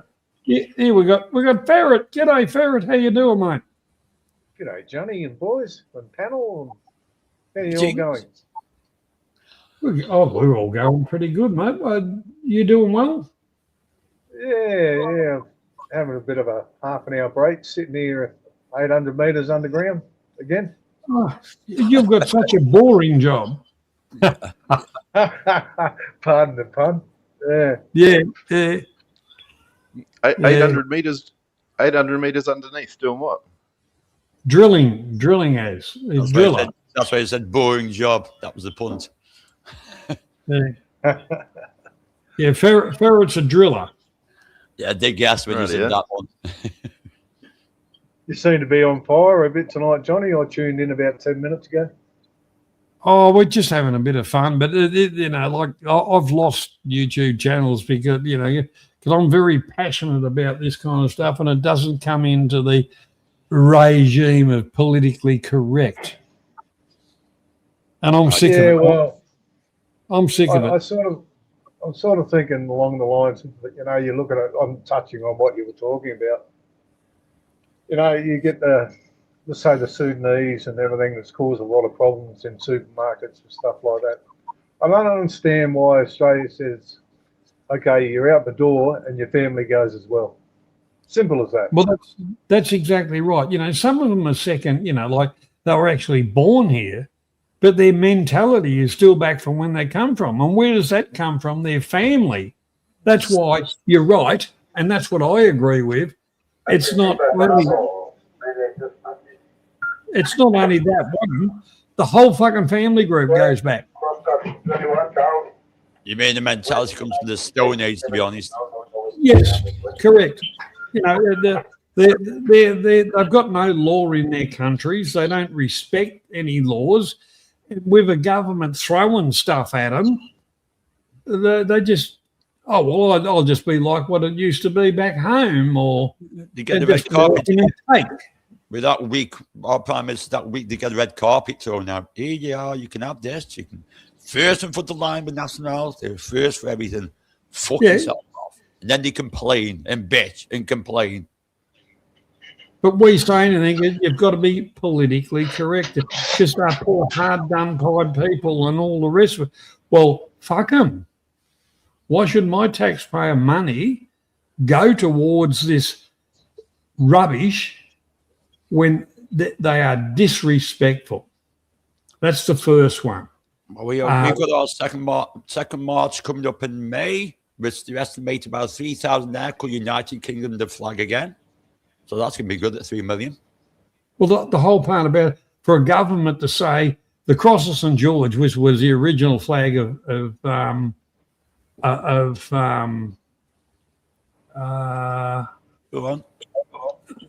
the original flag of England. And that's what the Crusades were fought under, the Cross of St. George. St. George. What are you doing, big fella? I tried to turn my camera around actually, but I don't know how to do it. Press the button up in the top right hand corner that goes in around the Very top. circle. Yeah, they'll turn your camera on. Very, very top of the camera on.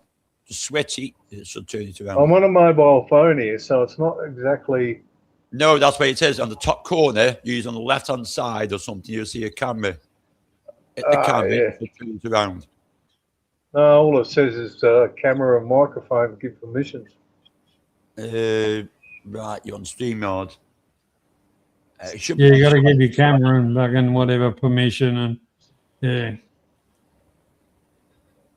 You see, it's like a camera symbol with two like arrows, one pointing left, one pointing right. Right, Tony's booted. Ferret's booted himself. Oh dear! Oh, fuck's sake! It's probably I didn't help him out probably. Well, I've done that on mine. You're pressing the thing and it don't fucking work, and then next thing it's gone. Fuck off, you. You go, well, hang on. Right, I did it. We're back. Still working it out. So you give me something technical to do in a way, The only other way is turn your phone around. No, I've got it. There we go. You got it. There's the rig. We'll put it on. We'll put the ring on full screen. There you go. Jesus. Yeah, I'll go for a bit of a walk, Johnny, and see if you can get it all. Yeah, no worries, mate. There's the hut I sit in. Yeah, well, the chair on. The chair's getting a bit worn, mate. But you're doing it hard. You're doing it hard down there in the dirt and the dust. Yeah, well, that's the console. That's the computer system. We got the toasty in the kettle and the microwave and the fridge. As long as you've got the fridge and the microwave, that's all you need. You don't need. I'll bet you there's no beer cans in the fridge. I was thinking that the same myself. You're 100% right there. So there's a rig that's standing still at the moment. Yeah. And once again, we've got our rod rack here. Yeah, Over there, we've got a hydraulic pack for the system. And there's our rods. Yep. There, we've got an electrical pack for the system over there on the right. Yep. And there we've got a water chiller system for the to pull all the packs. There's my LV, and there's my IT, my box, but that's a bit of a look around. So you're doing your water cooling your hydraulic oil as well? Yeah, mate. Yeah, and the electronics. Yeah, because we put so much weight and everything on this back reamer, 300 ton. Well, I was just going to say, I thought you were doing around 400, but yeah. It's a big. Actually, it's about 380 ton. Yeah. I've got on it when I'm reading. So, what's that green toxic waste looking stuff leaking everywhere? Okay. That's that's a dye. That's a dye we put in the drill string in the water. So what happens is there's a pump just outside here, that pump there. So we pressurize the drill string, and what happens is if we start to lose pressure, an alarm goes off. So therefore we have to stop and find out whether we've got a crack in the drill string or it's coming out elsewhere. So what we do is we go underground and we see if there's any grey dye on the ground. Good idea. Yep. And if there is, we start to lower our cutter head, and we can see in the drill string where it's coming out. Yeah. So we might crack a joint where we're torqued up and might sort of loosen it a bit. And, yeah. So everything's got a purpose. But that shit there, that fucking green stuff, if you put a quarter of a teaspoon in a fucking swimming pool, it'll take you 12 months to get it out. Yeah. Yeah, right. Yeah, she's deadly. Deadly. What mud are you using, Tony? Nah, just water, mate. Just water. Just straight water. Shit. So that's pulling out all the chip. No. We're on a different cycle. So when we're piloting, which we're not piloting now, so we pilot down into a breakthrough, which we've completed. So what we're doing now is we've put the cutter head on. We're coming back up. Oh yeah. So there's no water return. It's just the pressurise inside the drill string to make sure we don't have any loose joints or cracks or anything like that. Yep. But when we're piloting, obviously, the water goes down through the pilot bit, back up the annulus on the side, up the surface here, and then back into the dams, and that's where the cuttings go. Yeah. But they still screening the cuttings to see what's happening on the way through. With the driller does, because every now and then you go down and get a handful in your hands just to check the size of them and the chips, because you know what they are. If you're having problems with torque and stuff like that, well, you go down and look at your cuttings, because your cuttings will tell you everything. And if they're small and it's just like mud, well, your pilot bit's fairly well fucked, and then you've got to pull all the drill string and change the pilot bit and go back down again. Yeah, well, that's the one you don't want to do, because there's a lot of bloody work in that. Oh, for sure. It takes 2 or 3 days to pull 600 or 700 meters. Around this hole's only 300 meters. Yeah. So you're drilling level to level, or you just well, it's too big. You're drilling too big for exploratory. Yeah, exactly. And what this is for is that, believe it or not, that drill string that I just showed you, well, you can probably see it down the bottom there. That's 13 3/4 inch drill string, and we've got a 5 meter cutter head on the bottom of it. So we're opening the hole from 13 3/4 inches to 5 meters. And what that's for is air. So it's part of their air system to get fresh air. Sometimes we do them for trucks, so they can dump down the hole from one level to another level, saves them going all over the mine and using up diesel and fucking killing everybody with fumes. I'm going to ask a dumb question. What are you drilling for? What mineral? What am I drilling for? Yeah. I'm not drilling for anything. This is for air. For 5 meter air. It's part of their air circulation system around the mine. So what's the mine? What's the mine pulling out? That's it. That's what I want to know. What's the mineral? Yeah, gold, mate, gold. And I'll tell you what, I've never seen gold like this in Australia. We run when they mine for gold, they'll find a seam and they'll chase a seam. Yeah. Here they charge a face, which is roughly 5 meters by 5 meters, 5 meters across, 5 meters high. They'll charge a face. So when I say charge a face, they'll bore a shitload of holes. Yeah, blow it. Blow it out. You've probably all seen it on TV. About 1,200 deep, they drill them, and then they blast it, of course. And there's the fucking thing's full of gold. It's 5 million a blast, and then they'll strip it, clean it all up, and drill the holes again and blast again. There's another 5 million. Unbelievable. It's just God damn, out of 5 by 5 meters. Yeah, that's pretty good. That's a lot of millions, isn't it? That's big percentages when you've got stuff in bloody Western Australia that are chasing, 2%. Yeah, for sure. Yeah. So you're digging an air shaft down to the next level, I take it. So there's people lower than you. Yeah, we're actually 300 meters up. It's in the other side of the mine. It's amazing how it works, but we're drilling a vertical hole at 90 degrees, but we're actually going into a different side of the mine.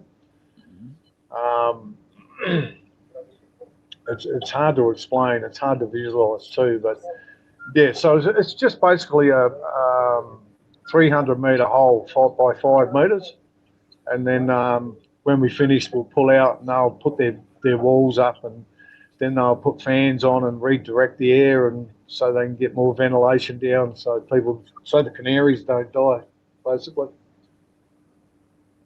That's it. Yeah, as Or long as it was drilled to Tasmania, it should be okay. yeah, well, I was involved with that. So with those, they actually used one of these machines to get them out. But what they did, instead of this being 90 degrees, they tipped it over to 180 degrees, and they bored into them underneath them. Yeah. With a 1.4 meter reamer.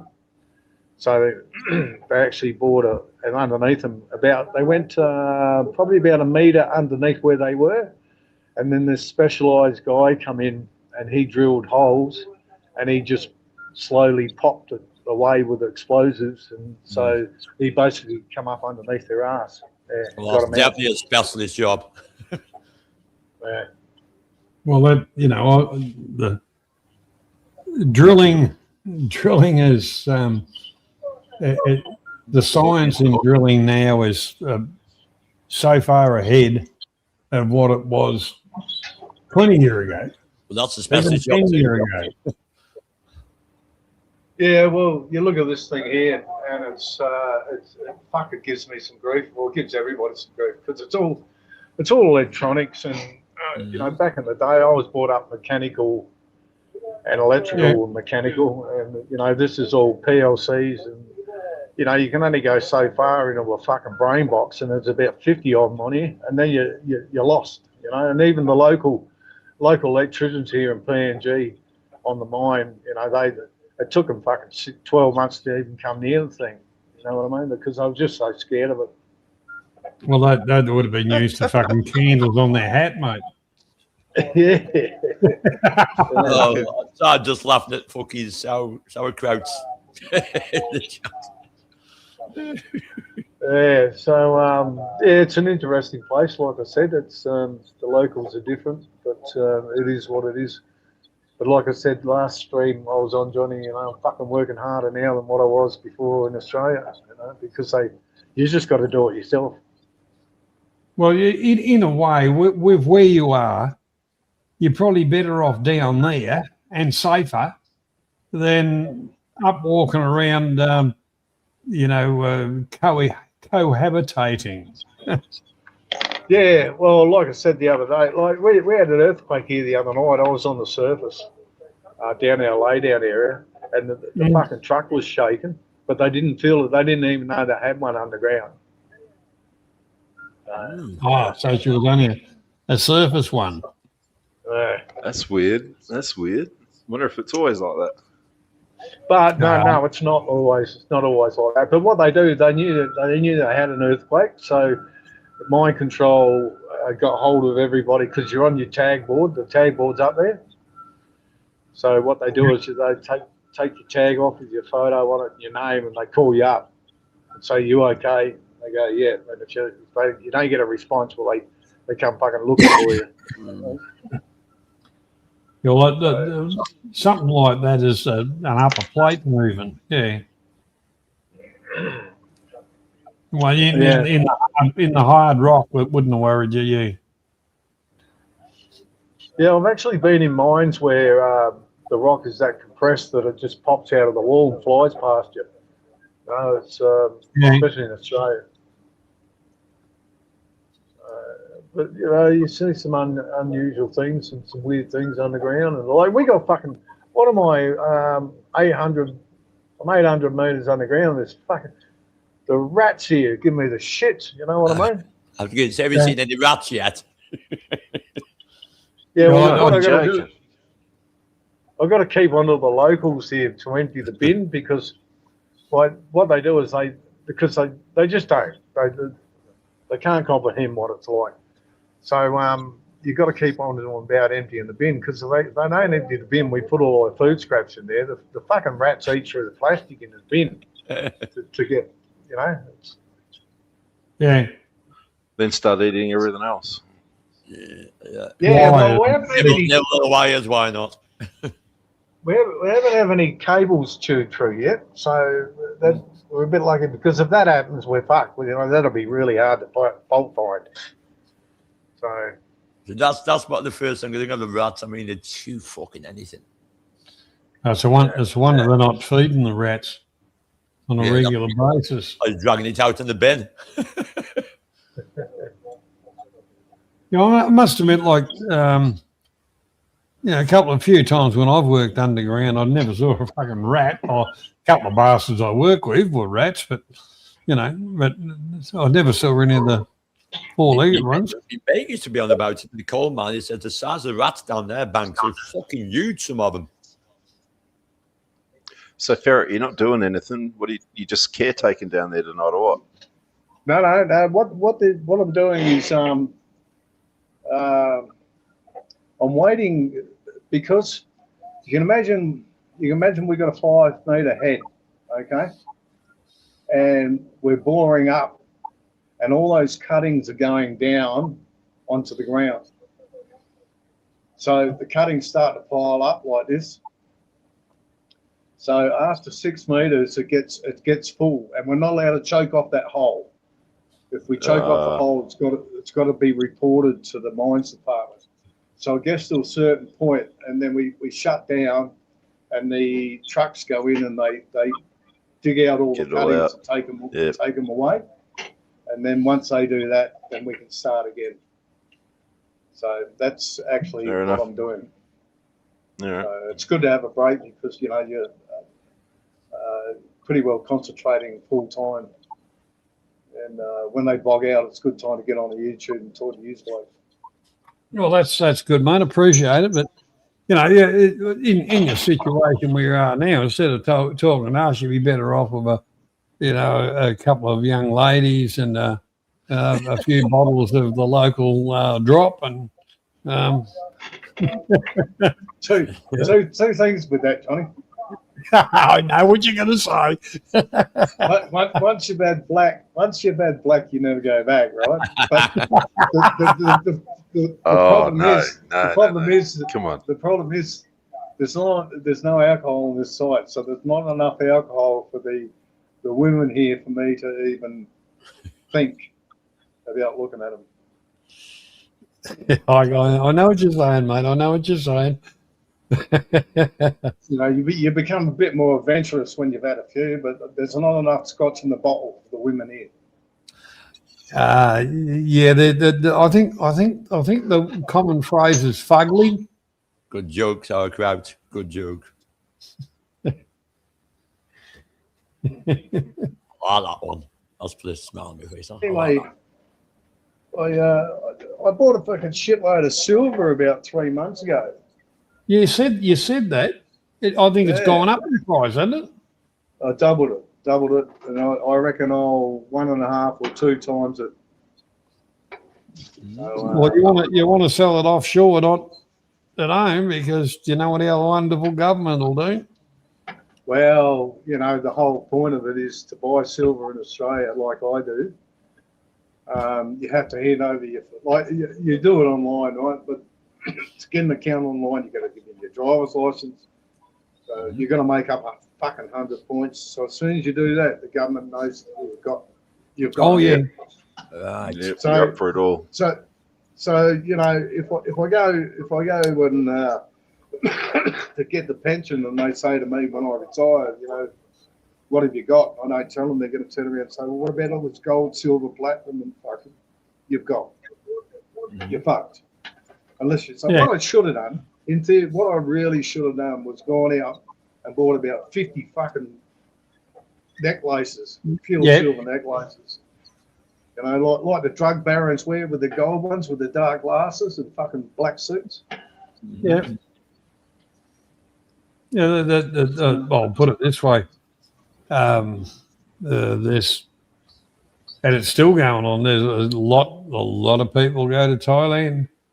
They come back with half a dozen necklaces and some bracelets and all rings on every finger. Exactly.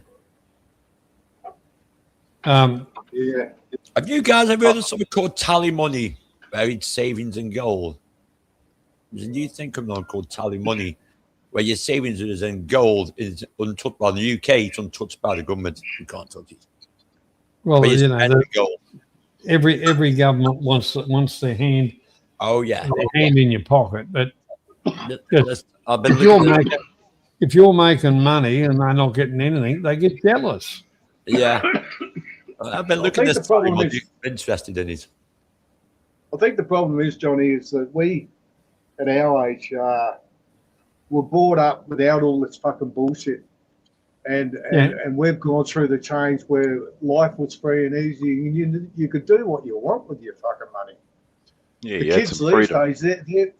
kids these days, they're growing up with these governments. They're not going to know any different. We know the difference. We can see what the government. Oh, you can count me in there, Ferry, because I'm 60. It's completely different now than what it used to be. Completely. Well, different. when I sold that unit, the mob doing the transfers and all the rest of it, they said, gave me a form, and they said, you know, where would you like the proceeds? Where would you like that put? And I put down 2 bank accounts, and they said, well,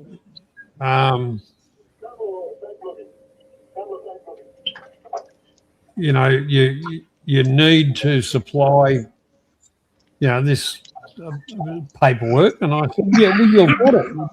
That's what you need to supply to them. Mm. And a little bit of pissing around, and then they went, oh, okay.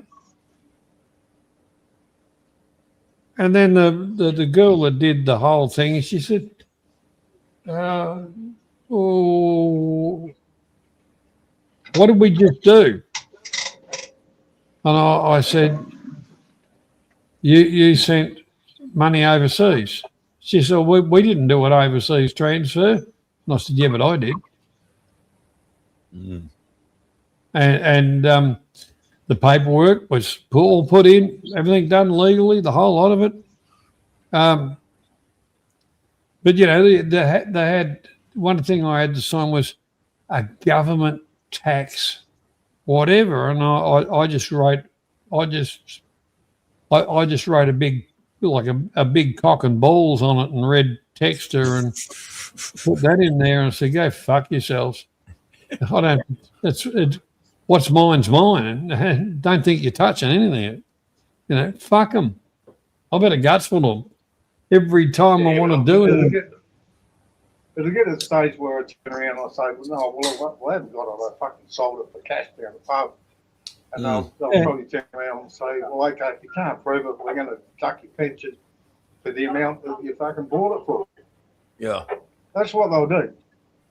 Yeah. You know, they'll get around it fucking somehow. Unless they can say, oh, that's worth that much. That means you've got an asset, so we'll cut your pension off, or we'll do this or that. Yeah.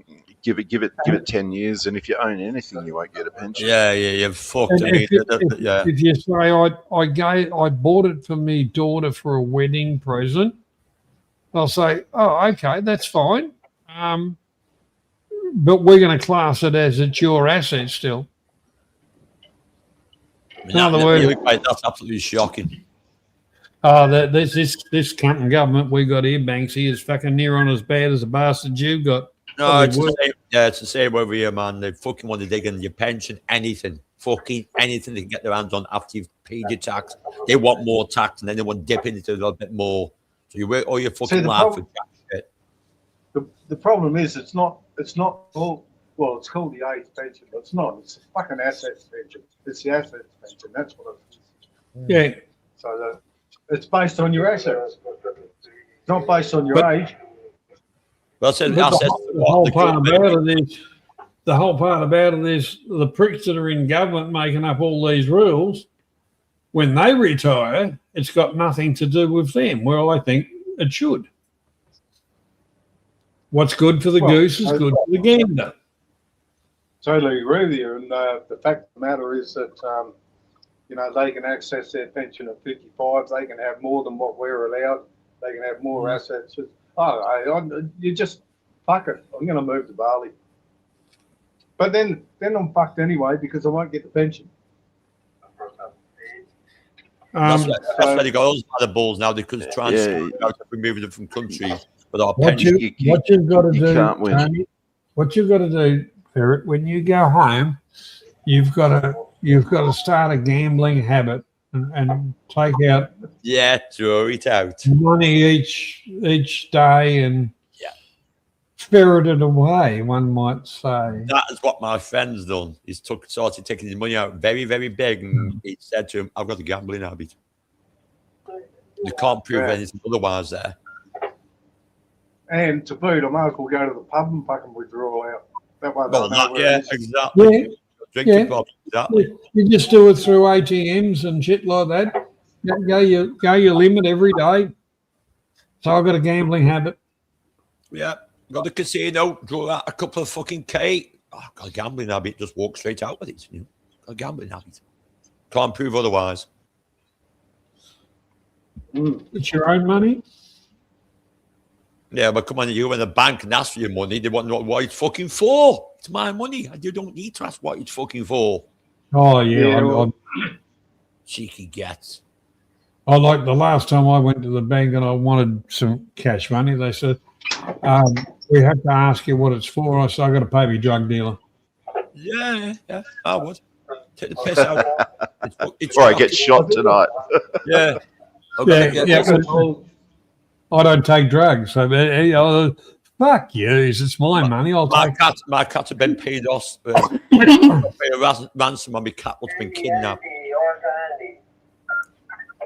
I think I told you last time, Johnny, I was on that I got the bank stopped me from paying a deposit for my air conditioner. Yeah.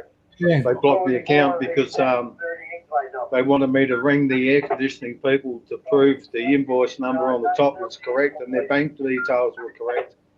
They just fucking stopped my bank account. That was it. Yeah, well, what right have they got? You know, I can understand if they say, we're trying to protect you from scams. That's their big one. Yeah, it's suspicious. Well, that's what they said. Suspicious. Oh, well, I didn't change banks. I changed branches. But my normal branch that I'd had for 30 bloody years, they started getting, you know, all this wanker bullshit. And I actually went in and I said to them, I'd like so much in cash. And they said, why is that? And I said, it's got nothing to do with you.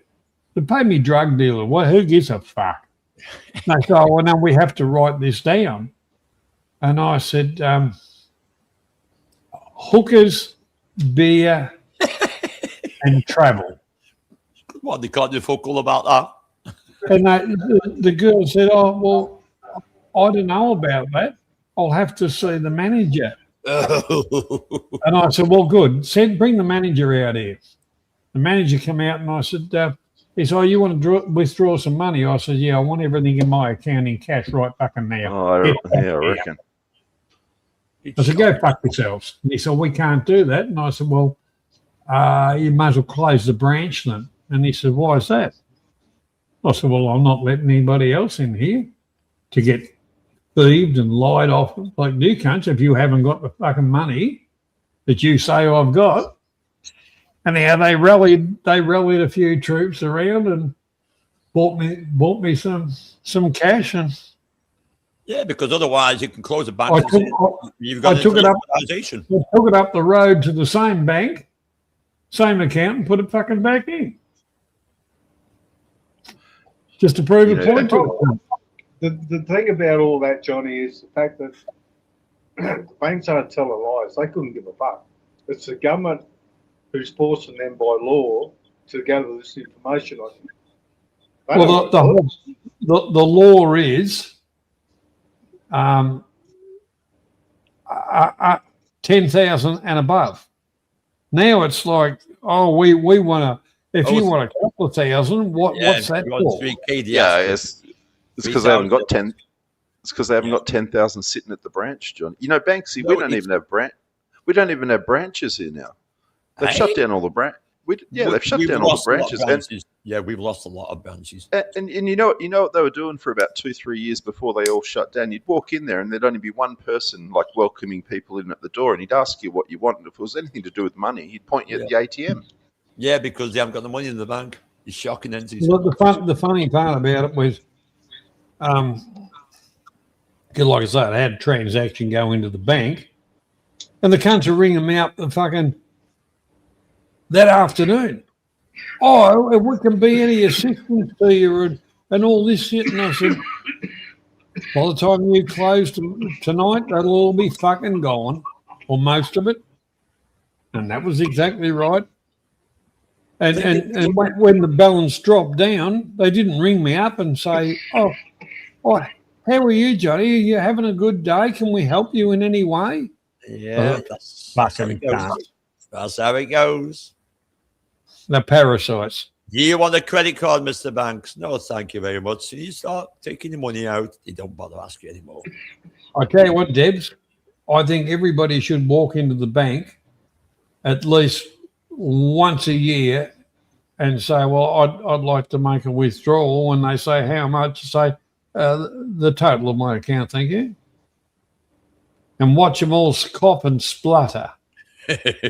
Yeah. See, the thing is, Johnny, that they the money that's in your account isn't actually in there. They've lent it out. No, that's right. It's. I've got a. They make an interest on it somewhere. Yeah, I've got a total attached to it, but in realism, they've got it lent out all over the fucking place. Yeah, because they've invested. That's why they cough and splutter if I say, I'd like to close my account. I will give you a check. No, I want fucking money. I've been through that one as well. I mean, 10K, it's 3K now in the UK. If you go in the bank and ask for 3,000, they'll ask what it's fucking for.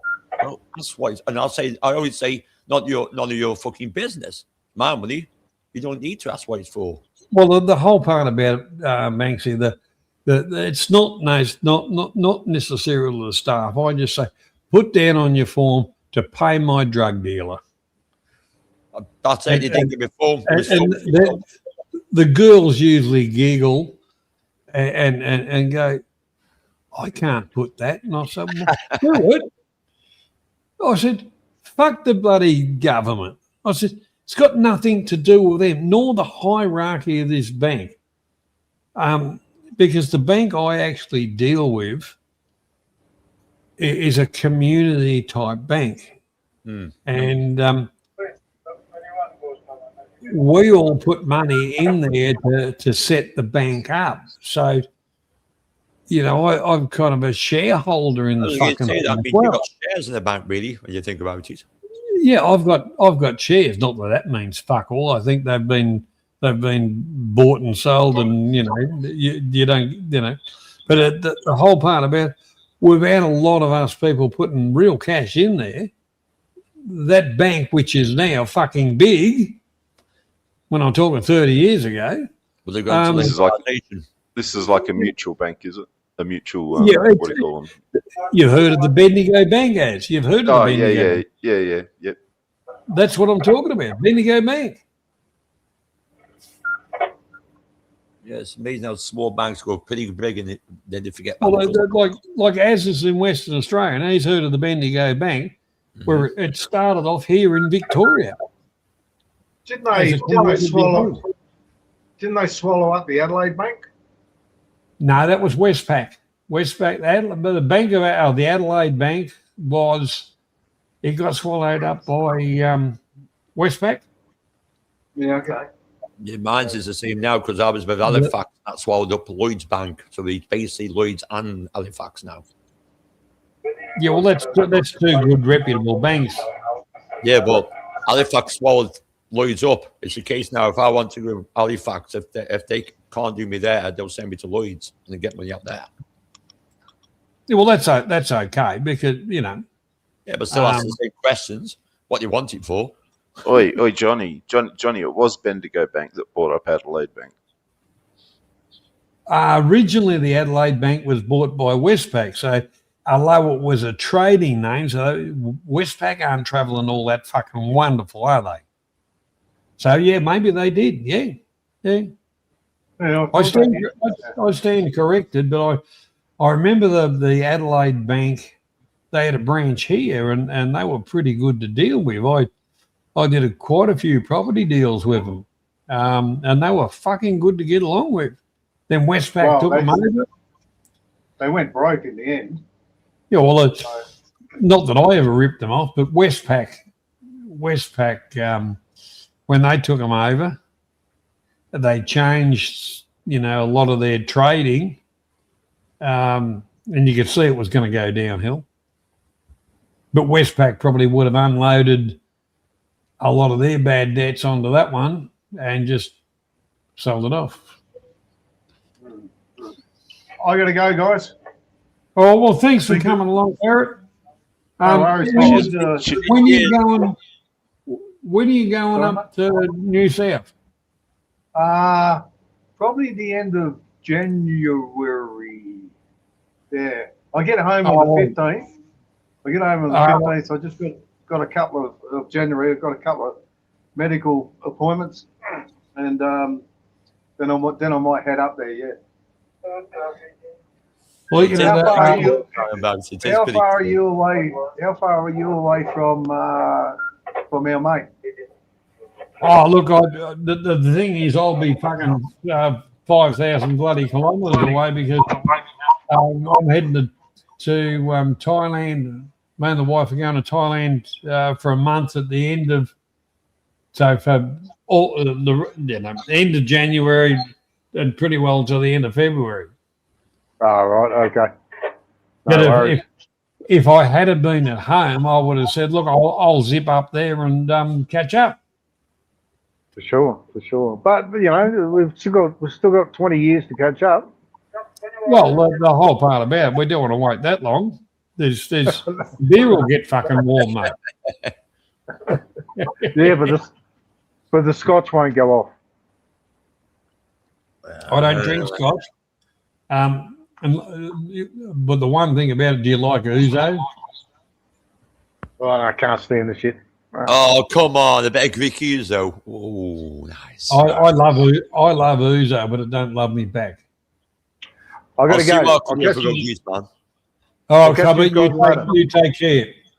Okay, bye-bye. Cheers for the tour. Mate. Yeah, been a pleasure, Ferry. Thanks, man, for the tour. Okay, no worries. Bye-bye. All right, catch you later, Cubby. Yep. It's fucking great to watch a working class fucking guy. You know what's crazy is he's 800 meters underground in Papua New Guinea, and he's streaming in 1440p, and yet these buggers getting around Thailand can't do it in fucking 320. Do you know that rock face behind him was fucking epic? To be honest, the whole part about it is the company he works for. They run satellite. If he moves a lever, there's a bloke in Germany knows exactly what he's doing. They monitor their equipment 24/7, no matter where it is. All down that mine shaft, there's repeaters for the internet, the whole lot. It's like you're right. He's got better internet than you have if you were sitting on an internet tower. Guarantee he has. Yeah, that's what I was thinking. Well, it took him. No, he's in Papua New Guinea, Leo. It took them 12 months to set up to put the drill rig where it is. Anyway, you probably know about, but you're talking about telling, say me about Steady Eddie, mate. Say that again? I said, you probably know about it, which is shame to hear about Steady Eddie. Yeah. Steady Eddie passed away. Look, good streamer. It's a shame he died, but I'm glad he passed away because he's not suffering anymore. Exactly. Yes, that. Look, I watched some of his stuff. he wasn't a riveting personality, but he did show a lot of stuff. You know, That's he it. did He show got a lot involved of in stuff. shit as well. He didn't get involved in his shit. That's what was good about him. Yeah, A yeah. lot of interesting stuff. Oh, Never got okay. involved in- I kind of do know. It's up in the Bumfuck Junctions, up in the Highlands.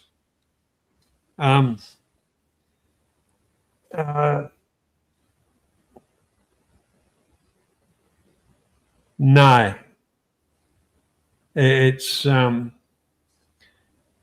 where Ferret is.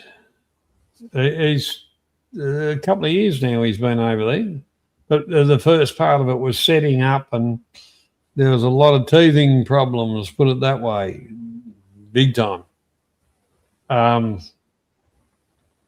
But you know, now they're in the money making as far as the company he works for. But the majority of the stuff he does is the big diameter air shafts and stuff like that. You know, they can directional drill.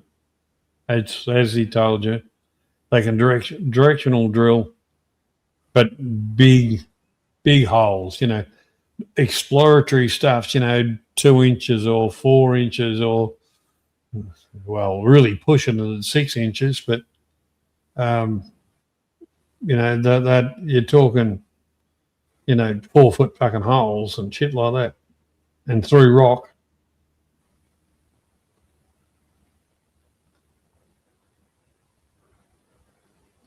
Oh, just said the wrong fucking button. My PC's updating again. For fuck's sake. Yours is still on fucking Windows fucking 8, isn't it? I'm on 11 at the moment, but it's a pain in the ass every time we update. It's the new PC. What I think what does it? Oh, look, I'm not. Oh, I've got my little Go that's on 11, but all my other stuff I haven't updated it. Because when it stops doing the updates and all the bullshit, I can do a lot more, because a lot of the shit Microsoft wouldn't let me do. To be honest, Because I was trying to get the on the side to stop the update, but it kicked in automatically. I was trying to stop it. Johnny, please read out Sauerkraut's message. A friend of mine told me that at school he'd failed his Aboriginal music performance exam. So I asked him, did he redo it?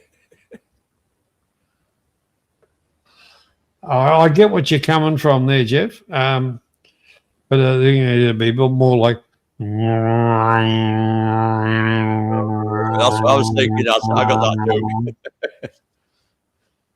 Oh! And I'm a fucking palmer that got the joke. Well, don't forget, Jeff is English, and good bloke. He is a good bloke. I found a lot of his jokes really funny today, to be honest. A lot of his jokes really funny. The one thing about Jeff, he's no different to the rest of us, Banksy. Bullshit's bullshit, truth's truth, and you know. Oh, sorry, Oz. What about? God, he's only fucked it up.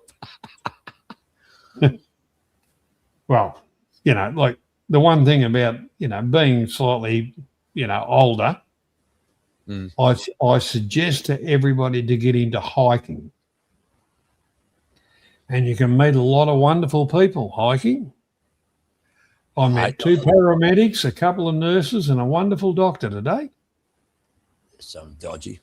This sounds a dodgy one. Go on. What's the punchline?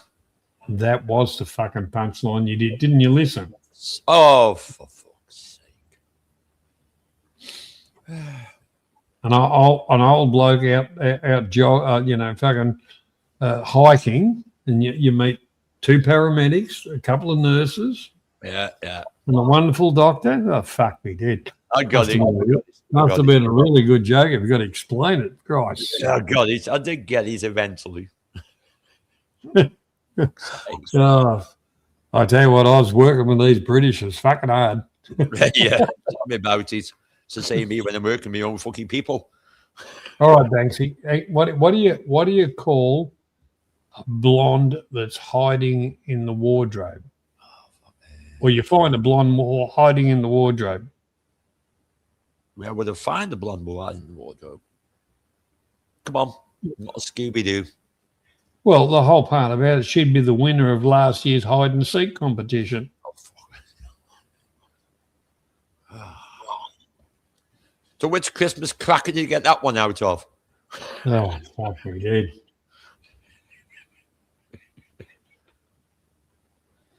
That's definitely blonde, though. Oh, dear. Bloody Christmas. What can I say? I'm glad I'm not gonna. I'm glad I'm saving me fucking good jokes for later. These fucking poems are a waste of good jokes. Hey, hang on.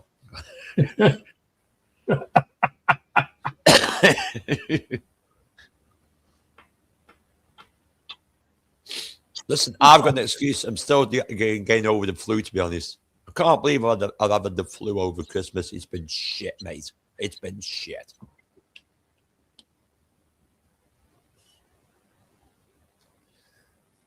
Dave, when you get home, you never know what you're going to find in your wardrobe.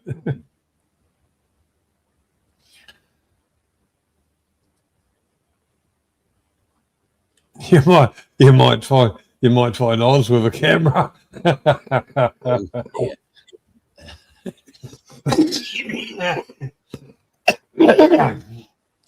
I'll have to remember if I go Greece this year to pick up a proper Uzo. I'll never see you again to give it you. I mean a proper Uzo. Oh, look, I've always liked Uzo and Pernod, but like I say, they don't love me back. I don't do Pernod. Sambuca is the same as Uzo. We've got the same flavour of that on a CD. Oh, I think it's sweeter. Depends which one you go for. Red, and you don't taste the same to me. Red, purple, green, blue, black. Well, I must admit, the Greeks do a really nice moonshine Uzo. Really good. You know, I'll put it this way: Sambuca, you know, with all their colours and their bullshit and their marketing, It still tastes you the know, same. it's trendy and all the rest of it, and more expensive than the typical, you know, Greek bloody Uzo. Yeah. I think it's you bottle for bottle, the traditional stuff's fucking cheaper.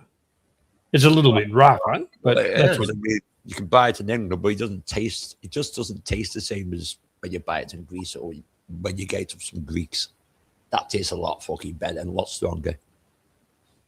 Actually, it was funny, you know, a little bit of a thing we've had on Christmas Day, you know, when walk through the fucking door, I'll give you a fucking shot glass full of fucking Uzo. Yeah, bang that one down. Oh, I'd bang that. I'd be happy. Oh, yeah. Like, oh, well, others were driving, so you got to be careful. But the nephew, I tell you what, he's never really got into it. And yeah, you got tradition.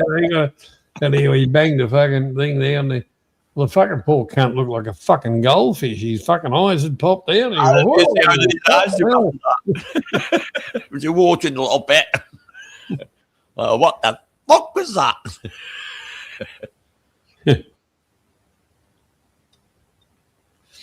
I bought some back a couple of years ago. Gave me son his mate. He said, "Oh, we drank Uzo before, but this wasn't like say this was the proper Greek of the Greeks of my friends." They give it to me, and oh my god, the faces just burst. It's like tears up and like what the? It's like they've been slapped across the face with a wet fish. Well, I've never really had that experience, but please elaborate and tell us about it. I don't know. I've heard about it. There'll be something fishy going on here. Elaborate. Yeah, look. I tell you what, I'm enjoying being older than more than I was younger. Because realistically, you know, when you were younger, you had to worry about all this kind of stuff, all this shit. When you get older, it's over and done with, a whole lot of it. You just really don't give a fuck. Yep. Feel like you're 12B16. I hope it had rocker suspension on it, Dave. And I tell you what, he should be bloody happy with it. Bloody 12B16. And they're a bloody good tandem. Good size. Good, very good size.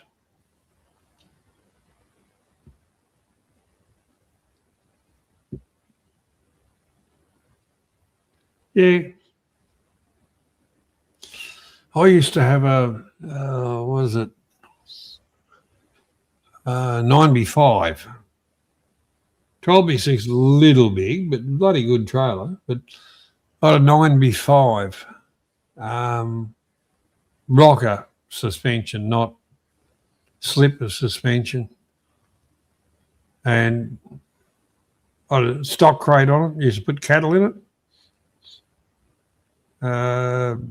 As far as I loaded up with scaffold, you name it. Oh, well, yeah, 6B4. Yeah, that's no bloody good. That's a hard way of fucking walking. 6B4 trailer. Not worth it, is it? To be honest. You know, actually, my hay trailer, I made the bloody thing. And that was the front axle of a 37 Ford truck. I cut the axle, widened it out. So it was exactly 2.5 bales in width.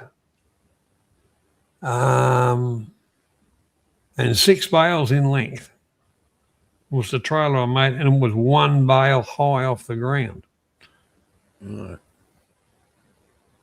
No suspension, just kind of balloony, tyres, but that was good in the paddocks for doing hay. Bloody beauty for anything. Yeah, it would have been around, no, it wouldn't have been 12 foot, probably about 10 foot. It was just over 8 foot wide. Probably about 9 foot wide outside the wheels.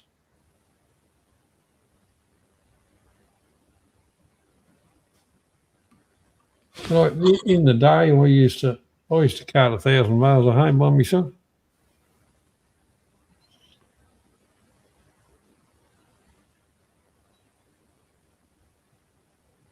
You know, it'd take a few days, but you just got to do what you got to do.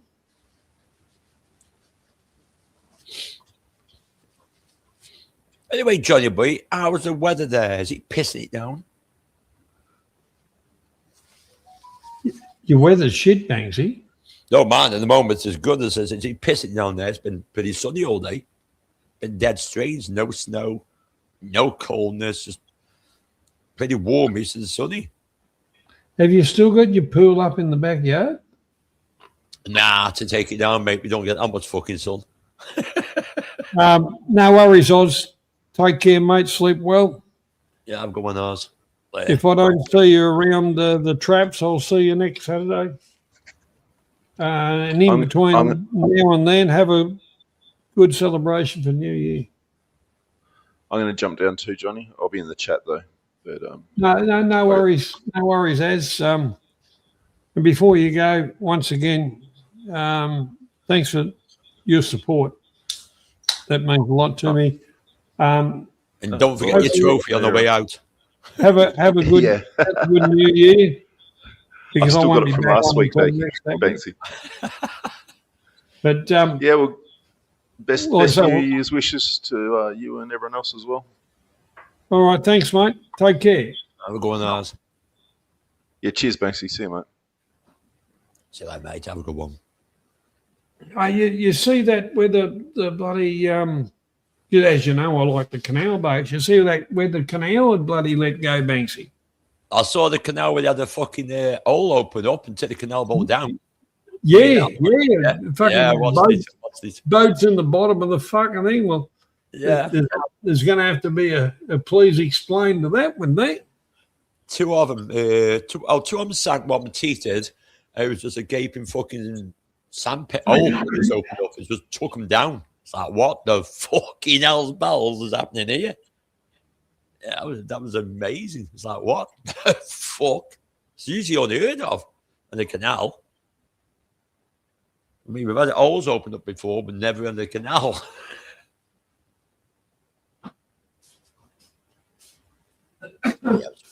It's left a right mess of water everywhere. A right mess. Well, when you really think about it, when those canals were built, they were built by companies and for freight and all the rest of it. And then you go a few hundred years later, and the government's got control of it. What's it all doing? Yeah, Fucked. they don't look after them. That's why the sinkhole appeared. They didn't maintain it.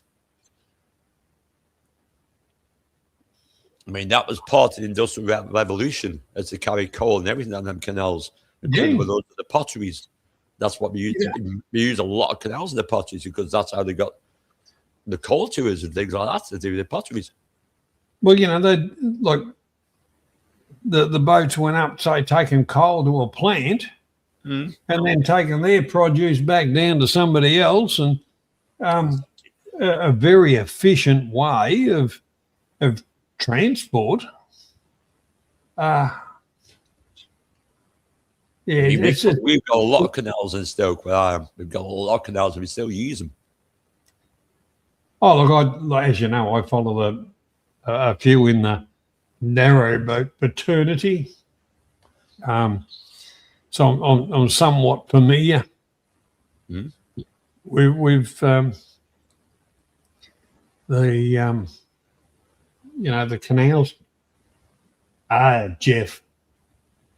I'm just doing sauerkraut, canal fish. I used to love canal fishing.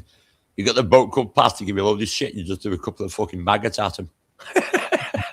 Yeah, I like this. Auto correct on the phone. You can type something in, and all of a sudden, when you press send, you look at the message and say, "Where the fuck did that? Wasn't what I was saying. It's completely fucking different. You fucking fucking." We all do it. We all do it. We all do it, Jeff. Yeah, I watch a few that are dog. Narrow boating type things. There's loads of narrowboat holidays around here. Lots of them. Cruising the covers. One bloke that he's a knucklehead. He's an up, but it's good entertainment. I've been watching him for years, and a couple of the others, but he's probably the one I watch predominantly. He sold a house and went to live on the canals, and then kind of said, "Well, fuck the canals, I'll go back to a house." And then kind of went, "Oh, hang on, I missed the canals." And canals can be a bit cheaper, to be honest. Well, I think floating around on a bloody canal would be a hell of a lot fucking cheaper. It is. It's a lot cheaper. And than there's one chap, him and his Thai wife. I watch his build in Thailand.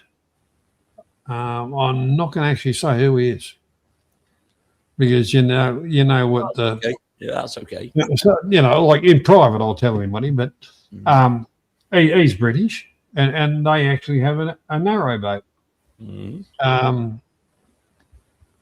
I'm not sure if they've still got a house in England, but they got the narrowboat.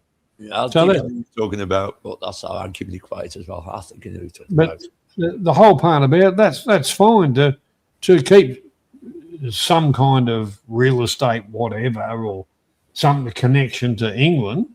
If you want to go back and visit family and shit, you've got your narrowboat to bloody hang out on. But And plus, by another year, they can rent it out because a lot of people will rent out things like that. Yeah. Well, It's I don't know very lucrative nowadays. Yeah, I don't know what mooring fees and shore power, if you're doing shore power, and that'd be obviously the meter would be that, but I would, if England wasn't so far away in such a cold cunt of a country, I'd love to go over there and get onto the bloody narrowboats, because I think that'd be fun. I'd fucking enjoy that. He's a good friend of mine. He's not on YouTube at the moment. He used to be on YouTube quite a bit. And he gave me a phone call. He wanted the canal boat holiday. They put him onto someone who's doing that. Well, not right now, but he's doing it next year. He's having 3 weeks on the canal boat. But, because he's always wanted that. And you know what? It's a good thing to do, to be honest. Yeah. Well, the thing is, food, it doesn't matter where you are. You're going to have food. You got a lot of pubs need canals. A lot of pubs. There's a lot of pubs that need our canals. Yeah, I can see that. I'd be fucking hopeless, mate. I'd be just like a pub crawl. I'd just go from one pub to the next. Well, that sounds good, doesn't it? Roll up, have a beer, pop back on, stagger onto the boat and have a snooze, and then wake up and then chug along. And there's another pub. Oh fuck! I'll go in there and have a look. You only got to go one way, which is forward to the next beer place. Yeah. An aluminium catamaran.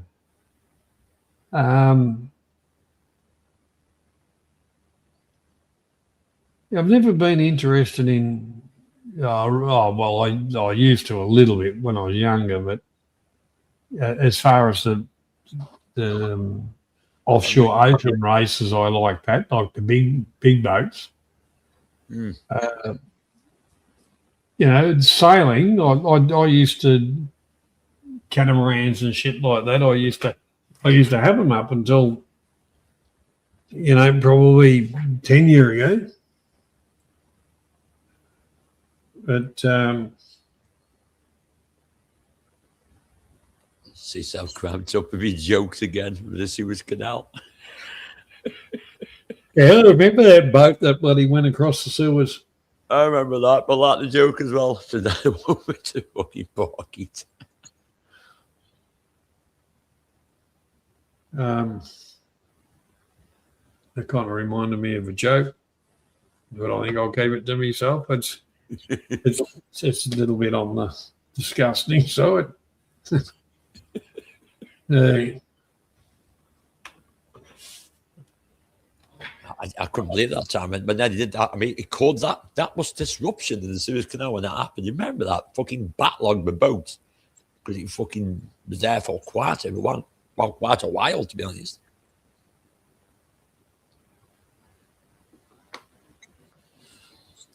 All that dodgy food went to waste. Let's face it, the amount of freight that moves around, that's multinationals, which they're the ones that have fucked everything. Like stuff that you could normally get in England comes from fucking Brazil and everywhere else, and your stuff from England, I know half the time. They've gone broke. because they can't compete. Because all their fertilizers and every other fucking thing they need comes from somewhere else, not down the road. And that's because of our oil and our mines, they close everything down when we buy it from abroad. It could be cheaper to do it in our own country. Because the government is arseholes. Well, put it this way. We go with the fallacy of we vote a person into government, or hopefully, on the bullshit they tell us that they, and then they go in and join up with the larger parties and then they say, well, fuck them, we can do this for you. And of course, which way they're going to fucking go? Well, I'm here for a good time, not a long time. Well, there's a question nowadays. You vote and you hopefully think you can get half of what you say, but you don't even get that anymore. Well, Dave's just put that one up, that Australian grown in, I don't remember what year, it was back in the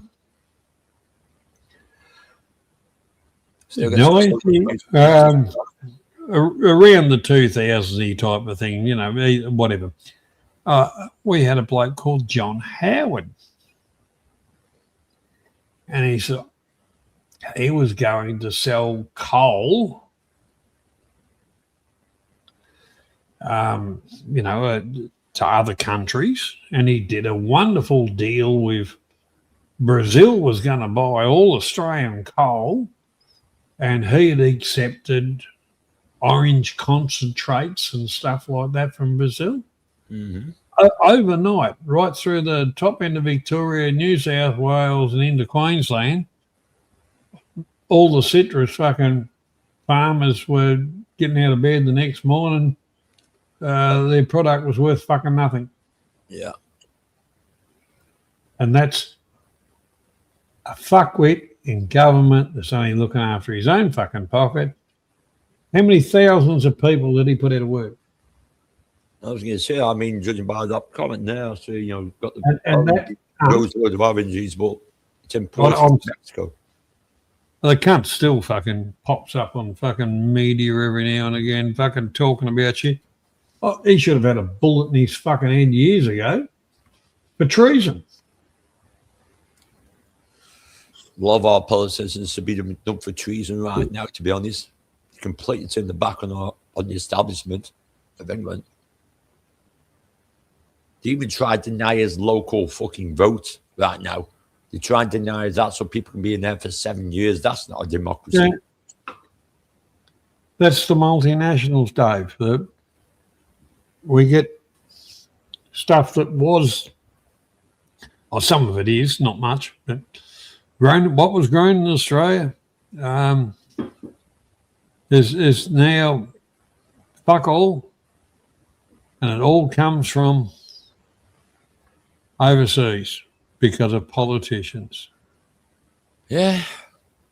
We import all our wind farms and all these fucking solar panels from China that burn coal regularly, quite fucking good, but we can't even burn coal. Well, the thing is, let's just put it there, you talk about Midnight Oil, an Australian group, but, worldwide, the lead singer, their top song was,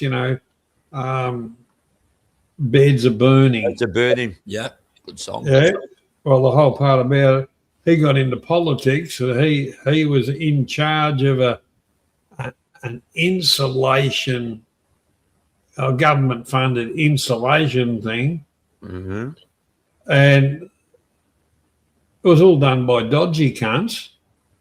And not only were beds burning, houses were burning, and people were dying because there wasn't the right qualified people doing the fucking jobs. Yeah. You know about that. And the funny part about it, the ones that were qualified to do everything actually happened to come from India. Well, I found that very interesting. Now, when that went through, I got a from the government. I got a fucking form to fill in and fucking whatever. Because like part of some of the part of the company I used to run, we used to do thermal insulation. Wasn't interested in fucking house shit. But yeah, I thought to myself, this is very interesting. We go along to a seminar thing. There was fucking Indians hosting it. I thought, what are you cunts even doing in my country telling me about whatever? And I said to this cunt, he said, I don't think you can work for us. I said, I'm not fucking working for you, cunt. I said, I'm here because this fucking mob told me to come here for an informative whatever. What you're saying, I can work for you? Fuck off. Fucking can't go back to where you fucking come from. Yeah, I don't even get started on them at the moment because we've just sent 8.5 million to India to help with their birth control project. Why are we sending money to India for fucking condoms? Fucking sort yourselves out. Stop being that little rabbit and having kids left, left, and fucking centre. Well, I would have sent a donation from Sierra or Mr. Winchester. That's extra money. 8.5 million. Not our problem. It's not our problem that they fuck like rabbits. And that's what does me head in. Why have you sent money to them for that? That's their problem, not fucking our problem. Why should we have to pay for that? It's got nothing to do with us. That's how weak our government is. You're right. Julia Gillard, which was never, ever a Prime Minister of Australia. And the reason why she would not take the oath, because it was against what she fucking whatever. So if she wouldn't take the oath, she was never the fucking, never. This is how much the Labor Party have been fucking bullshitting and carrying on for fucking years. The Liberals aren't much fucking better. Look at that Dutton cunt. Fucking piece of shit. He cost me on my last YouTube channel. Fucking exposing his fucking little fucking carry-ons when he was in charge of immigration. It took us 14 years to get the Tories out. 14 years. And what we get, Keir Starmer Labour, who completely nothing to do with working class people.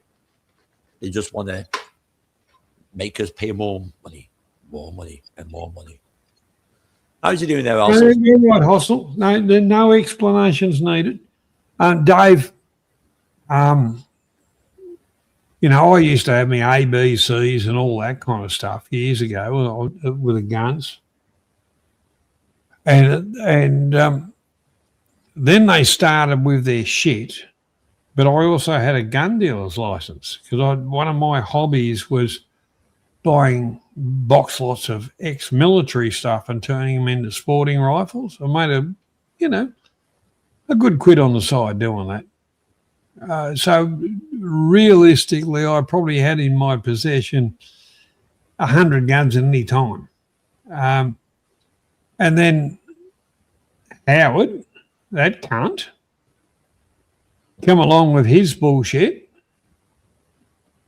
And that year, they did not send out anyone in Australia. They did not send out renewals. Very interestingly done. And I remember I was awake. I'd been to the boozer, got home, doing a bit of a solo party thing. And it was after 12 o'clock at night. Probably. Knock on the door for some coppers. Oh, g'day, John. How you going? You do realise today's date was just after midnight. And I said, who gives a fuck? They said, your licence has run out. And I said, what are you talking about?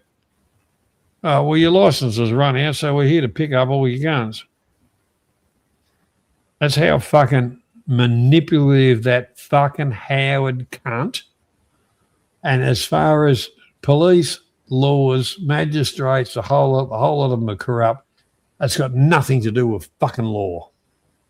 It's got to do with government agendas.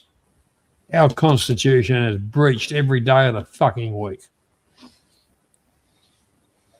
I mean, did you guys we had Labour come in, right? This fucking manifesto. They went back on every part of that manifesto. Every part of it, they've gone back on. Nothing. Yeah. So basically, it's a piece of shit I could wipe my arse on. That's what it's been. Every manifesto rule, they've broken, gone back on it, and just did the opposite of what the manifesto was about. So you may as well just piss on it. Jeff, I would grant Davey a firearms license in a heartbeat, because while he was laying there of a night, all lonely, thinking how pathetic he was, he might decide to use it. You're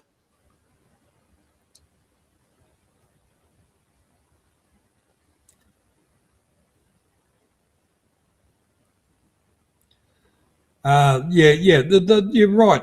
And so it's been like that. Bob Hawke was, Bob Hawke was the one that really cashed in on it. Fucking piece of shit cunt he was.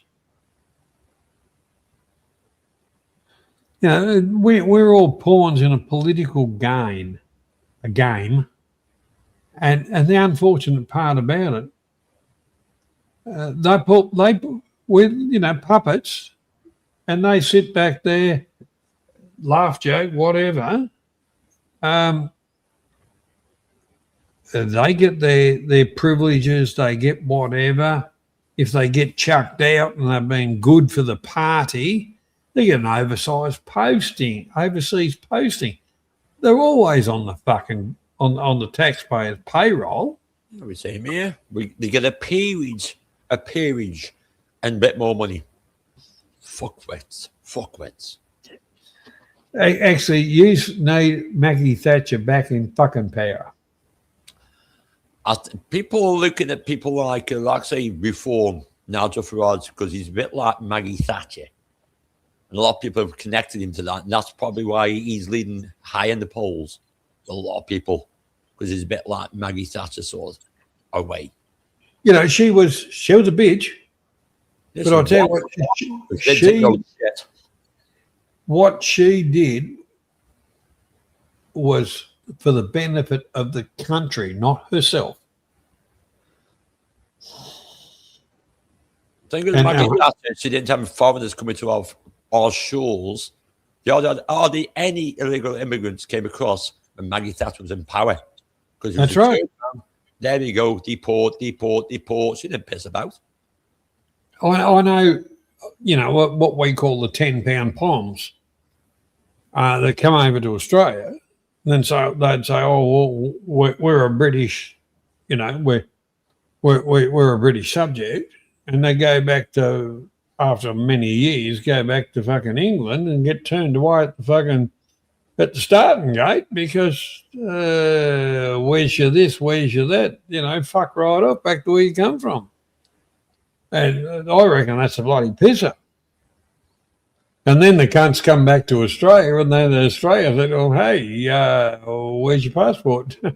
"Oh, but I'm, hang on, no, but where's your passport?" The poor bastards were stuck in the middle, but that's okay. They were English, so it didn't matter. That's typical bureaucratic bullshit. Governments in my life, governments have failed the people so miserably. I don't see realistically how any of them could show their face in public without getting their fucking head smacked in. And that's on fucking British, any of the cunts. It's definitely the same here. All governments do never show the face when there's a tragedy. They never show the face because they just get booed. He really get booed because he don't. Well, you look at Stamina, whatever the cunt's name is. He's a little shit. Yeah, Stammer. Jeremy Clarkson took him on, and who fucking won? Clarkson. Clarkson won. And do you know who backed him up, Johnny Boy? The guy just mentioned, Nigel Farage backed him up. Yeah. He backed him up. He said, any of you farmers get arrested, I will pay the dues for you to go to court and defend you. He backed him up, and they've won the fucking case. They've won it. They've had to do a 3-6. They've won it. 2.5 million now, not 1 million. They've had to backtrack. But you know, the thing is, the money awarded only comes off the fucking taxpayer. It doesn't come off that cunt that's got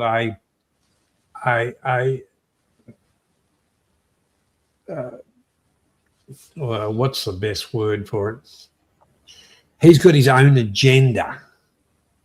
The public pay for it. Where realistically, when he's taken to fucking court, he should be paying the fines, the whole lot of it, out of his estate, his money, the whole fucking lot of it, not the people's. I think Starmer seem to have forgot something, but Farage hasn't. The countryside. He's forgot about all the voters in the countryside. He's forgot all. He's turned his back on the countryside. We get fucked over in the countryside. Farmers get fucked over, and they're sick and tired of it. They're sick of it. Where's your produce come from England? The fucking that's you know the real thing is it's the same as here. The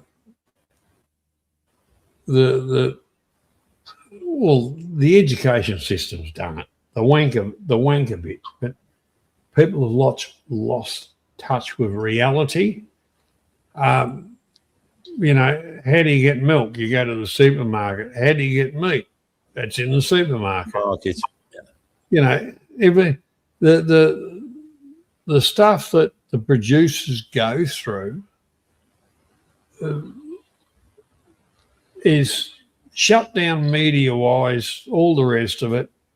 And in between all the fucking stuff when they're talking about it, there's supermarket advertising.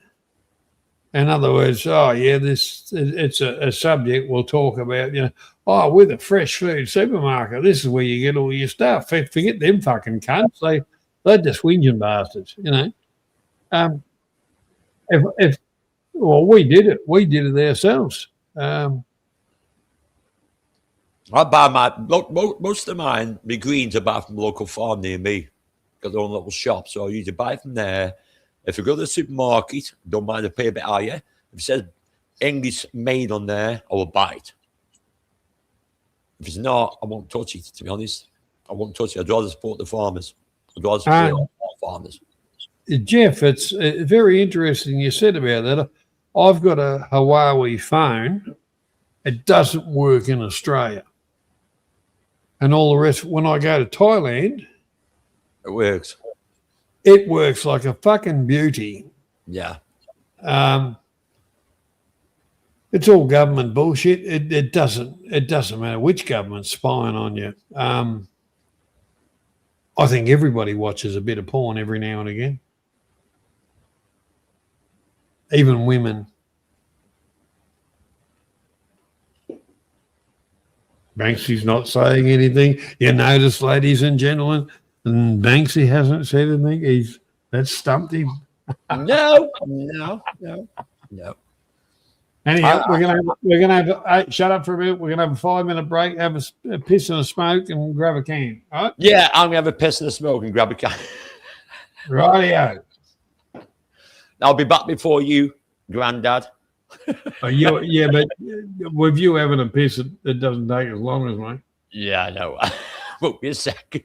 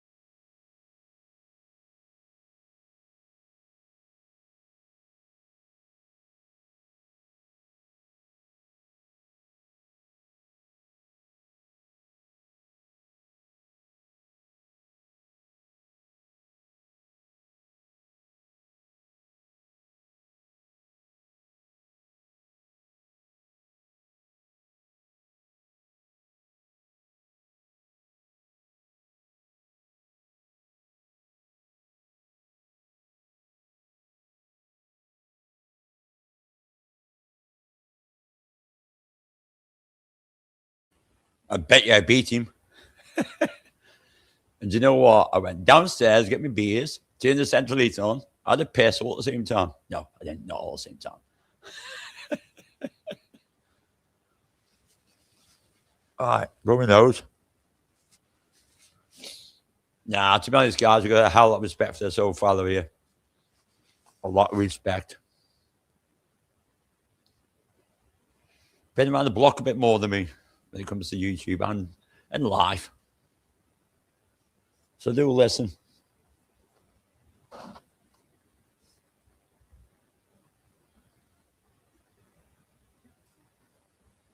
Only free porn. P-O-N. Is that porn? I'm trying to catch up the chat at the moment.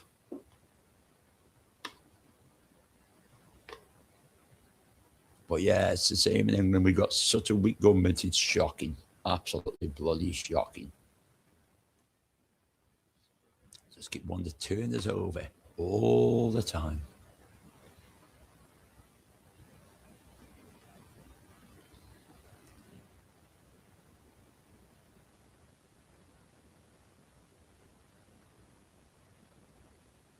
There we go. Hope you guys can still hear me. Update complete. Thank fuck for that. Probably gonna go shit down.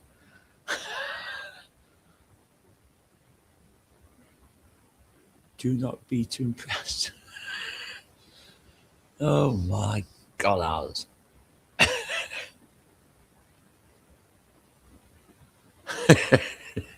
Yeah.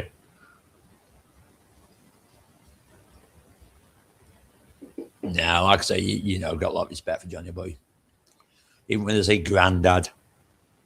Like, you know, see if your ears pricks up. See if he realises what I've said.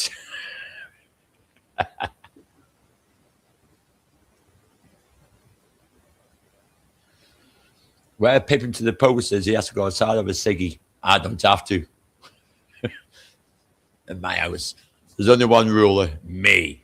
I've got no other off telling me what to do.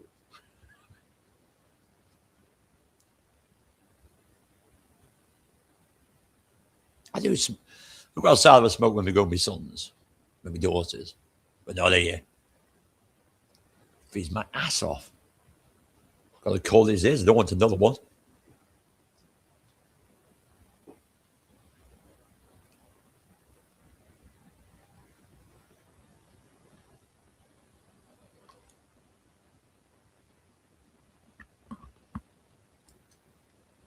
I can't rant about.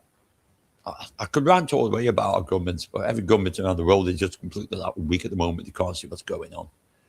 It's like countries being taken over and they can't realise it. It's like they're not looking after their own people.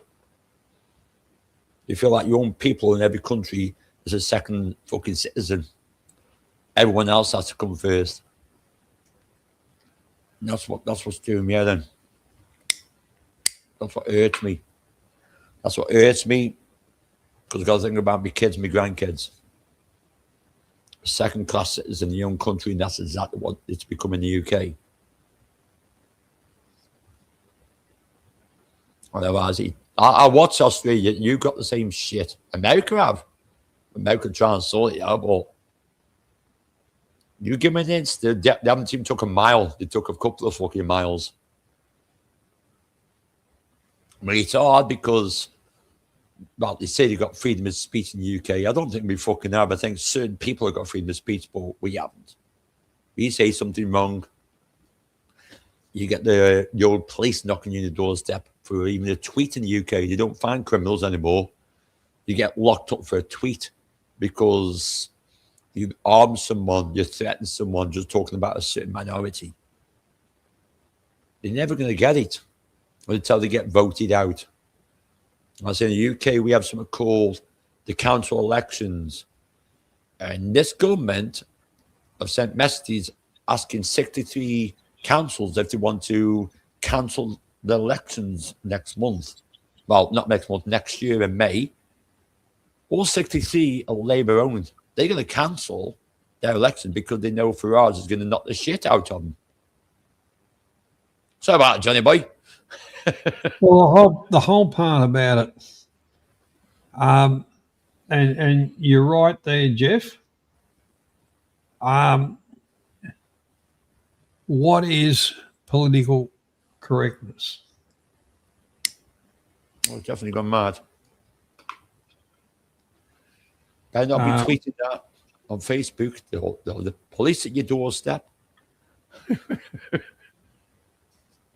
What am I fucking doing? Here we go. You know, political correctness. That was a word invented by politicians. Once upon a time, you could get a soapbox and stand on a fucking corner and spruik your views. Somebody might drag you off it, punch your fucking lights out. But that's their belief. You might have 200 people standing around saying you're fucking right. Governments are frightened of the people. And it's about time the people stood up and said, fuck you. Now, remembering our police forces and all the rest are paid by the people, not by the government, by the people. The people. And they need to start saying, we're here to represent the people. But they're not. And the laws of the country, which, like I say, every country's got a constitution. But it's been buried. I guarantee you, if you go to the library, your local library, Banksy, and ask for a copy of your constitution, the lobby. Yeah, the lobbies. They won't have one. They won't have one.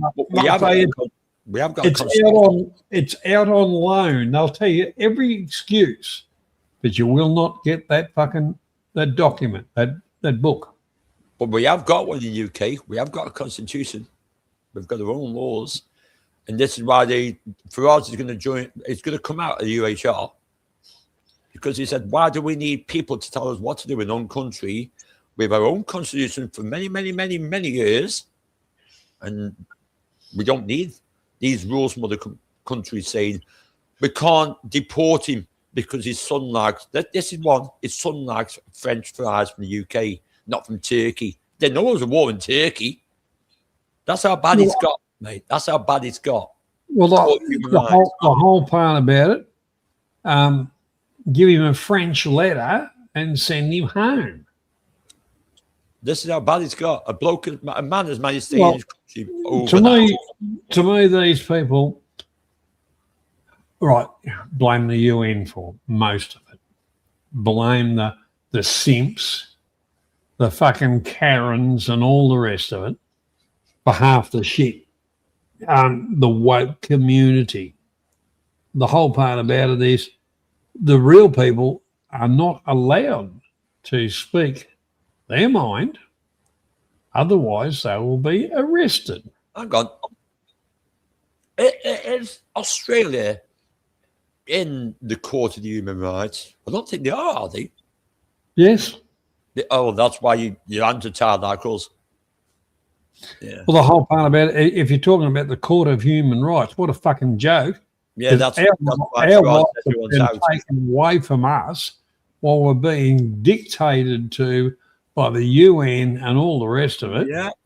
Like our fuckwit government posted, oh, yes, we're doing a wonderful budget and all this crap.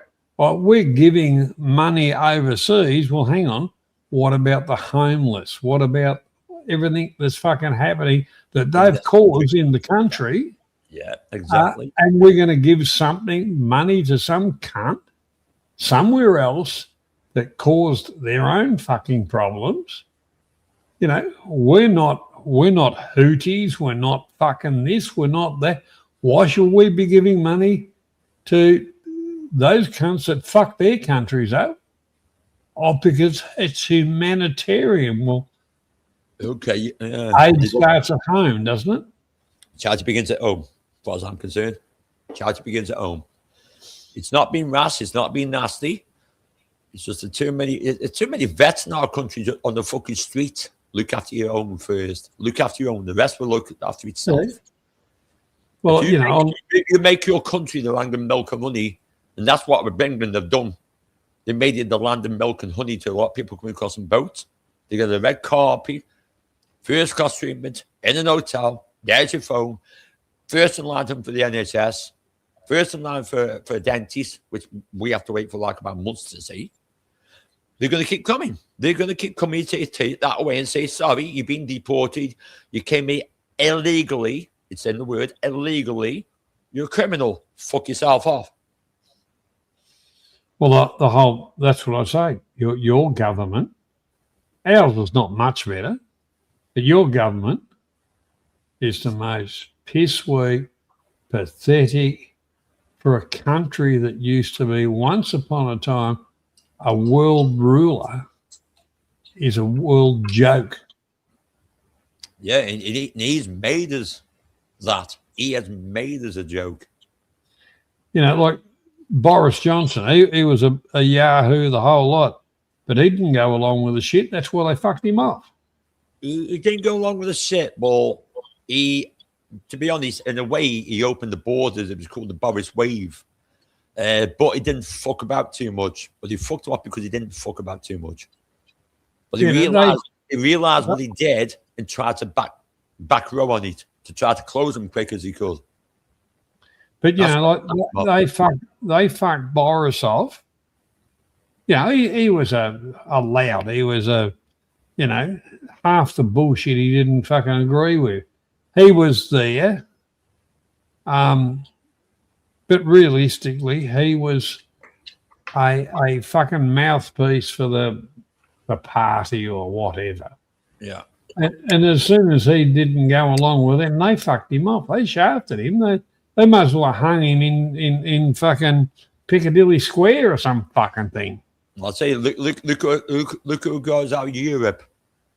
It was him and Nigel Farage. Now he's gone. So it's getting interesting now because we're sick and tired of this two-tier system in the UK of Labour and Conservative. A lot of people now, that's why a lot of people now are voting for Farage. Like I will do anyway. You're sick and tired. Hang on, it's fucking, it's England and you've got a fucking Indian standing that's going to be the Prime Minister. Fucking, where's your fucking self-respect, for fuck's sake? What are you on about? I'm on about Nigel Farage. He's not Indian. And then this fucking other cunt, you know, it's bullshit. Johnny, I'm on about Nigel Farage. He's not Indian, mate. He's not Indian. What is he? Paggy? No, he's English.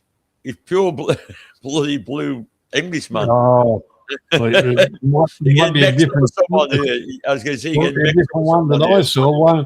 One looked either fucking Indian or Paki or some fucking thing. No, Nigel Farage, mate, you have to check him out. With a name like that, I wouldn't vote for the cunt. Nigel. His name is Nigel Farage. Oh, no, he's full of blood. I don't care if he calls himself Sweetheart or fucking Candle. At the end of the day, hey, Johnny, at the end of the day, all of us in the UK are going to give him that's it, Sinead Khan. He was conservative. That's why you're getting mixed up with Johnny, but he was a conservative. Yeah, as he's just pointed that out to me. Yeah, not that I'm prejudiced, but anyhow, the end of the day, Britain's fucked. What you want to do? Conservatives are fucked up.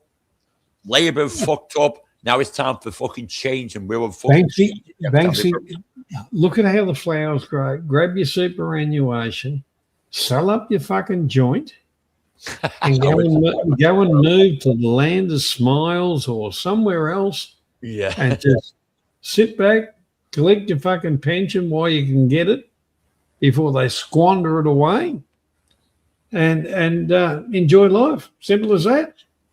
Well, I'll tell you what. I'll make a bet with you. A beer bet. I'll buy you a beer next time for this one. I bet you that our Prime Minister will be gone in the next 5 months. He'll be gone. He'll be replaced with another fucking half-wit. I give it 5 months. He won't be replaced with another half-wit. Well, you're talking England, so they won't get a full wit. Half-wit. I give him 5 months and he'll be taken down by another person to the left who's worse than he is.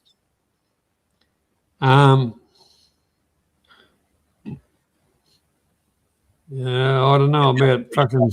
I don't know about Greece. Spain's turned into a little fuck. Spain's and Portugal have turned into a little fucking England's. Turkey. Greece is not as bad, but I like Greece, to be honest, man. Well, the thing is, you don't mind an oil change and a grease job every now and again, so you go through. But I would think value for money, Southeast Asia. Yeah, it would be. It would be. Cambodia's got some pretty good deals going at the moment. Yeah, okay. Well, you can go over there and have a blast, mate. We're getting better deals in the UK, mate. At least they aren't digging in your pocket left, right, and centre, your government. That ain't too bad. It's, do you know, it's sad when people are leaving their own country because they're so fucking, how can I put it, in so much like despair. Despair what's going on. Well, all right. Well, in some ways, because my wife's Thai, and I do like Thailand, although I've got no rights, no nothing, which is exactly the same as here. And I'm proud to be an Australian. I'm not proud of Australia. That's why pissing off from here that's the same makes more sense to me than staying here. Because I'm sick of their bullshit. They're sick of the crap. I'm proud to be English, but I'm not proud of the country I live in right now. Yeah, you're about the same as me. So, you know, like electricity prices in Thailand are 15th on here. All right, I'm not saying water quality is brilliant, but just running water from a tap in Thailand is so that much cheaper. Fucking sauerkraut joke, sorry. Sorry. Sorry, mate.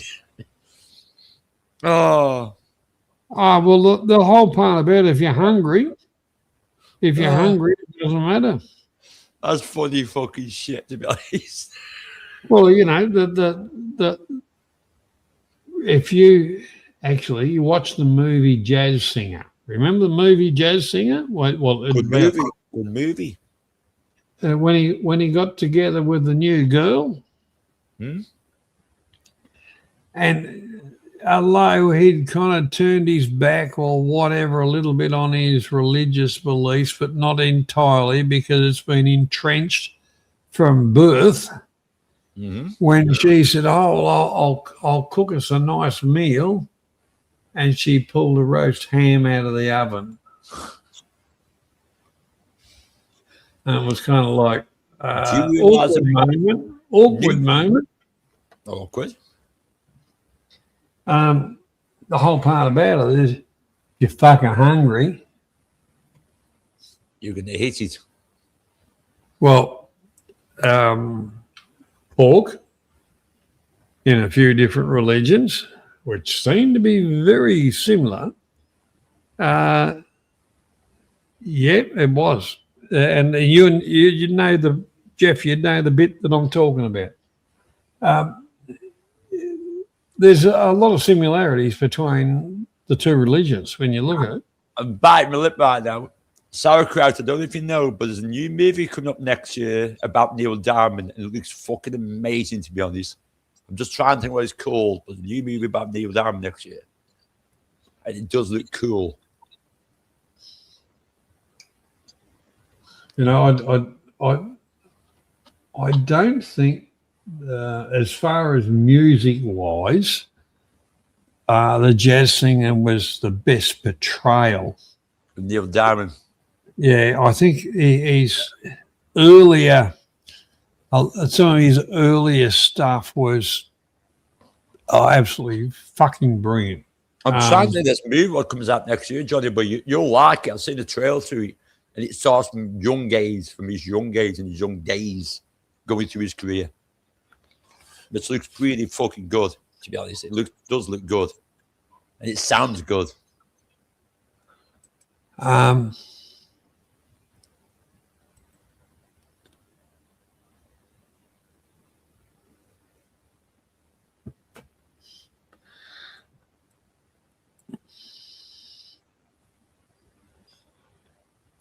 I tell you what, I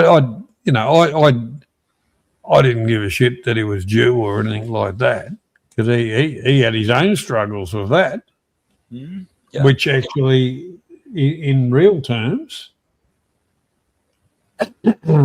just shows that religion is so fucking wrong. Cracklin' Rose was a fucking brilliant song.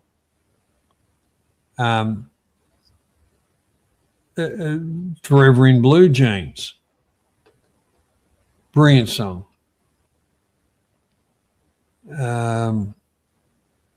Solitary Man.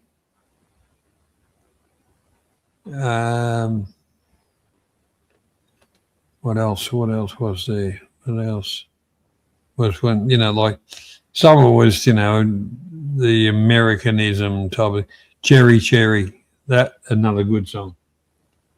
But the whole part about it is, with the jazz singer, it actually brought out the inner part of fighting what had been implanted into him from birth. So the person he actually was, where he wanted to go, what he wanted to do.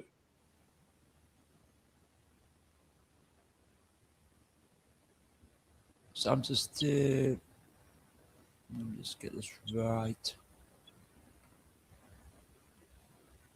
So Johnny Boy, can I drop a link in the chat? Yeah. There's the new Neil Diamond film coming out quite soon. There's a link to it. There's a trailer to it. And it looks really good. Well, the one that plays the main character, it's Wolverine. It's that person. But it looks really fucking good, to be honest. I sung the blues. I'm looking forward to it. You're talking about an Australian. Exactly. And he's doing a real part of Neil Diamond. Hugh Grant. It looks epic. It looks really. Oh, Hugh Jackman. Sorry, not Hugh Grant. Jackman. It looks. And Kate Hudson. Looks really good. Actors. Looks really good. It's Australian production. Yeah. It's a good. Like I say, I've looked at it in the trailer. I thought, do you know what? I can't wait to watch this movie. I really can't wait to watch it. Well, it's going to cost you £1. Nah, I'll just stream it. I'm a pirate. Come on. Cheap ass bastard. Well, yeah, I'm really looking forward to that movie. That's the one, mate. I'm not a songwriter. I'm not a sex symbol. I just want to entertain people. I don't want to be a hairdresser. I want to sing. I want to dance. I want to garden. I want a cat. I need something big. I need something new. What do you think? You don't want to be a Neil That's what, Diamond mate. impersonator. You want to be a Neil Diamond interpreter. I was looking for the right way to say it, and you just came right out and said it. Tell your mama, girl, we can't stay long. We should call ourselves Lightning and Thunder. We gotta catch up on. So you be lightning and I be thunder. Yeah. You. I'm glad you're That not is watching not that very big- professional of me, but I've been wanting You to. do well, mate. Let's keep That it was on. one of those heavy hitting shopping things. I know. It's kind of weird. He makes. My dad in Vietnam, Based on a sometimes he true has to story. crawl over dead bodies. It looks, like I say, it looks really good, man. Looks I really can really good. use for you to tell me I'm doing the It right thing. does. I think you are. It's from Young time of it. You were gonna That looks really good. Bad things happen over and over, and I just want to sing and I want to shine. Just say, can't pay you anything right now, that's all. Came in for you, brother. Big Caroline. I wouldn't go any shorter than this. I wanted to ripple and wave. Well, I suppose Wind in a bar. either way, it's a Like a rip leaf off blower. the jazz thing. Do you have one? Sure. The way we talking that Sweet Caroline, the good times never seem so good. But it looks so good, Johnny. But it looks so good. How am I doing? Huge. I just disappear in the music.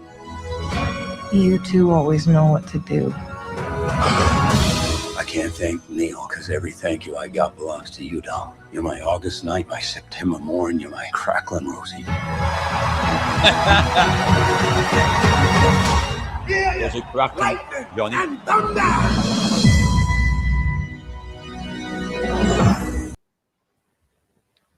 I can't wait, man. It looks fucking amazing. It was your early years. It looks fucking amazing. Well, in honesty, it might be. It's all Aussie Productions. Yeah, but what we're seeing there might be the best part of the whole fucking thing. That's it. I won't know till I watch it, but it looks really fucking good. So I'm looking forward to watching it, to be honest. I will watch that movie. Jeff, the one thing about it, it's not a religious thing, realistic. Some people get llamas or lemurs, depends on if it's what part of the world you come from. Some people get sheep, some people get goats. Some people get old boilers. Hey, this might be a concrete episode to say this. People started to rebel in the UK over something might be stopped soon, because we slaughter our animals, which is humane. Well, yeah, the thing is, let's be realistic here. You're talking about something. The end product is meat, and then it's further produced or whatever. No, there's certain ways of killing animals. I don't really think it is nor humane nor ethical, whilst an animal is alive, to just say, I think I would like a piece of rump steak and just cut it off. Yeah. There's a lot of shit going in the UK with this one right now with Alan meat. It's like no. And I hope they go with it as well. Animals should be killed humanely, not in that way. They need that ball rolling. Actually, Jeff, Cabrio will say anything he can to get a reaction. But at the end of the day... Are you right for a second? I'm just going to turn my meeting off a second. Caprio is a fucking Jew. His family's Jew.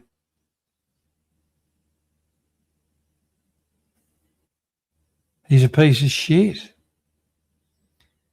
He's a product of incest.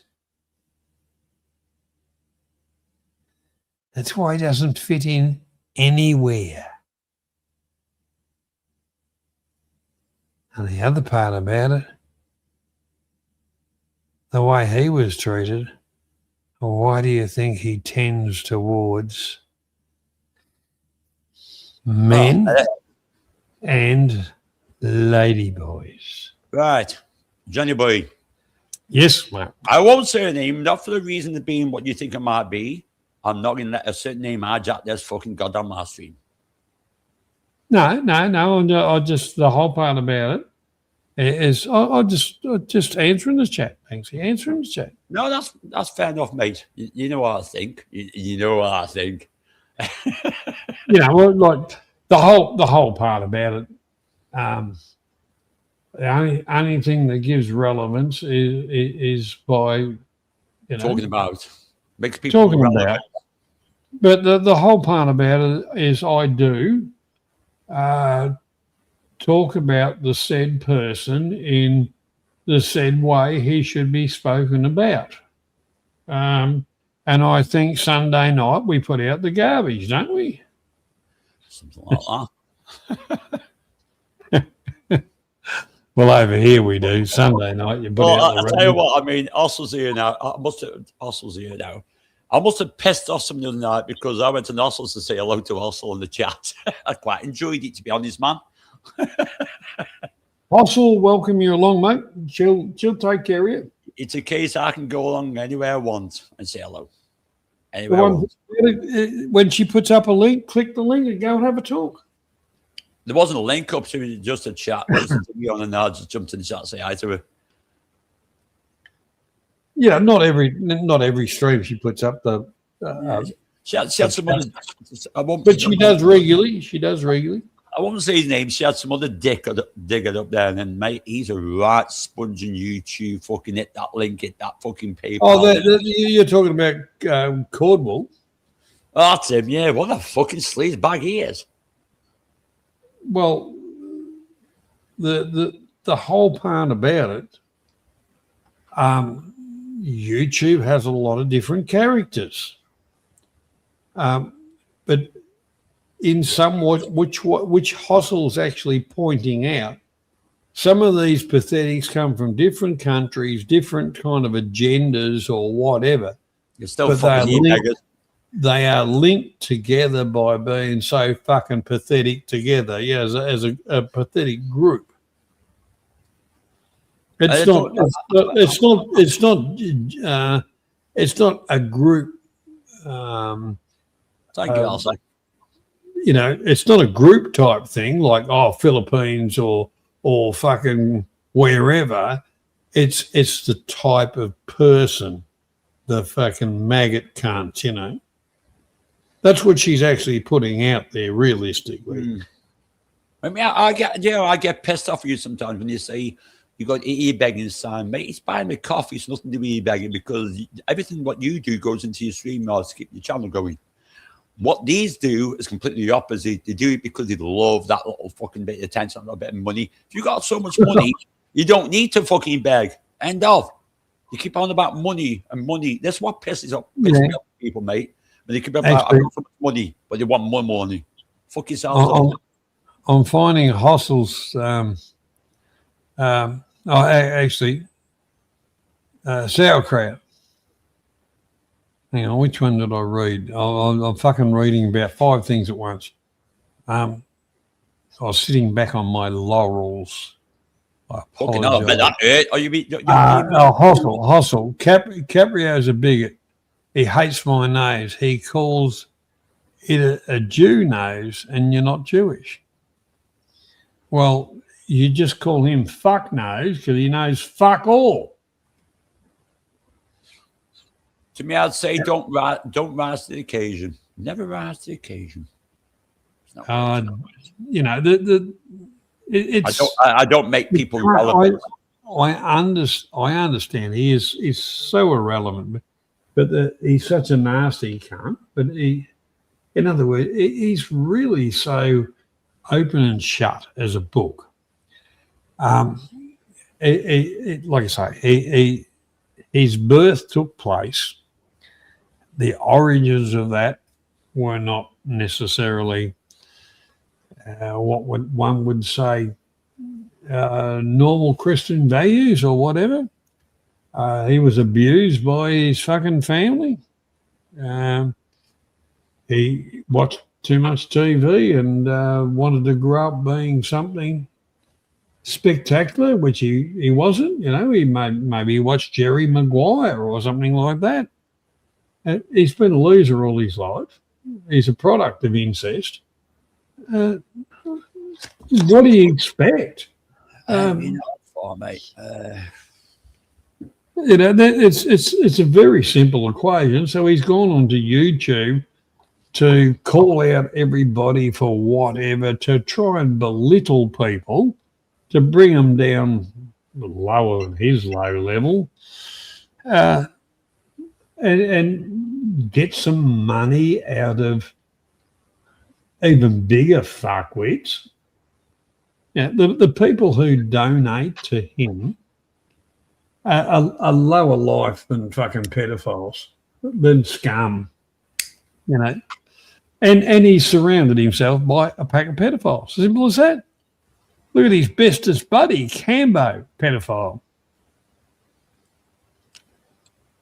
I'm not going to say about that, mate. You know, I can see in honesty. I'll speak to Capio because the reason being, if I ever speak to him, we mate Beachy. I've got a lot of respect for mate Beachy. Yeah, but that's fine. I'm not putting Beachy in that mix, mate. That's what I meant. That some reasons I speak to people because I've got a lot of respect for me, mate. That's the only reason. You know, the one part about it is what Simon does, and we've all spoken about it. We don't always agree with it, but he does it for the fun of it. It's a game to Simon. But the other cunts, it's their fucking life. It's their lifeblood. It's their oxygen. It's their he popped it straight away their today. Wages. That's how pathetic they are. Well, I say he was straight in today to say hello to you because he's got time for you. He's got respect for you. That's why he popped in the chat, say hi to you. Yeah, and that's why I answered him straight away. G'day, Simon. How you going? Merry Christmas. It is what it is. Yeah, it is what it is. No, I said the other week, I know Simon on a different level to the YouTubey bit. Exactly. And I said that. Do I agree with everything he does on YouTube? No, I don't. I don't. He knows that, but he understands as a mate. He still respects me. But you know, as games people play or whatever, Simon got sucked into it by a few others, and he's having a bit of fun. Simon's not on one side; he plays both fucking sides. Oh, he smirks at it. Just the game to him. Yeah, it's fun, but you know, that's why anything Simon says, don't worry about it. It's just taking a piss. The real part about it is the others. They firmly believe what they fucking say, and they are, higher than others. You know, the hallelujah type of thing when they are the most pathetic people in the fucking planet. Jurgen actually pointed out a few good ones through the week, which I thought was quite funny. But, you know, as far as going onto their channels and attacking them and shit like that, trying to, you're never going to win doing that because they got control of all the buttons, how everything runs. You're just wasting your time. You actually made a fool of yourself by doing that. I'll answer that question from Marcel, which is probably a difficult question. Yep. I'll answer that question. It's not a game. At the end of the day, Beachy has always been Beachy. He's never going to change. No matter who comes along and the people before him, he's never going to change the one he is. You're not going to change him. No one's going to change him. You find that the more you kick the door, the more that door will kick back. Now, normally, if you leave that door alone, it leaves you alone. And that's all I can say about Beatty. I mean, outside of on real life, he's a really good fucking guy, to be honest. He is a really good guy. But I'd say it's the more you hammer something, the more it's going to hammer back. Sometimes when you leave it alone, it leaves you alone. Oh, Hustle, you know, the Simon's not innocent. And we've said that. Do we agree with it? We don't. Simon, though. You know, that's it. But we know Simon on a different level to YouTube. And that's the kind of thing. Also, have you just changed my name to Binsky?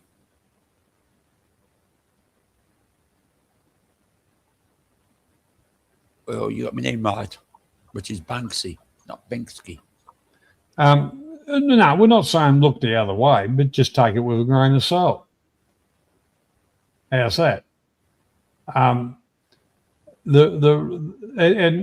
Banksy just kind of said the same. So my name's just been changed now to Binsky. Oh, thank you very much. Oh, well, put your blinker on. Yeah. The whole part about it is the other wankers. They are 100%. Also, I'm nothing like them. I'm nothing like them. I'm way, way different than them. To be honest, I'm way different. I chose my path 4 years ago and walked away. Ever since then, I never looked back.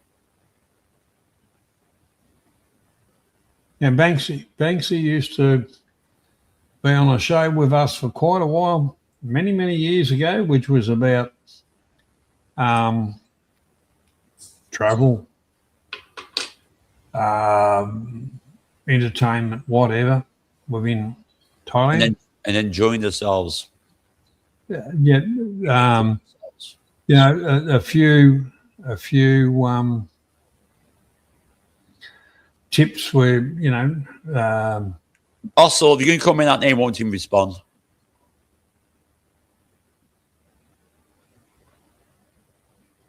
The whole part about it, Hustle. Please don't disrespect my mate.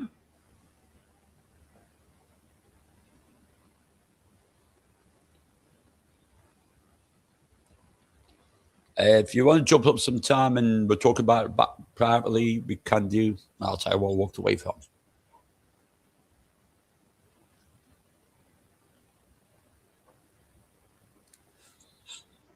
Oh, look, Jeff, you're probably right, but like I will admit, like so we do no so I don't give a fuck what time it is.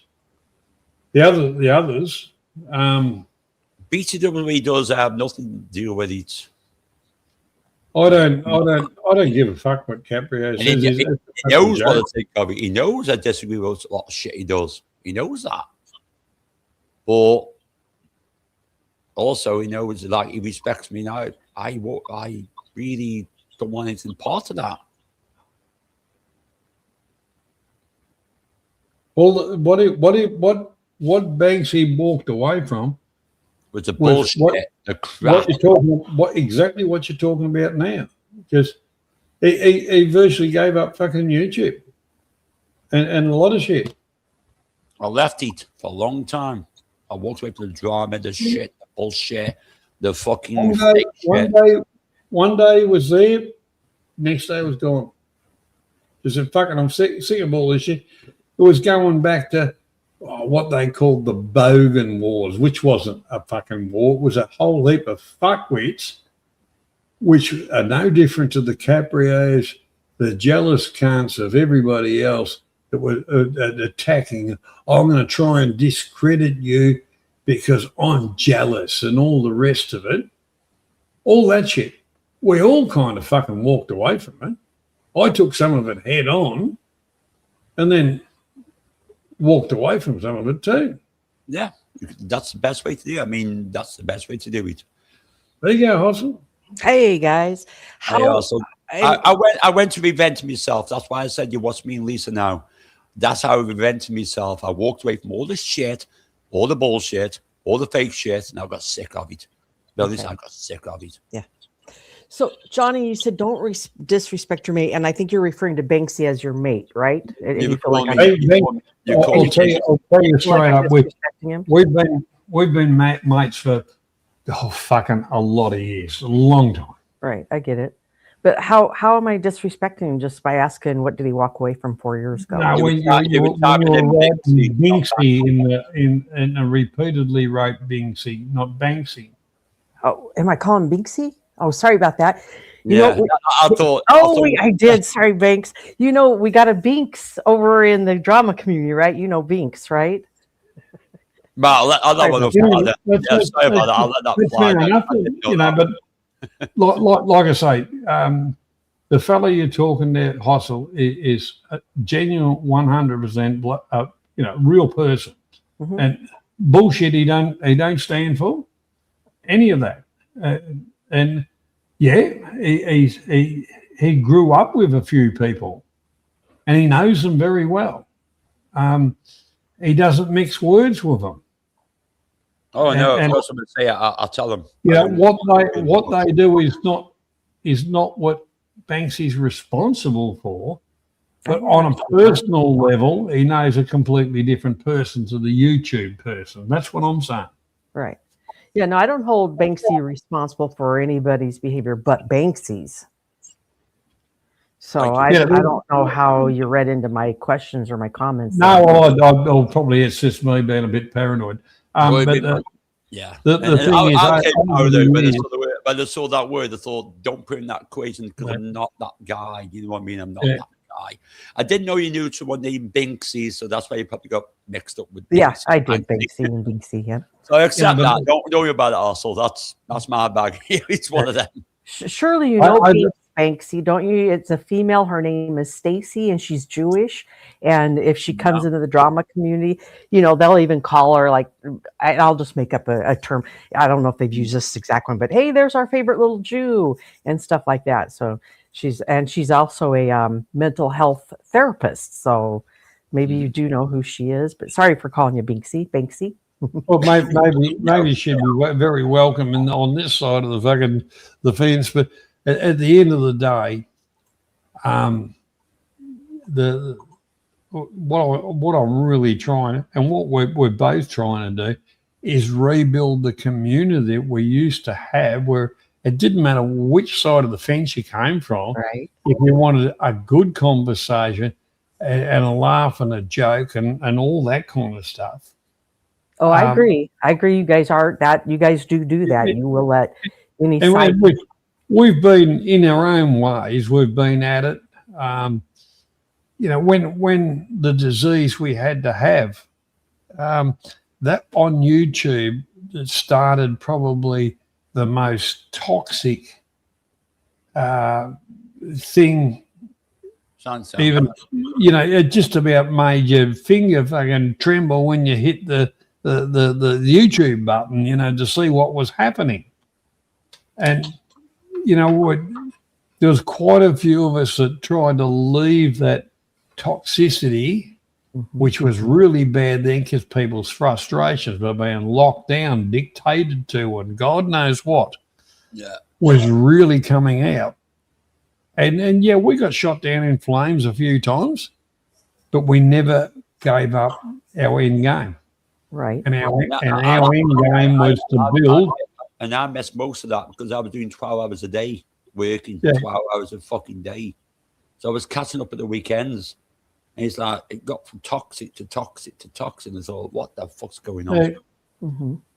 But our end goal was all the same, that we wanted to go back to what we used to have, which was a community of people. Forget about the genre part of it. The people in general, community. Yeah, the thing is, that's why I started off the trivia. Challenge people's minds, take minds off what was going on around it, and challenge the mind, because everybody was locked up like little test tube babies, But at the other side of it was all this negativity, all this, I'm better than you and you're a piece of shit, and fucking all the shit over the years. We've always kept with the goal of a community of people that doesn't matter what side of the fence or wherever, that can come along and have a laugh and a joke and share a few conversations or whatever together. I don't think it's a fairy tale. I think it's achievable. What got me with that is how it became so toxic so quick. Toxic so quick. It was shocking. It was within fucking days. It shocked me. I've seen this move across all the genres, starting with the drama community. I saw it going down in my own community. and it was one person coming in. Thanks, Jeff. Creating this drama that we've never seen before, this boldness, this bluntness, this crudeness, just attacking people. And what I've been paying attention to is it's not up to you, the host. It's your audience that's going to command that type of content from you. And most of the creators are just saying that's what the audience wants. Let's give it to them. I'm getting better donations when I do this than when I go fly my drone and you guys watch it. And I'm just throwing out examples, right?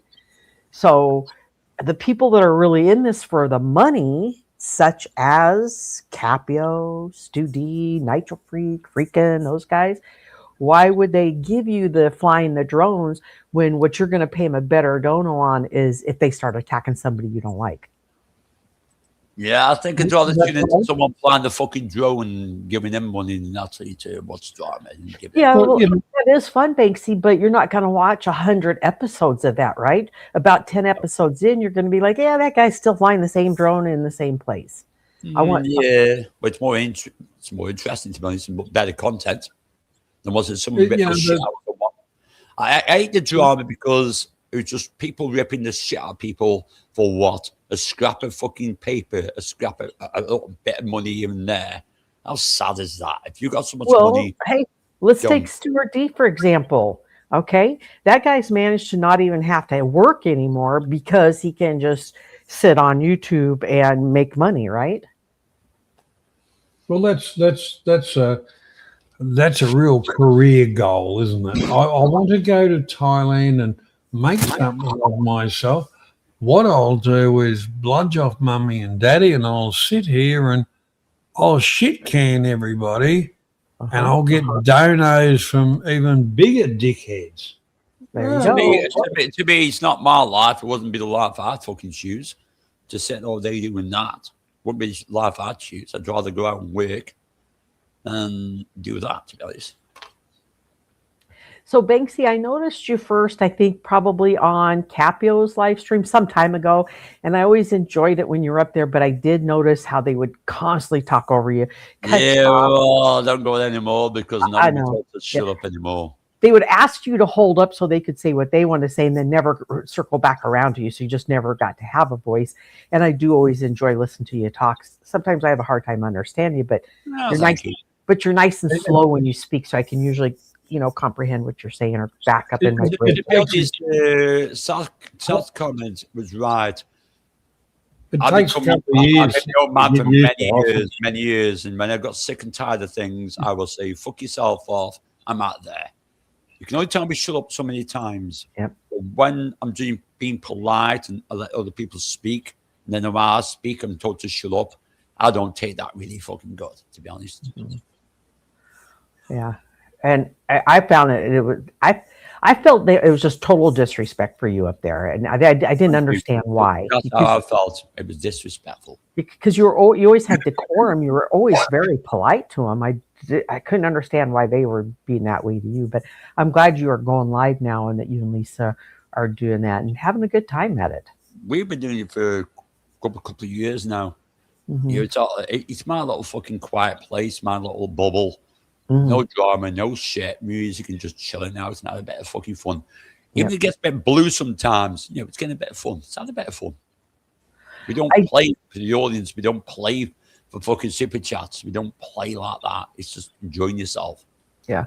I did see you in Siemens chat yesterday, I think, or maybe Christmas Day. I saw you over there. Yeah, because I do hate one guy. I do hate Richard. Yep, there you go. I was gonna say you was fitting right in there with talking shit about Timmy, and I was like, whoa. Yeah, I do not like that guy. Believe me, there's a lot of things behind that. I do not like that guy whatsoever. Give me your top 3 things that you dislike about him. I always put down so many people after they passed away when they're not there to defend themselves. Talking about dead people, is that what you said? Yeah. Okay, there's number 1. What's the next one? Next one. Hated him is so fucking racist, which I can't stand. Thank you. There you go. I was waiting for that one. I was hoping you were going to say that, to be honest.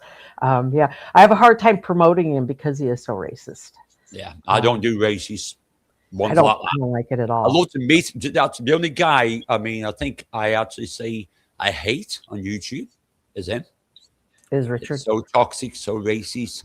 I love to meet the fella. To be honest, I mean, I don't normally say that to people, but I love to meet that guy. To be honest. So you gave me two. Was there a third one and I missed it, or is there one more? A third one, I think, is to be honest. How could I put this in the context? Is that happening with it being clean? I don't like people that hammered and become 10 men after a beer. And you need to do that to make themselves relevant like the big man. But to be honest, I just love shut his face because he's so racist. I really I despise that.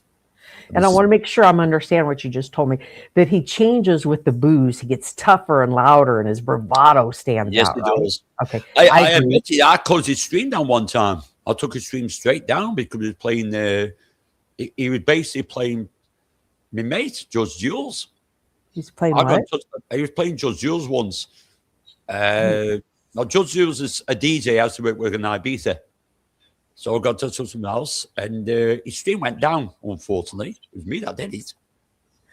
He was playing some music that was racist, or what was the music He was playing Judge Jules, a DJ that I used to work with in Ibiza.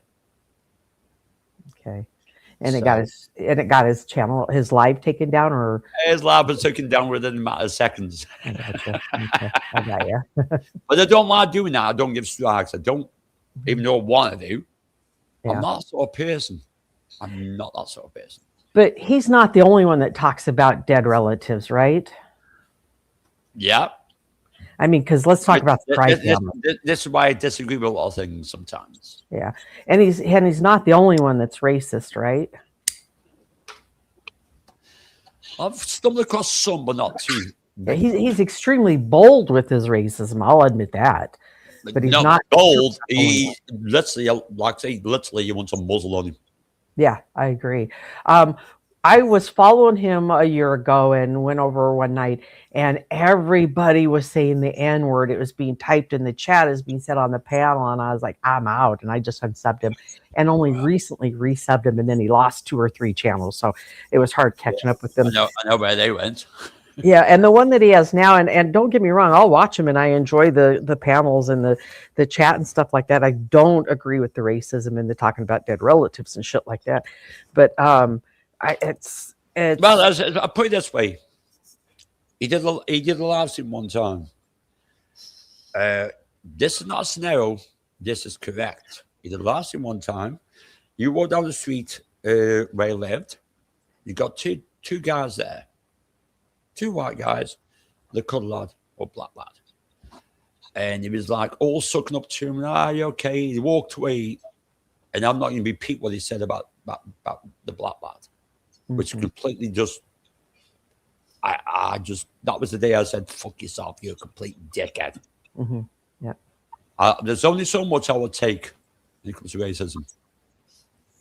Can I interject, please? I'm going to put a comment up. Interject as much as you want, mate. Bull. and it was actually put into the chat. Do you mind if I ask something? I said, yeah, not a problem if you respectfully. Now the comments come in. All right. If you really want to rebuild a community, Johnny, you have to stop people like Jeff, which I would think is sauerkraut. And hustle using your channel to attack people because that's how this stuff never stops. The thing is, this is the open chat part of the channel, and we're all getting attacked ourselves all the time by these others. So by a little bit of expression, that's fine. It's no secret. I fucking hate Caprio with every fucking ounce of fucking energy I've got in my body.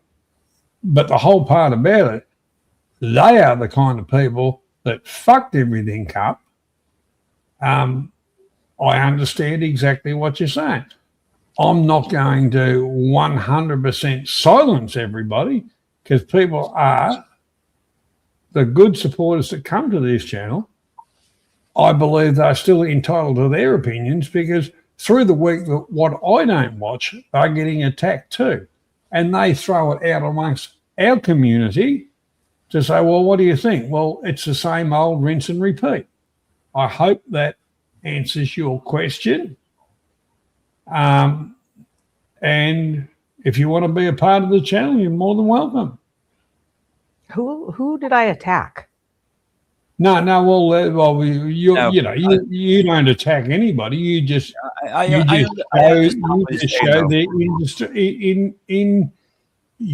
their indiscretions and all that kind of stuff.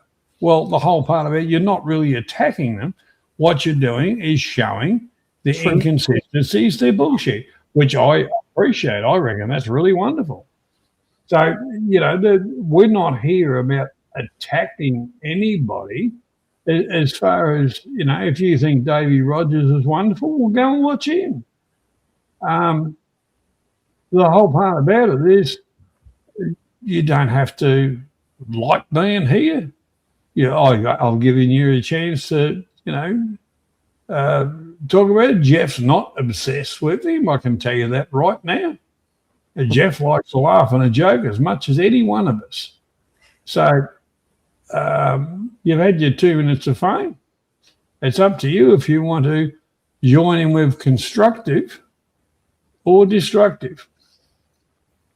Okay, right. I'm going to say to a degree, mate, I actually understand there where he's coming from this way. You've got your community going. Let's not go. Don't go off the page. You've got a great community here, man, and don't lose that. As you know, Banksy, for years, and some of the subscribers of this channel have been around for years, through the ups and downs of channels going, and that's a good thing, and that makes me feel good. At times I take a hiatus. Other times, life gets in the way. But generally, I kind of hope that other people, which you've done, Banksy, pick up that torch and try and build back what we used to have of a positive type of community where people have a laugh and a joke, share recipes even, all those kind of things. It doesn't have to be negative all the time. Depends on what you do. It doesn't have to be negative all the time. Never read into something what's not there sometimes. It's what you create. If you want to create drama, you create drama. Go out. I'll say to everyone, if you like drama, jog on, to be honest. I could open up next week and go full on attacks to whatever, whomever. I will mention at times that because it's come to my attention that something, and it's via hustle, things that have come to my attention where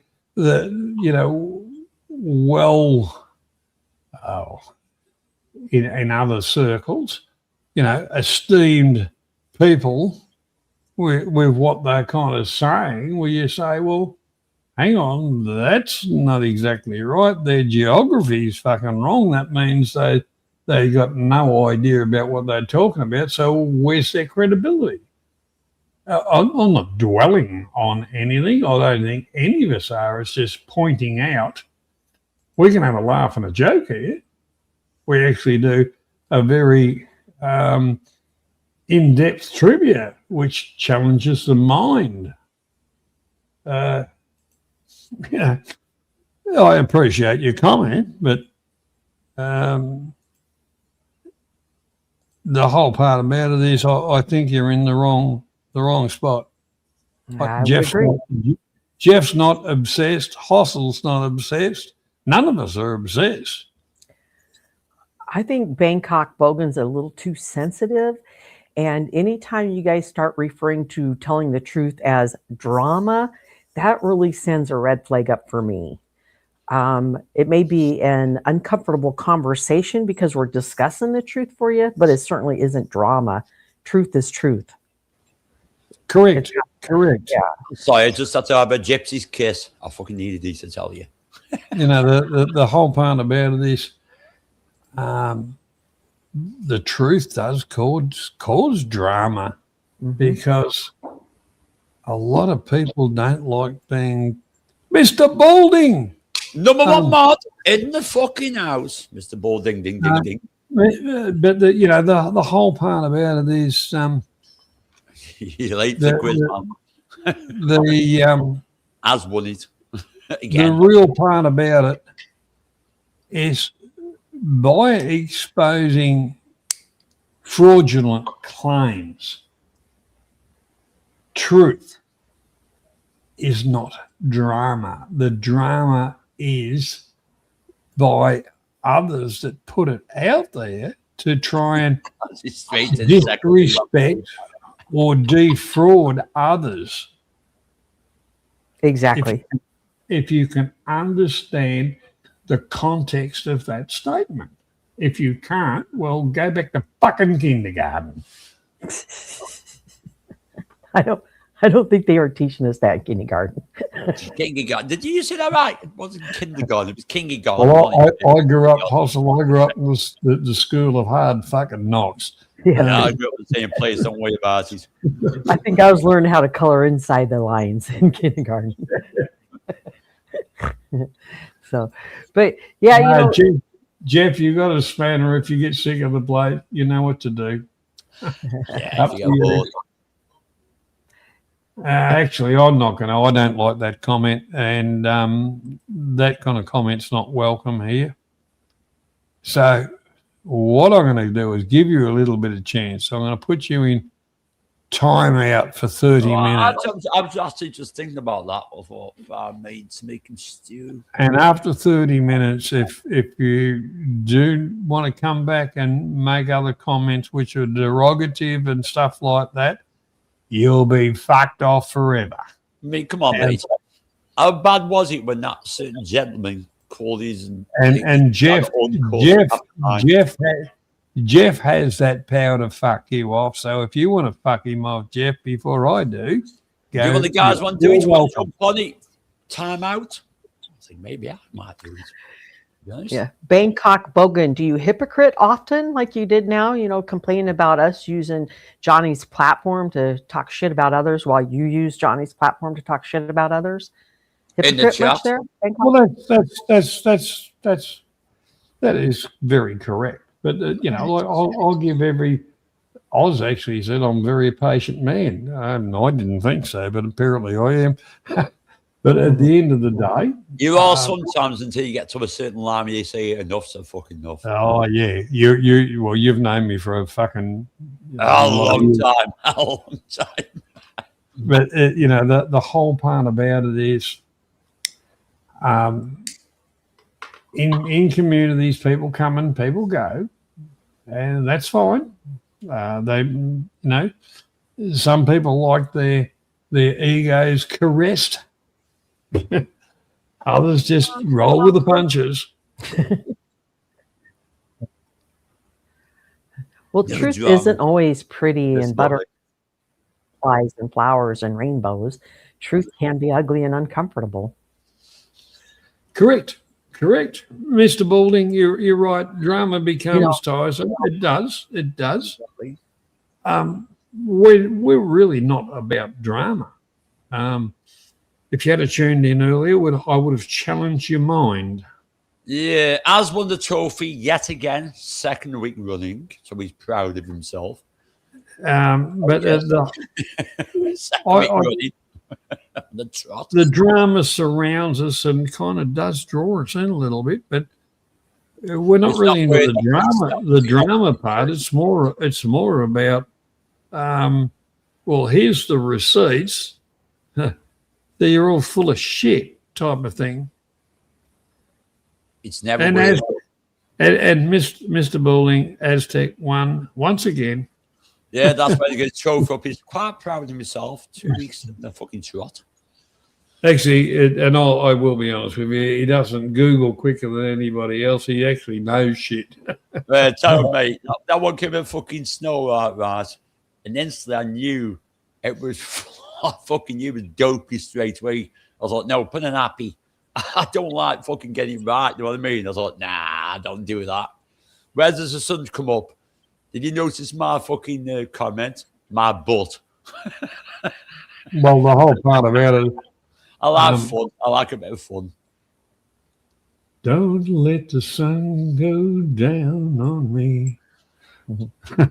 Well, you said the same, innit?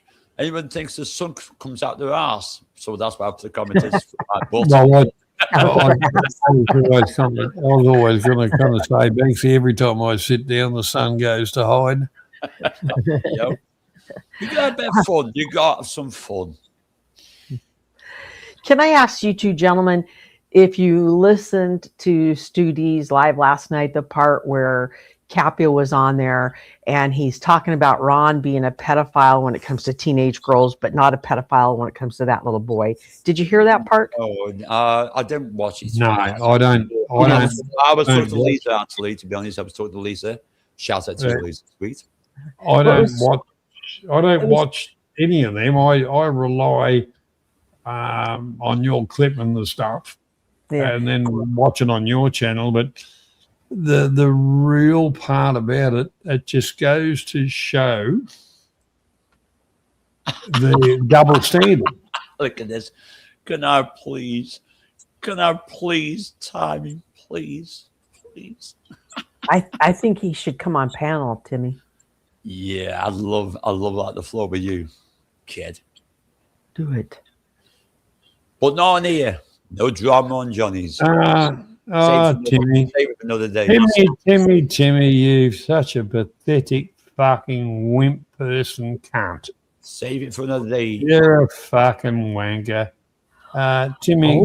Timmy, you're fucking out of here, mate. It's probably not even real Timmy, is it? Yeah, that's the real Timmy. That is him. I've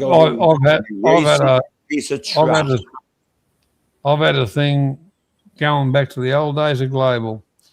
We allowed Timmy to join the ranks, and he actually turned it into shit. Yeah, you're right, Banksy. Shit.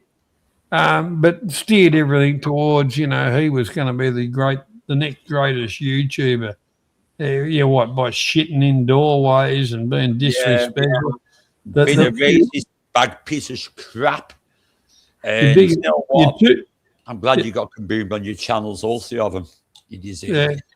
The one part about it is Timmy's biggest claims to fame was he fell asleep pissed in front of his heater and his dog fucked his head. Got slapped from his wife, which he deserved for keeping her up. Yeah, he was showing the teenage daughter on the camera, and his wife came out and slapped him around and told him to fuck off. That's the caliber of Timmy. What a fucking piece of shit. Plus, human excretion. Playing Judge Jules. Chloe, you down playing Judge Jules. I gotta ask about him shitting in the doorway. I just saw that recently. I think Seaman was running that all day or something. I saw it. Had no idea. It's disgusting. So let me ask you: did he shit in the doorway as revenge, or did he just have to shit? And that was just that's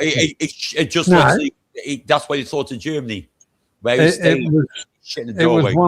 It was a racist thing. Okay. And what was the doorway leading to? What was it? No, it was apartment. It's an apartment. It was a shop. Okay. It was a shop. It wasn't a shop, mate. It was an apartment, to be honest. Oh well, the whole thing about it was Middle Eastern people lived there. Yeah. And all that kind of stuff. And he said, well, they're only pieces of shit. They they piss and shit in the street and all the rest of it. So that Which they is did not. a little bit of truth in that was some, not all. So he decided he was going to be a YouTube hero and went and shat in the doorway. Listen, I'm not getting the spotlight, mate, because that's all he wants is a spotlight all the time because he's racist bag of shit, as far as I'm concerned. Shitting in a doorway has never made anyone a hero. Well, it was good to see that he actually, when he did it, he pissed himself on his trousers, so that was pretty funny, to be honest. Yeah. Well, you know, the whole part about it, that's the mentality of Tim Hay. I can't be racist. I know I'm going to move on from him because he's an husband. Can't be racist, you guys, because if there was a baby left on a street, no matter what color it is, I'm going to pick that baby up and make sure it's warm and fed and get it to the proper authorities. Good on you. Good on you also. Good and if I needed a heart transplant or any type of transplant, I'm not going to say, I only want it from a white person. No, I ain't going to do that. Why the fuck would you guys be racist based on what color God made them? That reminds me of a joke, Hossel. That reminds me of a joke. You know, the husband said to the wife, or the wife said to the husband, she says, don't forget I go in for surgery tomorrow. And the husband said, yes, darling, I know that. And she said, I love you. And he said, I love you more. So his wife went in for the surgery, heart operation. And when she woke up, the first person she saw was her father. And her father said, where is he? And he said, I got you. He's not here. Yeah, I've heard this. She said, oh, don't tell me. And she started crying. And then the father said, no, he's gone to the toilet. So I said, I got you. I've read this one before.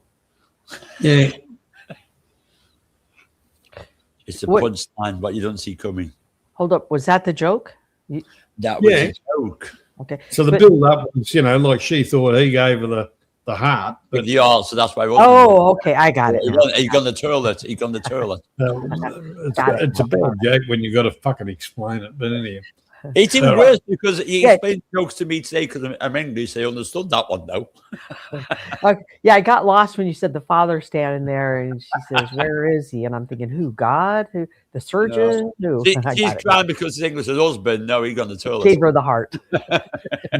If only it was that easy. But and like they say, you know, the thing is, there are races of people. Mm-hmm. And they come from the Middle East, simple as that. But, you know, they'll just piss and shit in the street anywhere. They don't, you know. It gets, you know, when it comes to race, or it gets more to me when it comes to religion, especially if you're in a, well, I don't want to bring religion into it, but especially if you come from a certain religion that turns up in your doorstep and you don't agree with like blood transplants when you need them. When you need them, how can you watch your kids die because they need a blood transplant? I can't understand. They believe they'll have them. It's all the bullshit of God took them and when on their reincarnation they're going to have a better life. It's a load of fucking bullshit. It's bullshit. I can't get that, man. It always makes me cry when I hear about that and that religion because it's so wrong. I could never sit there and watch my kids die because they needed a blood transfusion because of my religion. I couldn't sit down. Well, I'll tell you something which is near and dear. One of my sisters, which at the time was kind of near and dear, she had a hemorrhage, you know, post delivery of a child, and they were coming back home to, oh, here's the new baby and that, but she had a hemorrhage and they were at a small hospital, and for some reason she got hooked up with Jehovah's Witness. Ooh. Which their belief was not to have. Yeah, that's the religion I'm on about. Blood Oh, they don't transfusions. do the transfusions, huh? Yeah, that's the religion I'm on about. That's why I Yeah. find it's doing it. That's only one of them, but there's a few more religions around the same.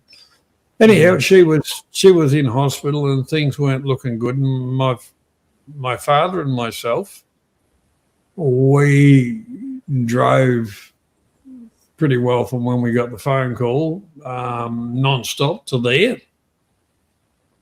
And we got there, and they said, "Well, she needs a blood transfusion and all the rest of it." And we went in there to talk to her, and I said to her, "Well, what's your problem?" She said, "I can't have anybody's blood."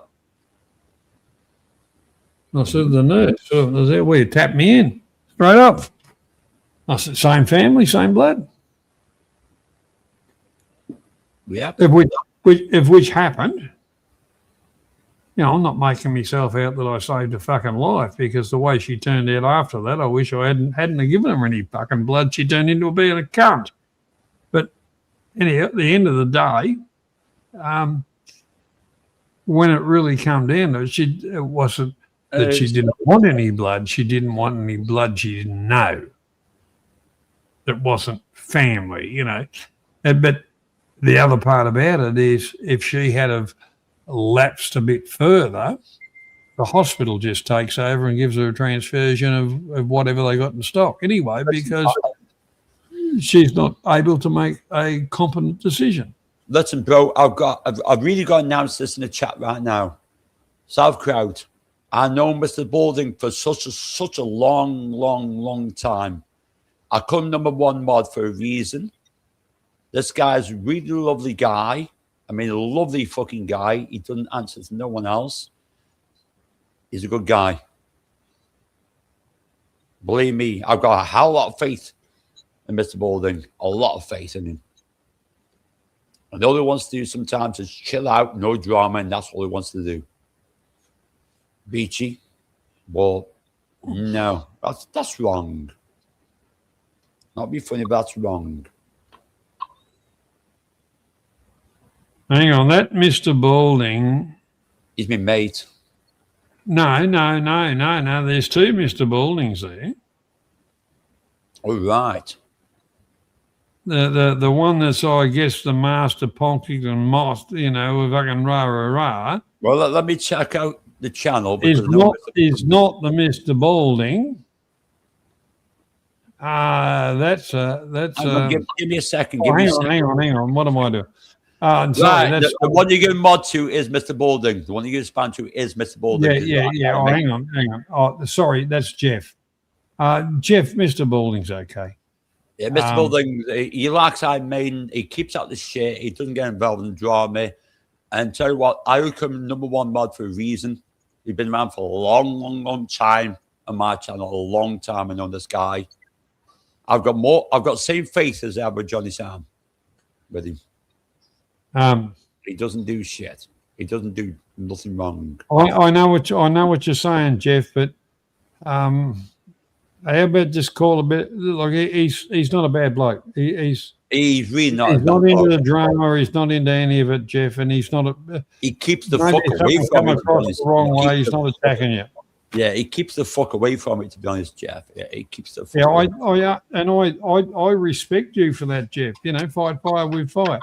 But I know Mr. Balding too, and in the past we were all assholes, but he's not any longer. No, he's not. He completely doesn't want that shit anymore. Everybody's about what we're trying to build, Jeff. I've got bridges, building bridges, right? It is, like I said. I mean, Miss Yes, I've got a lot of faith in him. A lot of faith in him. And we in realism we're putting our reputations on the line too, to say, well, and quelling any misunderstandings. That the whole part about what we want is people to get along, which is not always easy. But the whole part about it is so we can all have a laugh and a joke and bring things back to reality. Yeah, and also people can be allowed to change. It just takes a long time to get that fucking faith back. I believe everybody can change, except for that's a stupid statement. Most people with intelligence can change and admit they've been right or wrong. That's most people. There's some people that cannot and will not and would not. Or name one person that's changed. One person. Name one person that has changed over the years. Me. And Jeff. Tell me, Jeff, how do you feel? Jeff changed over the years. How do I feel I changed? I'm doing my own stuff now. I think we've all changed. Yeah, but you guys are talking about changing for the better. So tell me, Banksy, how did you change for the better over the years? Mike Sheff changed for the worst. There you go. All right, I'll accept that from your guys' opinion. What about Seaman Beach? Has he changed for the better or the worst over the years? Well, for me, or has he stayed consistent? For the Simon Beach, I know he hasn't changed. Well, in honesty, for me, the Simon Beach I know hasn't changed. The internet Simon Beach has turned into a bigger cunt. That's it. Yeah. The person's not changed. He's still a loving father and he's a good guy. Outside this YouTube, he's not what you think he is. But he can handle himself, let me tell you that. Well, he's a good guy. He's a good guy. Like I say, Johnny Sam here, outside of YouTube, he's a fucking gentleman. I had the pleasure spend time with him in Thailand. He's a gentleman. Are you talking about Johnny or who are you referring to right now? I'm not about Johnny now. Okay. Like I say, spending time with people outside of YouTube, you find out the person on YouTube is the person that you meet in real life as well. He's a gentleman. Outspoken. Banksy, you're not supposed to say that. You're not supposed. Every cunt says that I meet. You're not supposed to say that. It ruins my fucking persona. But persona. He's a get. He'll tell you fuck off if you're banned around. Nah, he's a good guy. I've got a hell lot of respect for Johnny. A hell lot of respect. I think that Johnny is probably the same on YouTube as he is in real life. He is. That's what I like about him. Yeah, I agree with that. I don't know why. Get along like an house on fire because of that. We don't leave anything at the doormat. I don't know why. Yeah, I don't know why anybody would come to YouTube and decide that their YouTube character is going to be a lying fucking cunt like Seaman Beach has done. Everyone has their own ways. Life has a lot of mysteries in it also. Fucking Jules. Yeah, see, I don't know him in real life, nor would I ever want to, because the thing is, the fat blimp was the one that brought Simon out of one community. The what one? Yeah, to use Simon as an attack module against a few others that this bloke didn't get along with. Oh, so Simon's a victim? Are you saying that? Simon's a victim? Simon's kind of saw, hang on, this could be a bit of fun because one of the people that was in that, attack community. Yeah, well, Simon didn't actually like the person. He actually fucking despised the pathetic cunt. But he bent Simon kind of got into it, and then, there was a bit of flip-flopping around and all the rest of it, and there we have Simon Beach, but like I said, the Simon Beach I know is not the Simon Beach that's on YouTube. Put it the way. No, it is the Seaman Beach that's on YouTube. It's the same person. No, it's not. No, it is the same guy. He just treats you guys with a little decorum. In your life. Is that right? Well, maybe in that he treats us differently to the others, which are gameplay. You know, it's like somebody playing a fucking pinball game or whatever, and then when the two bobs run out, he walks across and talks to his fucking mates. Also, he comes to my chat. I met him at Morrison's in the supermarket. He's different outside of YouTube what he is on YouTube. YouTube's a different thing to him. Right. Yeah, I get that. You're telling me that in real life, he's very well liked and has decorum, but on YouTube, he's a total asshole. Yeah, but that's his approach. Pretty right there. Yeah, that's pretty his right. approach. Yeah, it's pretty right there, yeah. Actually, probably nailed that one. Saying an asshole is mild. I don't think he's playing. I think total cunt. A total cunt. Stop making excuses for your buddy, Seaman, all right? He doxes fucking dead people and alive people. He doxes family members. He goes way into the real life realm of YouTube, and you all are okay with it because he has decorum in real life. No. In honesty, I don't watch it. I'm not interested in it, so I don't watch it. So 100% of what Simon does, I've said it. I know you don't watch it, but you're aware of it, right? I went in yesterday after a long time because you know what? I hate fucking racist bastards. I'm sorry I need to say that word there. I hate racist gets like Timmy, so I was glad to see him go because he deserves every bit of it. You hate racists, so you immediately went to Seaman Beach's live stream, huh? Banksy. They're racist. You realize that, right? No, he's not. You don't think they're racist? No, he hasn't got a racist bone in his fucking body, to be honest. Also. He doesn't allow his platform to be used by racist? He's not. That's a different thing. That's a different thing. Allowing your platform to be used by a racist is different than being. Yeah, that's kind of coming right back that other bloke before that was kind of saying your platform was putting up a platform for you to have a go at everybody else. That's why I left YouTube. The same shit, the same bullshit, the same trash, and nothing's changed. Exactly. Nothing has changed. I'm sick of this bullshit. I'm sick of this crap. Can we get back on the same page? Jeff, you kind of get it, to a certain extent. Look, put it this way: YouTube is entertainment, but the whole thing about it is channels surround themselves with different people. We've all seen that. They start off on one thing and then go to something else. It depends on it, if it's where the money is or where the views are. It depends on what. It comes back to who they are too. And it's not only Simon. It's fucking Caprio too. It's fucking Stu D. It's fucking that pathetic cunt Cambo. It's all pandering to an audience. Exactly.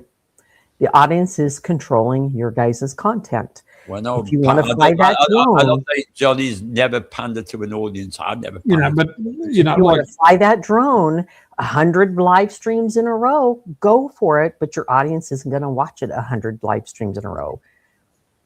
Oh, the whole part about it. Although what I said, I do pander to a certain extent with my viewers and my panel. He's not. 90% of what I try and produce is challenging the mind, and even this is challenging Positive the mind. entertainment. Yeah. And it is, and it's not really shit canning somebody else for my entertainment or somebody else's entertainment. Mhm. You know, it's like people get into Ron. Ron's not the sharpest tool in the shed, but Ron That's is true. He's definitely not the sharpest tool in the fucking shit. Ron has got a problem with alcohol. Absolutely. And I don't know what other fucking thing is, but the whole part about it, a lot of people are jealous because Ron's got the young little sweetheart and all the rest of it. He's got which- everything that they don't: a house, a car, a job. That's right. That's Yeah. right. You know, the thing is, Ron's made some bad choices, Mhm. and fine, but Ron is not a disrespectful person. He actually like other girls that he's built half a house for and fucking bathrooms for their parents and all. He's always been respectful. But he's a fucking dumbass to a certain extent. But the one thing Well, is, he's harmless, dumbass. He's harmless. he is exactly right, Banksy. He's harmless, and what, as far as content, I think is a fucking laugh.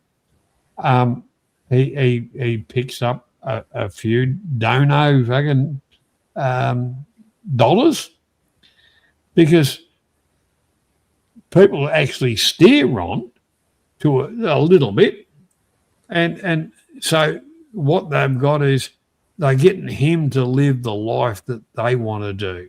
Absolutely. Comes into jealousy, doesn't it? And they'll pay for privilege, pay for view. Mm-hmm. I don't mind Ron. I've had a few times. I've had intelligent conversations with Ron. We've known Ron back from the global days. He's still there, Mr. Balding. Last time Ron was on mine a couple of weeks ago, spending $100 on a slot machine, and he ran out. He says, "I don't know how I'm going to get home with a taxi now." I said, "I don't fucking know, Ron." But Ron was just being Ron.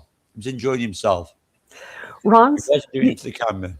Ron can go live, and you'll sit in that live whether you participate in the chat or the panel, and it's usually, for the most part, a happy, positive experience with some jokes and stuff like that. You do not get that when you sit in Stu D or Capio's lives these days. What I get when I watch those is this total fucking cringe feeling of a bunch of white incel men talking about children being raped. Every fucking live, that's what it's become.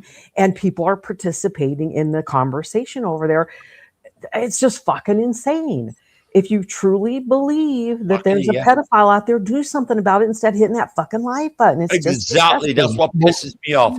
You know, the whole thing about I got sent away for hitting a pedophile. I got sent away, and before they hung me when I came out of prison because I did the right thing as a pedophile. Then the pedophile got accused of being a pedophile, but I could have stopped that years ago. But the judge didn't see it like that. I was a bad guy. Well, I wasn't the bad guy. I was one trying to stop it. Yep. But I can't reflect on my past. I don't see anybody trying to stop it over there. I see them just making content out of it. It's too easy to call someone a pedophile when they're not. Exactly. Find the real pedophiles. Find the real ones. There's only one person I'd call a pedophile, and that's Cambo. And he'll get his day to prove he either is or isn't with that footage from Vietnam. Fact is, you guys will never know who has had an underage whore in Thailand, because now they're all saying, "Oh, she's 37." Yeah, for five. On your stream there, I typed in actually Thai laws and stuff like that. Mm-hmm.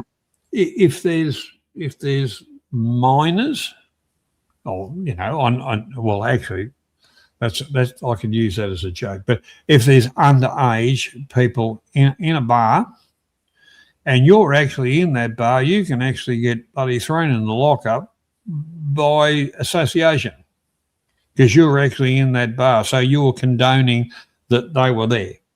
So as a customer, you're saying As a customer just drinking beer. Uh-huh. Now, that is law in Thailand. People go to like, oh, the age of consent is in Thailand, but you're not Thai. You come under your own laws of your own country. That's what people seem to forget. People seem to justify themselves. Oh, in this country, that's just the age.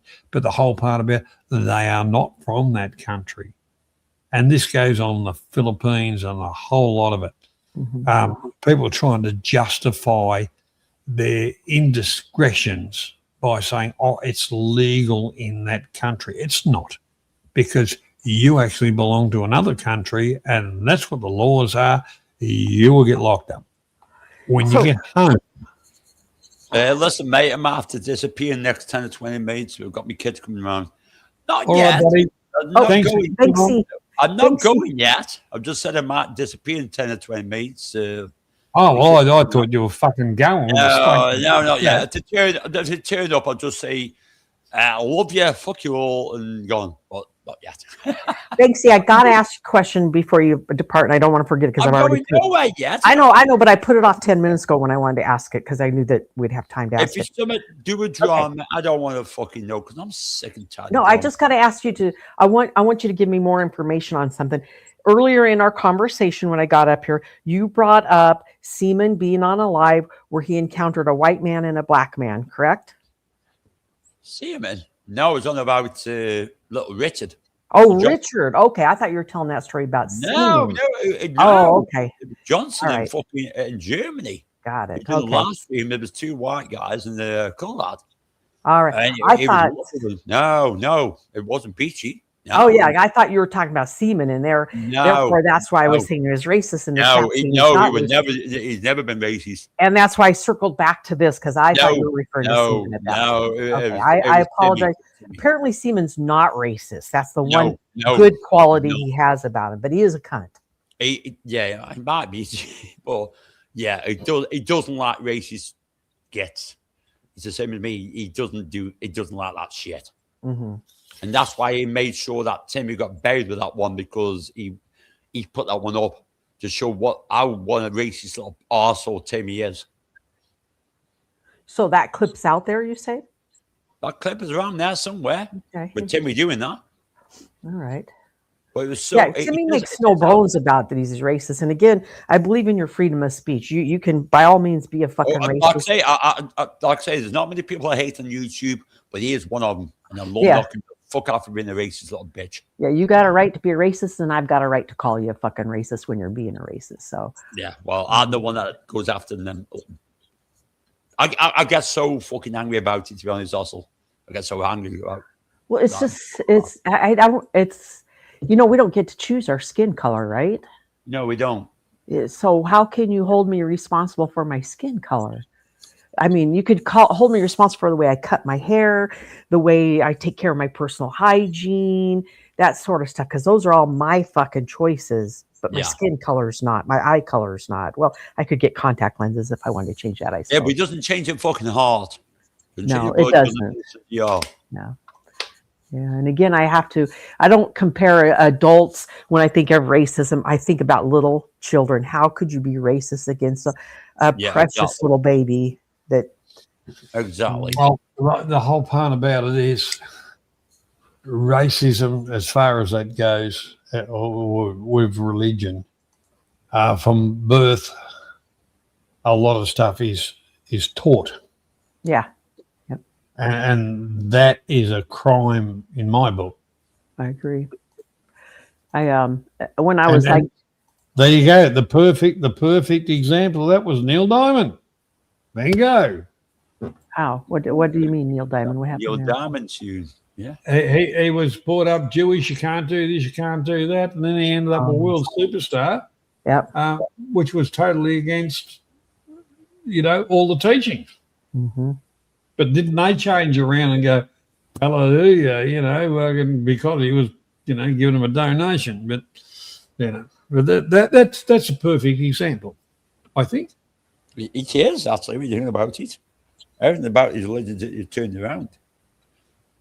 religion, and small minds are what's fucking this world. Do you know? Also, I'm probably pretty much on the same page as you.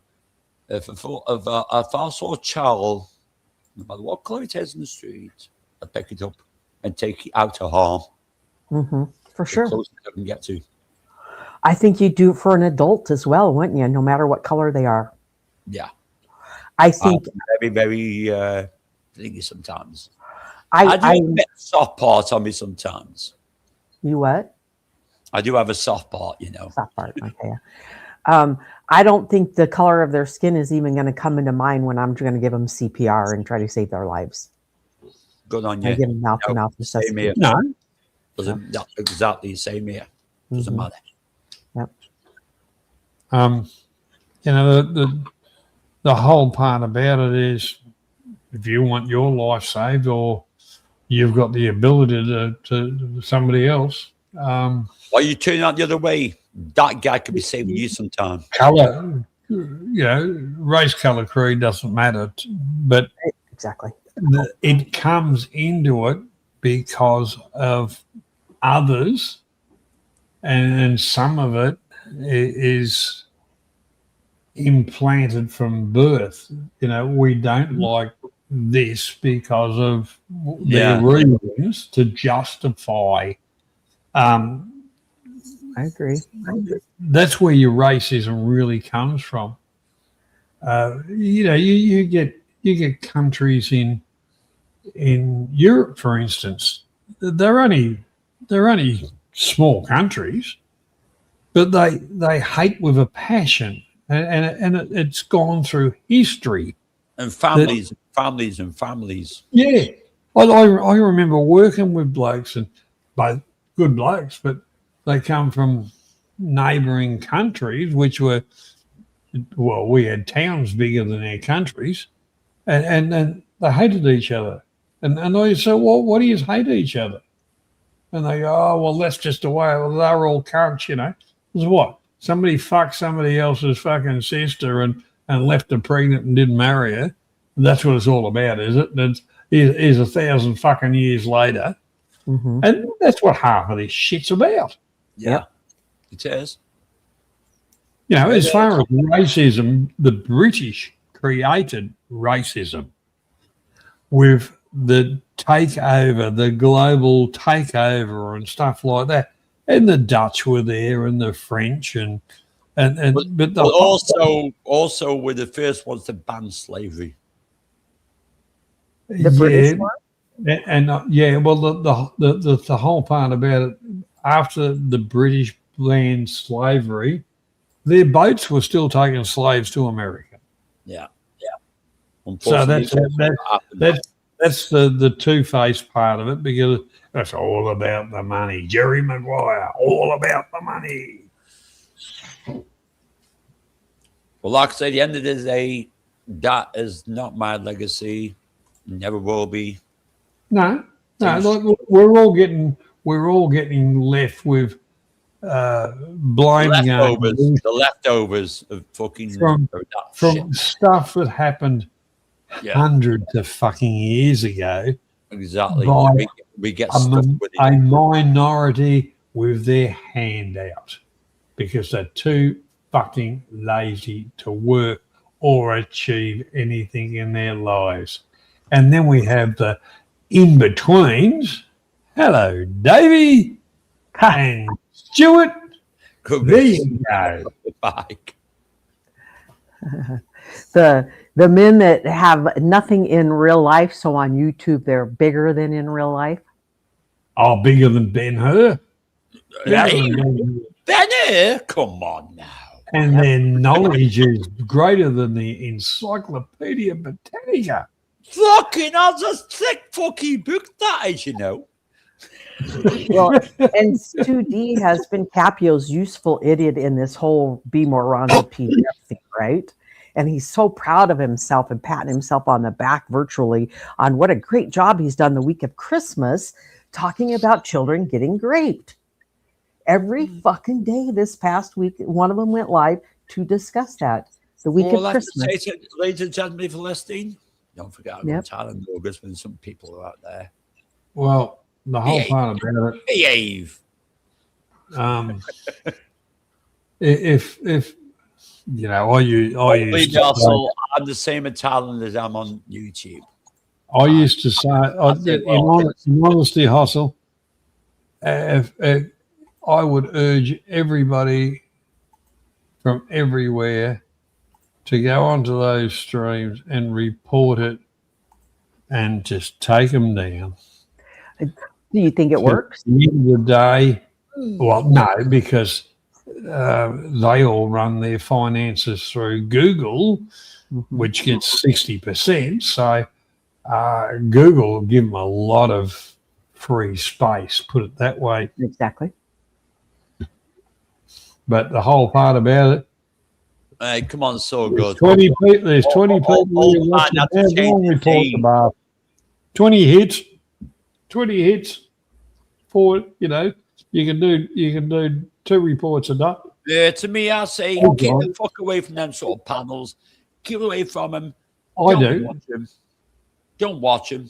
Don't give them views. Don't No, give them Only reason I know what they're doing is Hustle lets me know. And actually half the time I just fucking laugh about No, it. I'm Just, saying, man, I'm not saying the nothing's name. I'll changed. say just Nothing's changed. All these years, nothing's changed. Yeah, there's a lot that we can laugh at, but man, the accusations of pedophilia and sex offender registries and stuff, that's, in my opinion, Yeah, not. well, what they did with you is exactly the same as they did with another bloke. Mm-hmm. They went the full mile to discredit. But the whole part about it is, I invite you, Davey, to try it with me. I'll come across to England. Well, no, think of it this I way. won't knock on your door. I'll just fucking knock you rotten. Johnny, think of it this way. Also think of it this way. No one believes them. Oh, I know. If I you know. talk But shit, the thing is, Banks, is you talk shit. No one Jeremiah believes Squire, they ruined his fucking relationship and shit like that. Yeah. I believe that the people that know me and that know Ron don't believe their lies. It's the new people that are coming into their stream that are believing it. And it only Yeah, takes but one. this is the thing, Hustle. I remember the first time I met Ron. I remember the first time I met him. I remember that too. First fucking day when he says, "Fuck these banks in the real IRL." I thought, well, I am actually. What you see is what you get. But yeah, I've got time and patience for Ron, to be honest. Yeah. They just haven't proven to me that any law was broken yet. They haven't proven that to me. Ron's never going to change. The thing is, It was going to be Ron. The thing is, what they've done to everybody is try and discredit them and make themselves like squeaky clean. They are the higher echelon and all the rest of it. Yep. But what they've actually shown people, and it doesn't take people very long to realise what kind of low-life fucking scum they are. You know, they lick the soles of a fucking boots. That's how fucking low the cunts are. I mean, talk about low, Johnny. Come on. How many times, I mean, over the years, like I say, when you used to be running around with the idiots, well, it's just being that sort of place. And I got called a pedo and thinking, are you fucking sure I'm the one that fucking got slammed away for hitting a pedo? Although you need to do your own work really well. I used to laugh at him. I still do now. Well, put it this way, the only time I've ever been called anything is on YouTube. In my travels in life, and anybody tried fucking with half the shit that the maggot brigade come up with, they have a real problem with not only eating the next day. I can say that problem saying it to your face sometimes because they won't. That's right. You know, the whole part of it, anybody was dumb enough to fucking go mouthing off, it was a case of, righto, in for a penny, in for a pound, you know. Yeah, exactly. I love it when you make people in real life, or I make them in real life, and it's the same thing. It's like, oh, are you a band? Do you remember what you said about me? Now, time to pay the piper. That's it. Now, would you like to repeat that? Exactly. To my face, please. I like to say it to your face. I don't like saying it behind your back. Correct. But when I say it to their face, you got people like Stuart Duray that she just wants to argue and start drama. And I have to tell them, no, Stu D, I'm sorry it's an uncomfortable conversation for you, but it's still a conversation. Thank you so good. I'll tell you what, man. Thank you for that one comment. Oh, yeah. Also, I was the same. I've never changed. Never changed direction. Always been me. I'm quite happy being me. And getting back to something. So good.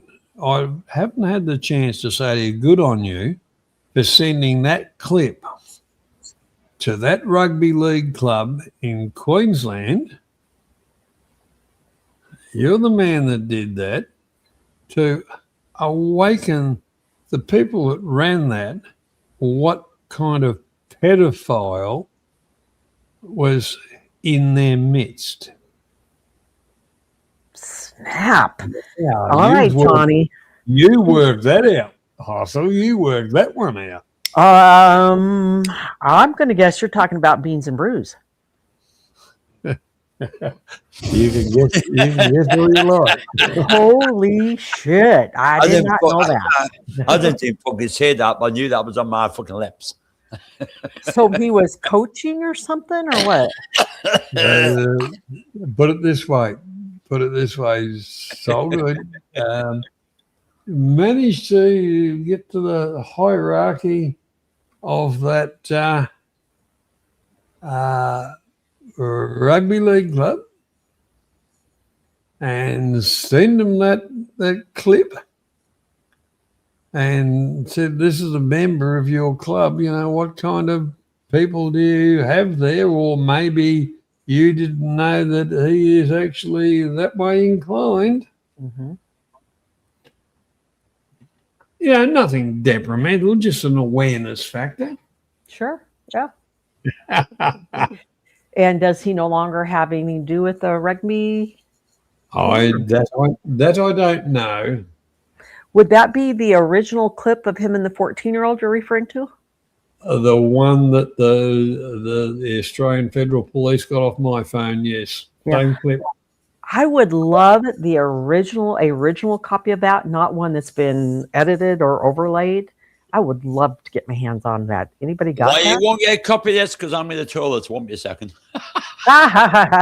Too much information, Casey. Because I'm not going to put edits on it when I show it. I've got no real way of sending it to you. You're not in Discord, or? No, I got out of I looked at Discord years ago, and Discord is not as private as you think it is. Oh, I agree. That's why I won't have nothing to do with Discord. Yeah, I basically use Discord to exchange clips and that stuff. I literally do not hang out and chat a whole lot. I did it over there in the Gentlemen's Club just because I was there to watch the Cry family prove to me that they're the troublemakers, not everybody else. That was so fucking obvious by the time I hit that Discord. I just needed to see it all in writing and take videos. Ask DWP. Oh yeah, DW. I wonder if he's on Discord. Yeah, DWP's hot and cold with me. One day he's civil with me, the next day he's ranting at me because I got B Moran on my panel. You know, that kind of stuff. My channel down. The whole part about it, just tell him that I asked him to give it to you. Okay. If he's got it, you know, I'm pretty sure he'd have. I know it's out there because I've seen it unedited, but the only one I'm seeing these days is the one where there's the silver-haired guy with the beard and the mustache covering up Beans's face almost completely. That's the one I can see. I want the real unedited one.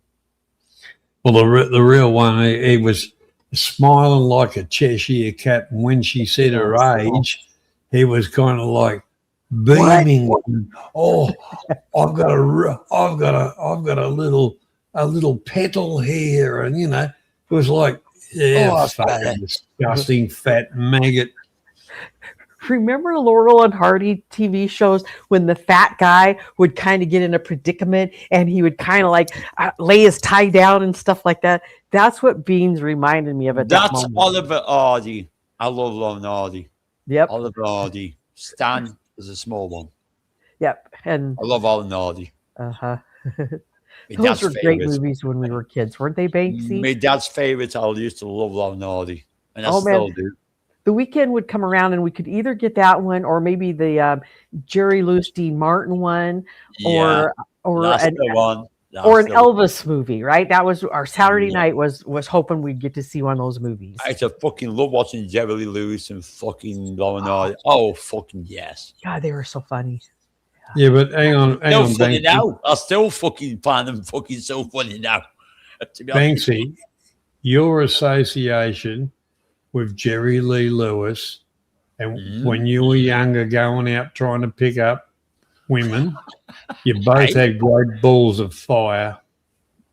Oh no, that's a fucking song. I'm on about the fucking comedians. We're talking about Jerry Lewis. Yeah. Oh well, there you go. And Dean Martin.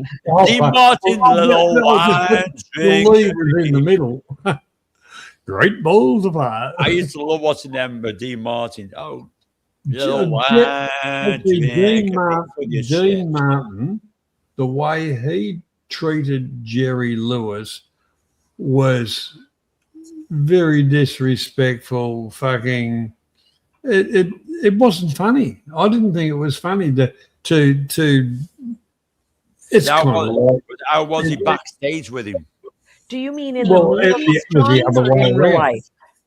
But I mean in the way to me, even as a kid, seeing the way he portrayed him, one person to dictate to another and virtually call him an idiot all the time. It sounds like Stuart Gerard, doesn't it? Well, I was, I thought that was interesting. I was kind of thinking about the same thing because I remember when those movies first started, Jerry's character was always the idiot, right? The bumbling idiot, and Dean Martin was always the good-looking suave guy, right? The ladies' man. But Jerry aged, always got the lady. Yes, the lady. But as they aged, in my own opinion, Jerry actually got better looking. I found him to be an attractive man as he aged, not in those early movies, but that was his character. His character always played that where his lips were sticking out and his forehead was frowned because he's an idiot and didn't understand. And then he got better looking. And that's when I found that the movies were becoming different. Yeah. Because Jerry himself was becoming I don't even know what to call him, a sex symbol. He became more mature. Yeah. Mature. Yep, and they remember he used to wear the buck teeth, and then he kind of came of age, and the buck teeth were gone, and then Dean Martin was the fall guy, not Jerry Lewis. Exactly. Yep. Everything. The worm changed. The worm turned. Do you think that was part of Jerry's contract, or? I don't think it was, to be honest. I think it was just immature. I'd say it manifested itself. Yeah. Yeah, because as he matured, he became he was no longer that skinny string bean kid anymore. He was a strong, muscular man, I felt when I was watching it. But he matured, he got bigger, he got better. Yeah. Well, he got to maturity. Well, how about the Nutty Professor? That was the word, I think. I fucking love the Nutty Professor. The Nutty Professor showed us truly what a sex symbol he was, right? I love the Nutty Professor. Oh. No shit, the way that guy would when he was being the cool guy, I can't even think of what the character's name was. And fucking cool fucking situation, especially with the dancing and shit. Wow. And he would remember Banksy how he would light the cigarette, and he would sometimes like put his what was he like wrapping his arm around his head or something to light it, and then he'd do that little tweak and geek with his head. Yeah, that was a great movie. Holy shit, Nutty Professor. That's the first version of it. Everyone looks at the second version of it. The first version, Jellies. Damn right. Yeah, the original one is, I think, even way better than the Eddie Murphy one. Eddie Murphy was all about comedy. A lot better than Eddie Murphy one. I mean, it was all about comedy and jokes, as to where the original one, I thought, had a little bit more of a drama tone to it with his, being the nutty professor and the parents. Let's say why. Let's say right. It had a bit more. You will say French word. I hate French words though. Je ne sais quoi. It did. Mm-hmm. It did. Yeah. But that showed the diversity of Jerry Lewis's acting ability to be the nutty professor and then the cool guy. Why can't I think of that guy's name? But what was it? God, it's on the tip of my tongue. Buddy. Was it Buddy? Buddy was his character name. Buddy. Yeah. Got some bad news for you guys. You're pregnant? Yeah, that'd be funny as fucking shit, really. No, but I'm fucked and it's 5 o'clock in the morning. I've got to go to bed. All right. And we've been on for fucking 8 hours, for fuck's sake. Good job, Johnny. Good lad. Hang on, let me give you a clap. Well, it's thanks to thank you, Grandad. You done well tonight. You done well tonight, Grandad. You done well. It's a group effort. So my Sunday is going to be a bit fucked, but anyhow. Well, you won't be phoning me up at 6 o'clock in the morning, will you? My fucking time. Yeah, I'll smash the fucking phone over you. I couldn't believe I got a fucking mate. 6 o'clock. 6 o'clock, for fuck's sake. Anyhow, to everybody that's joined in tonight, the good, bad, and the ugly, especially the good, thank you very much for your support. And you're making fun of my Junos when you're talking about the ugly. Making fun of my fucking Junos, Johnny Siam. My Jew hook nose. The good, the bad, and the ugly. Remembering that we are trying to rebuild a community. I know. I'll see as he's straightened out his trophy again for the second year. Participation is required.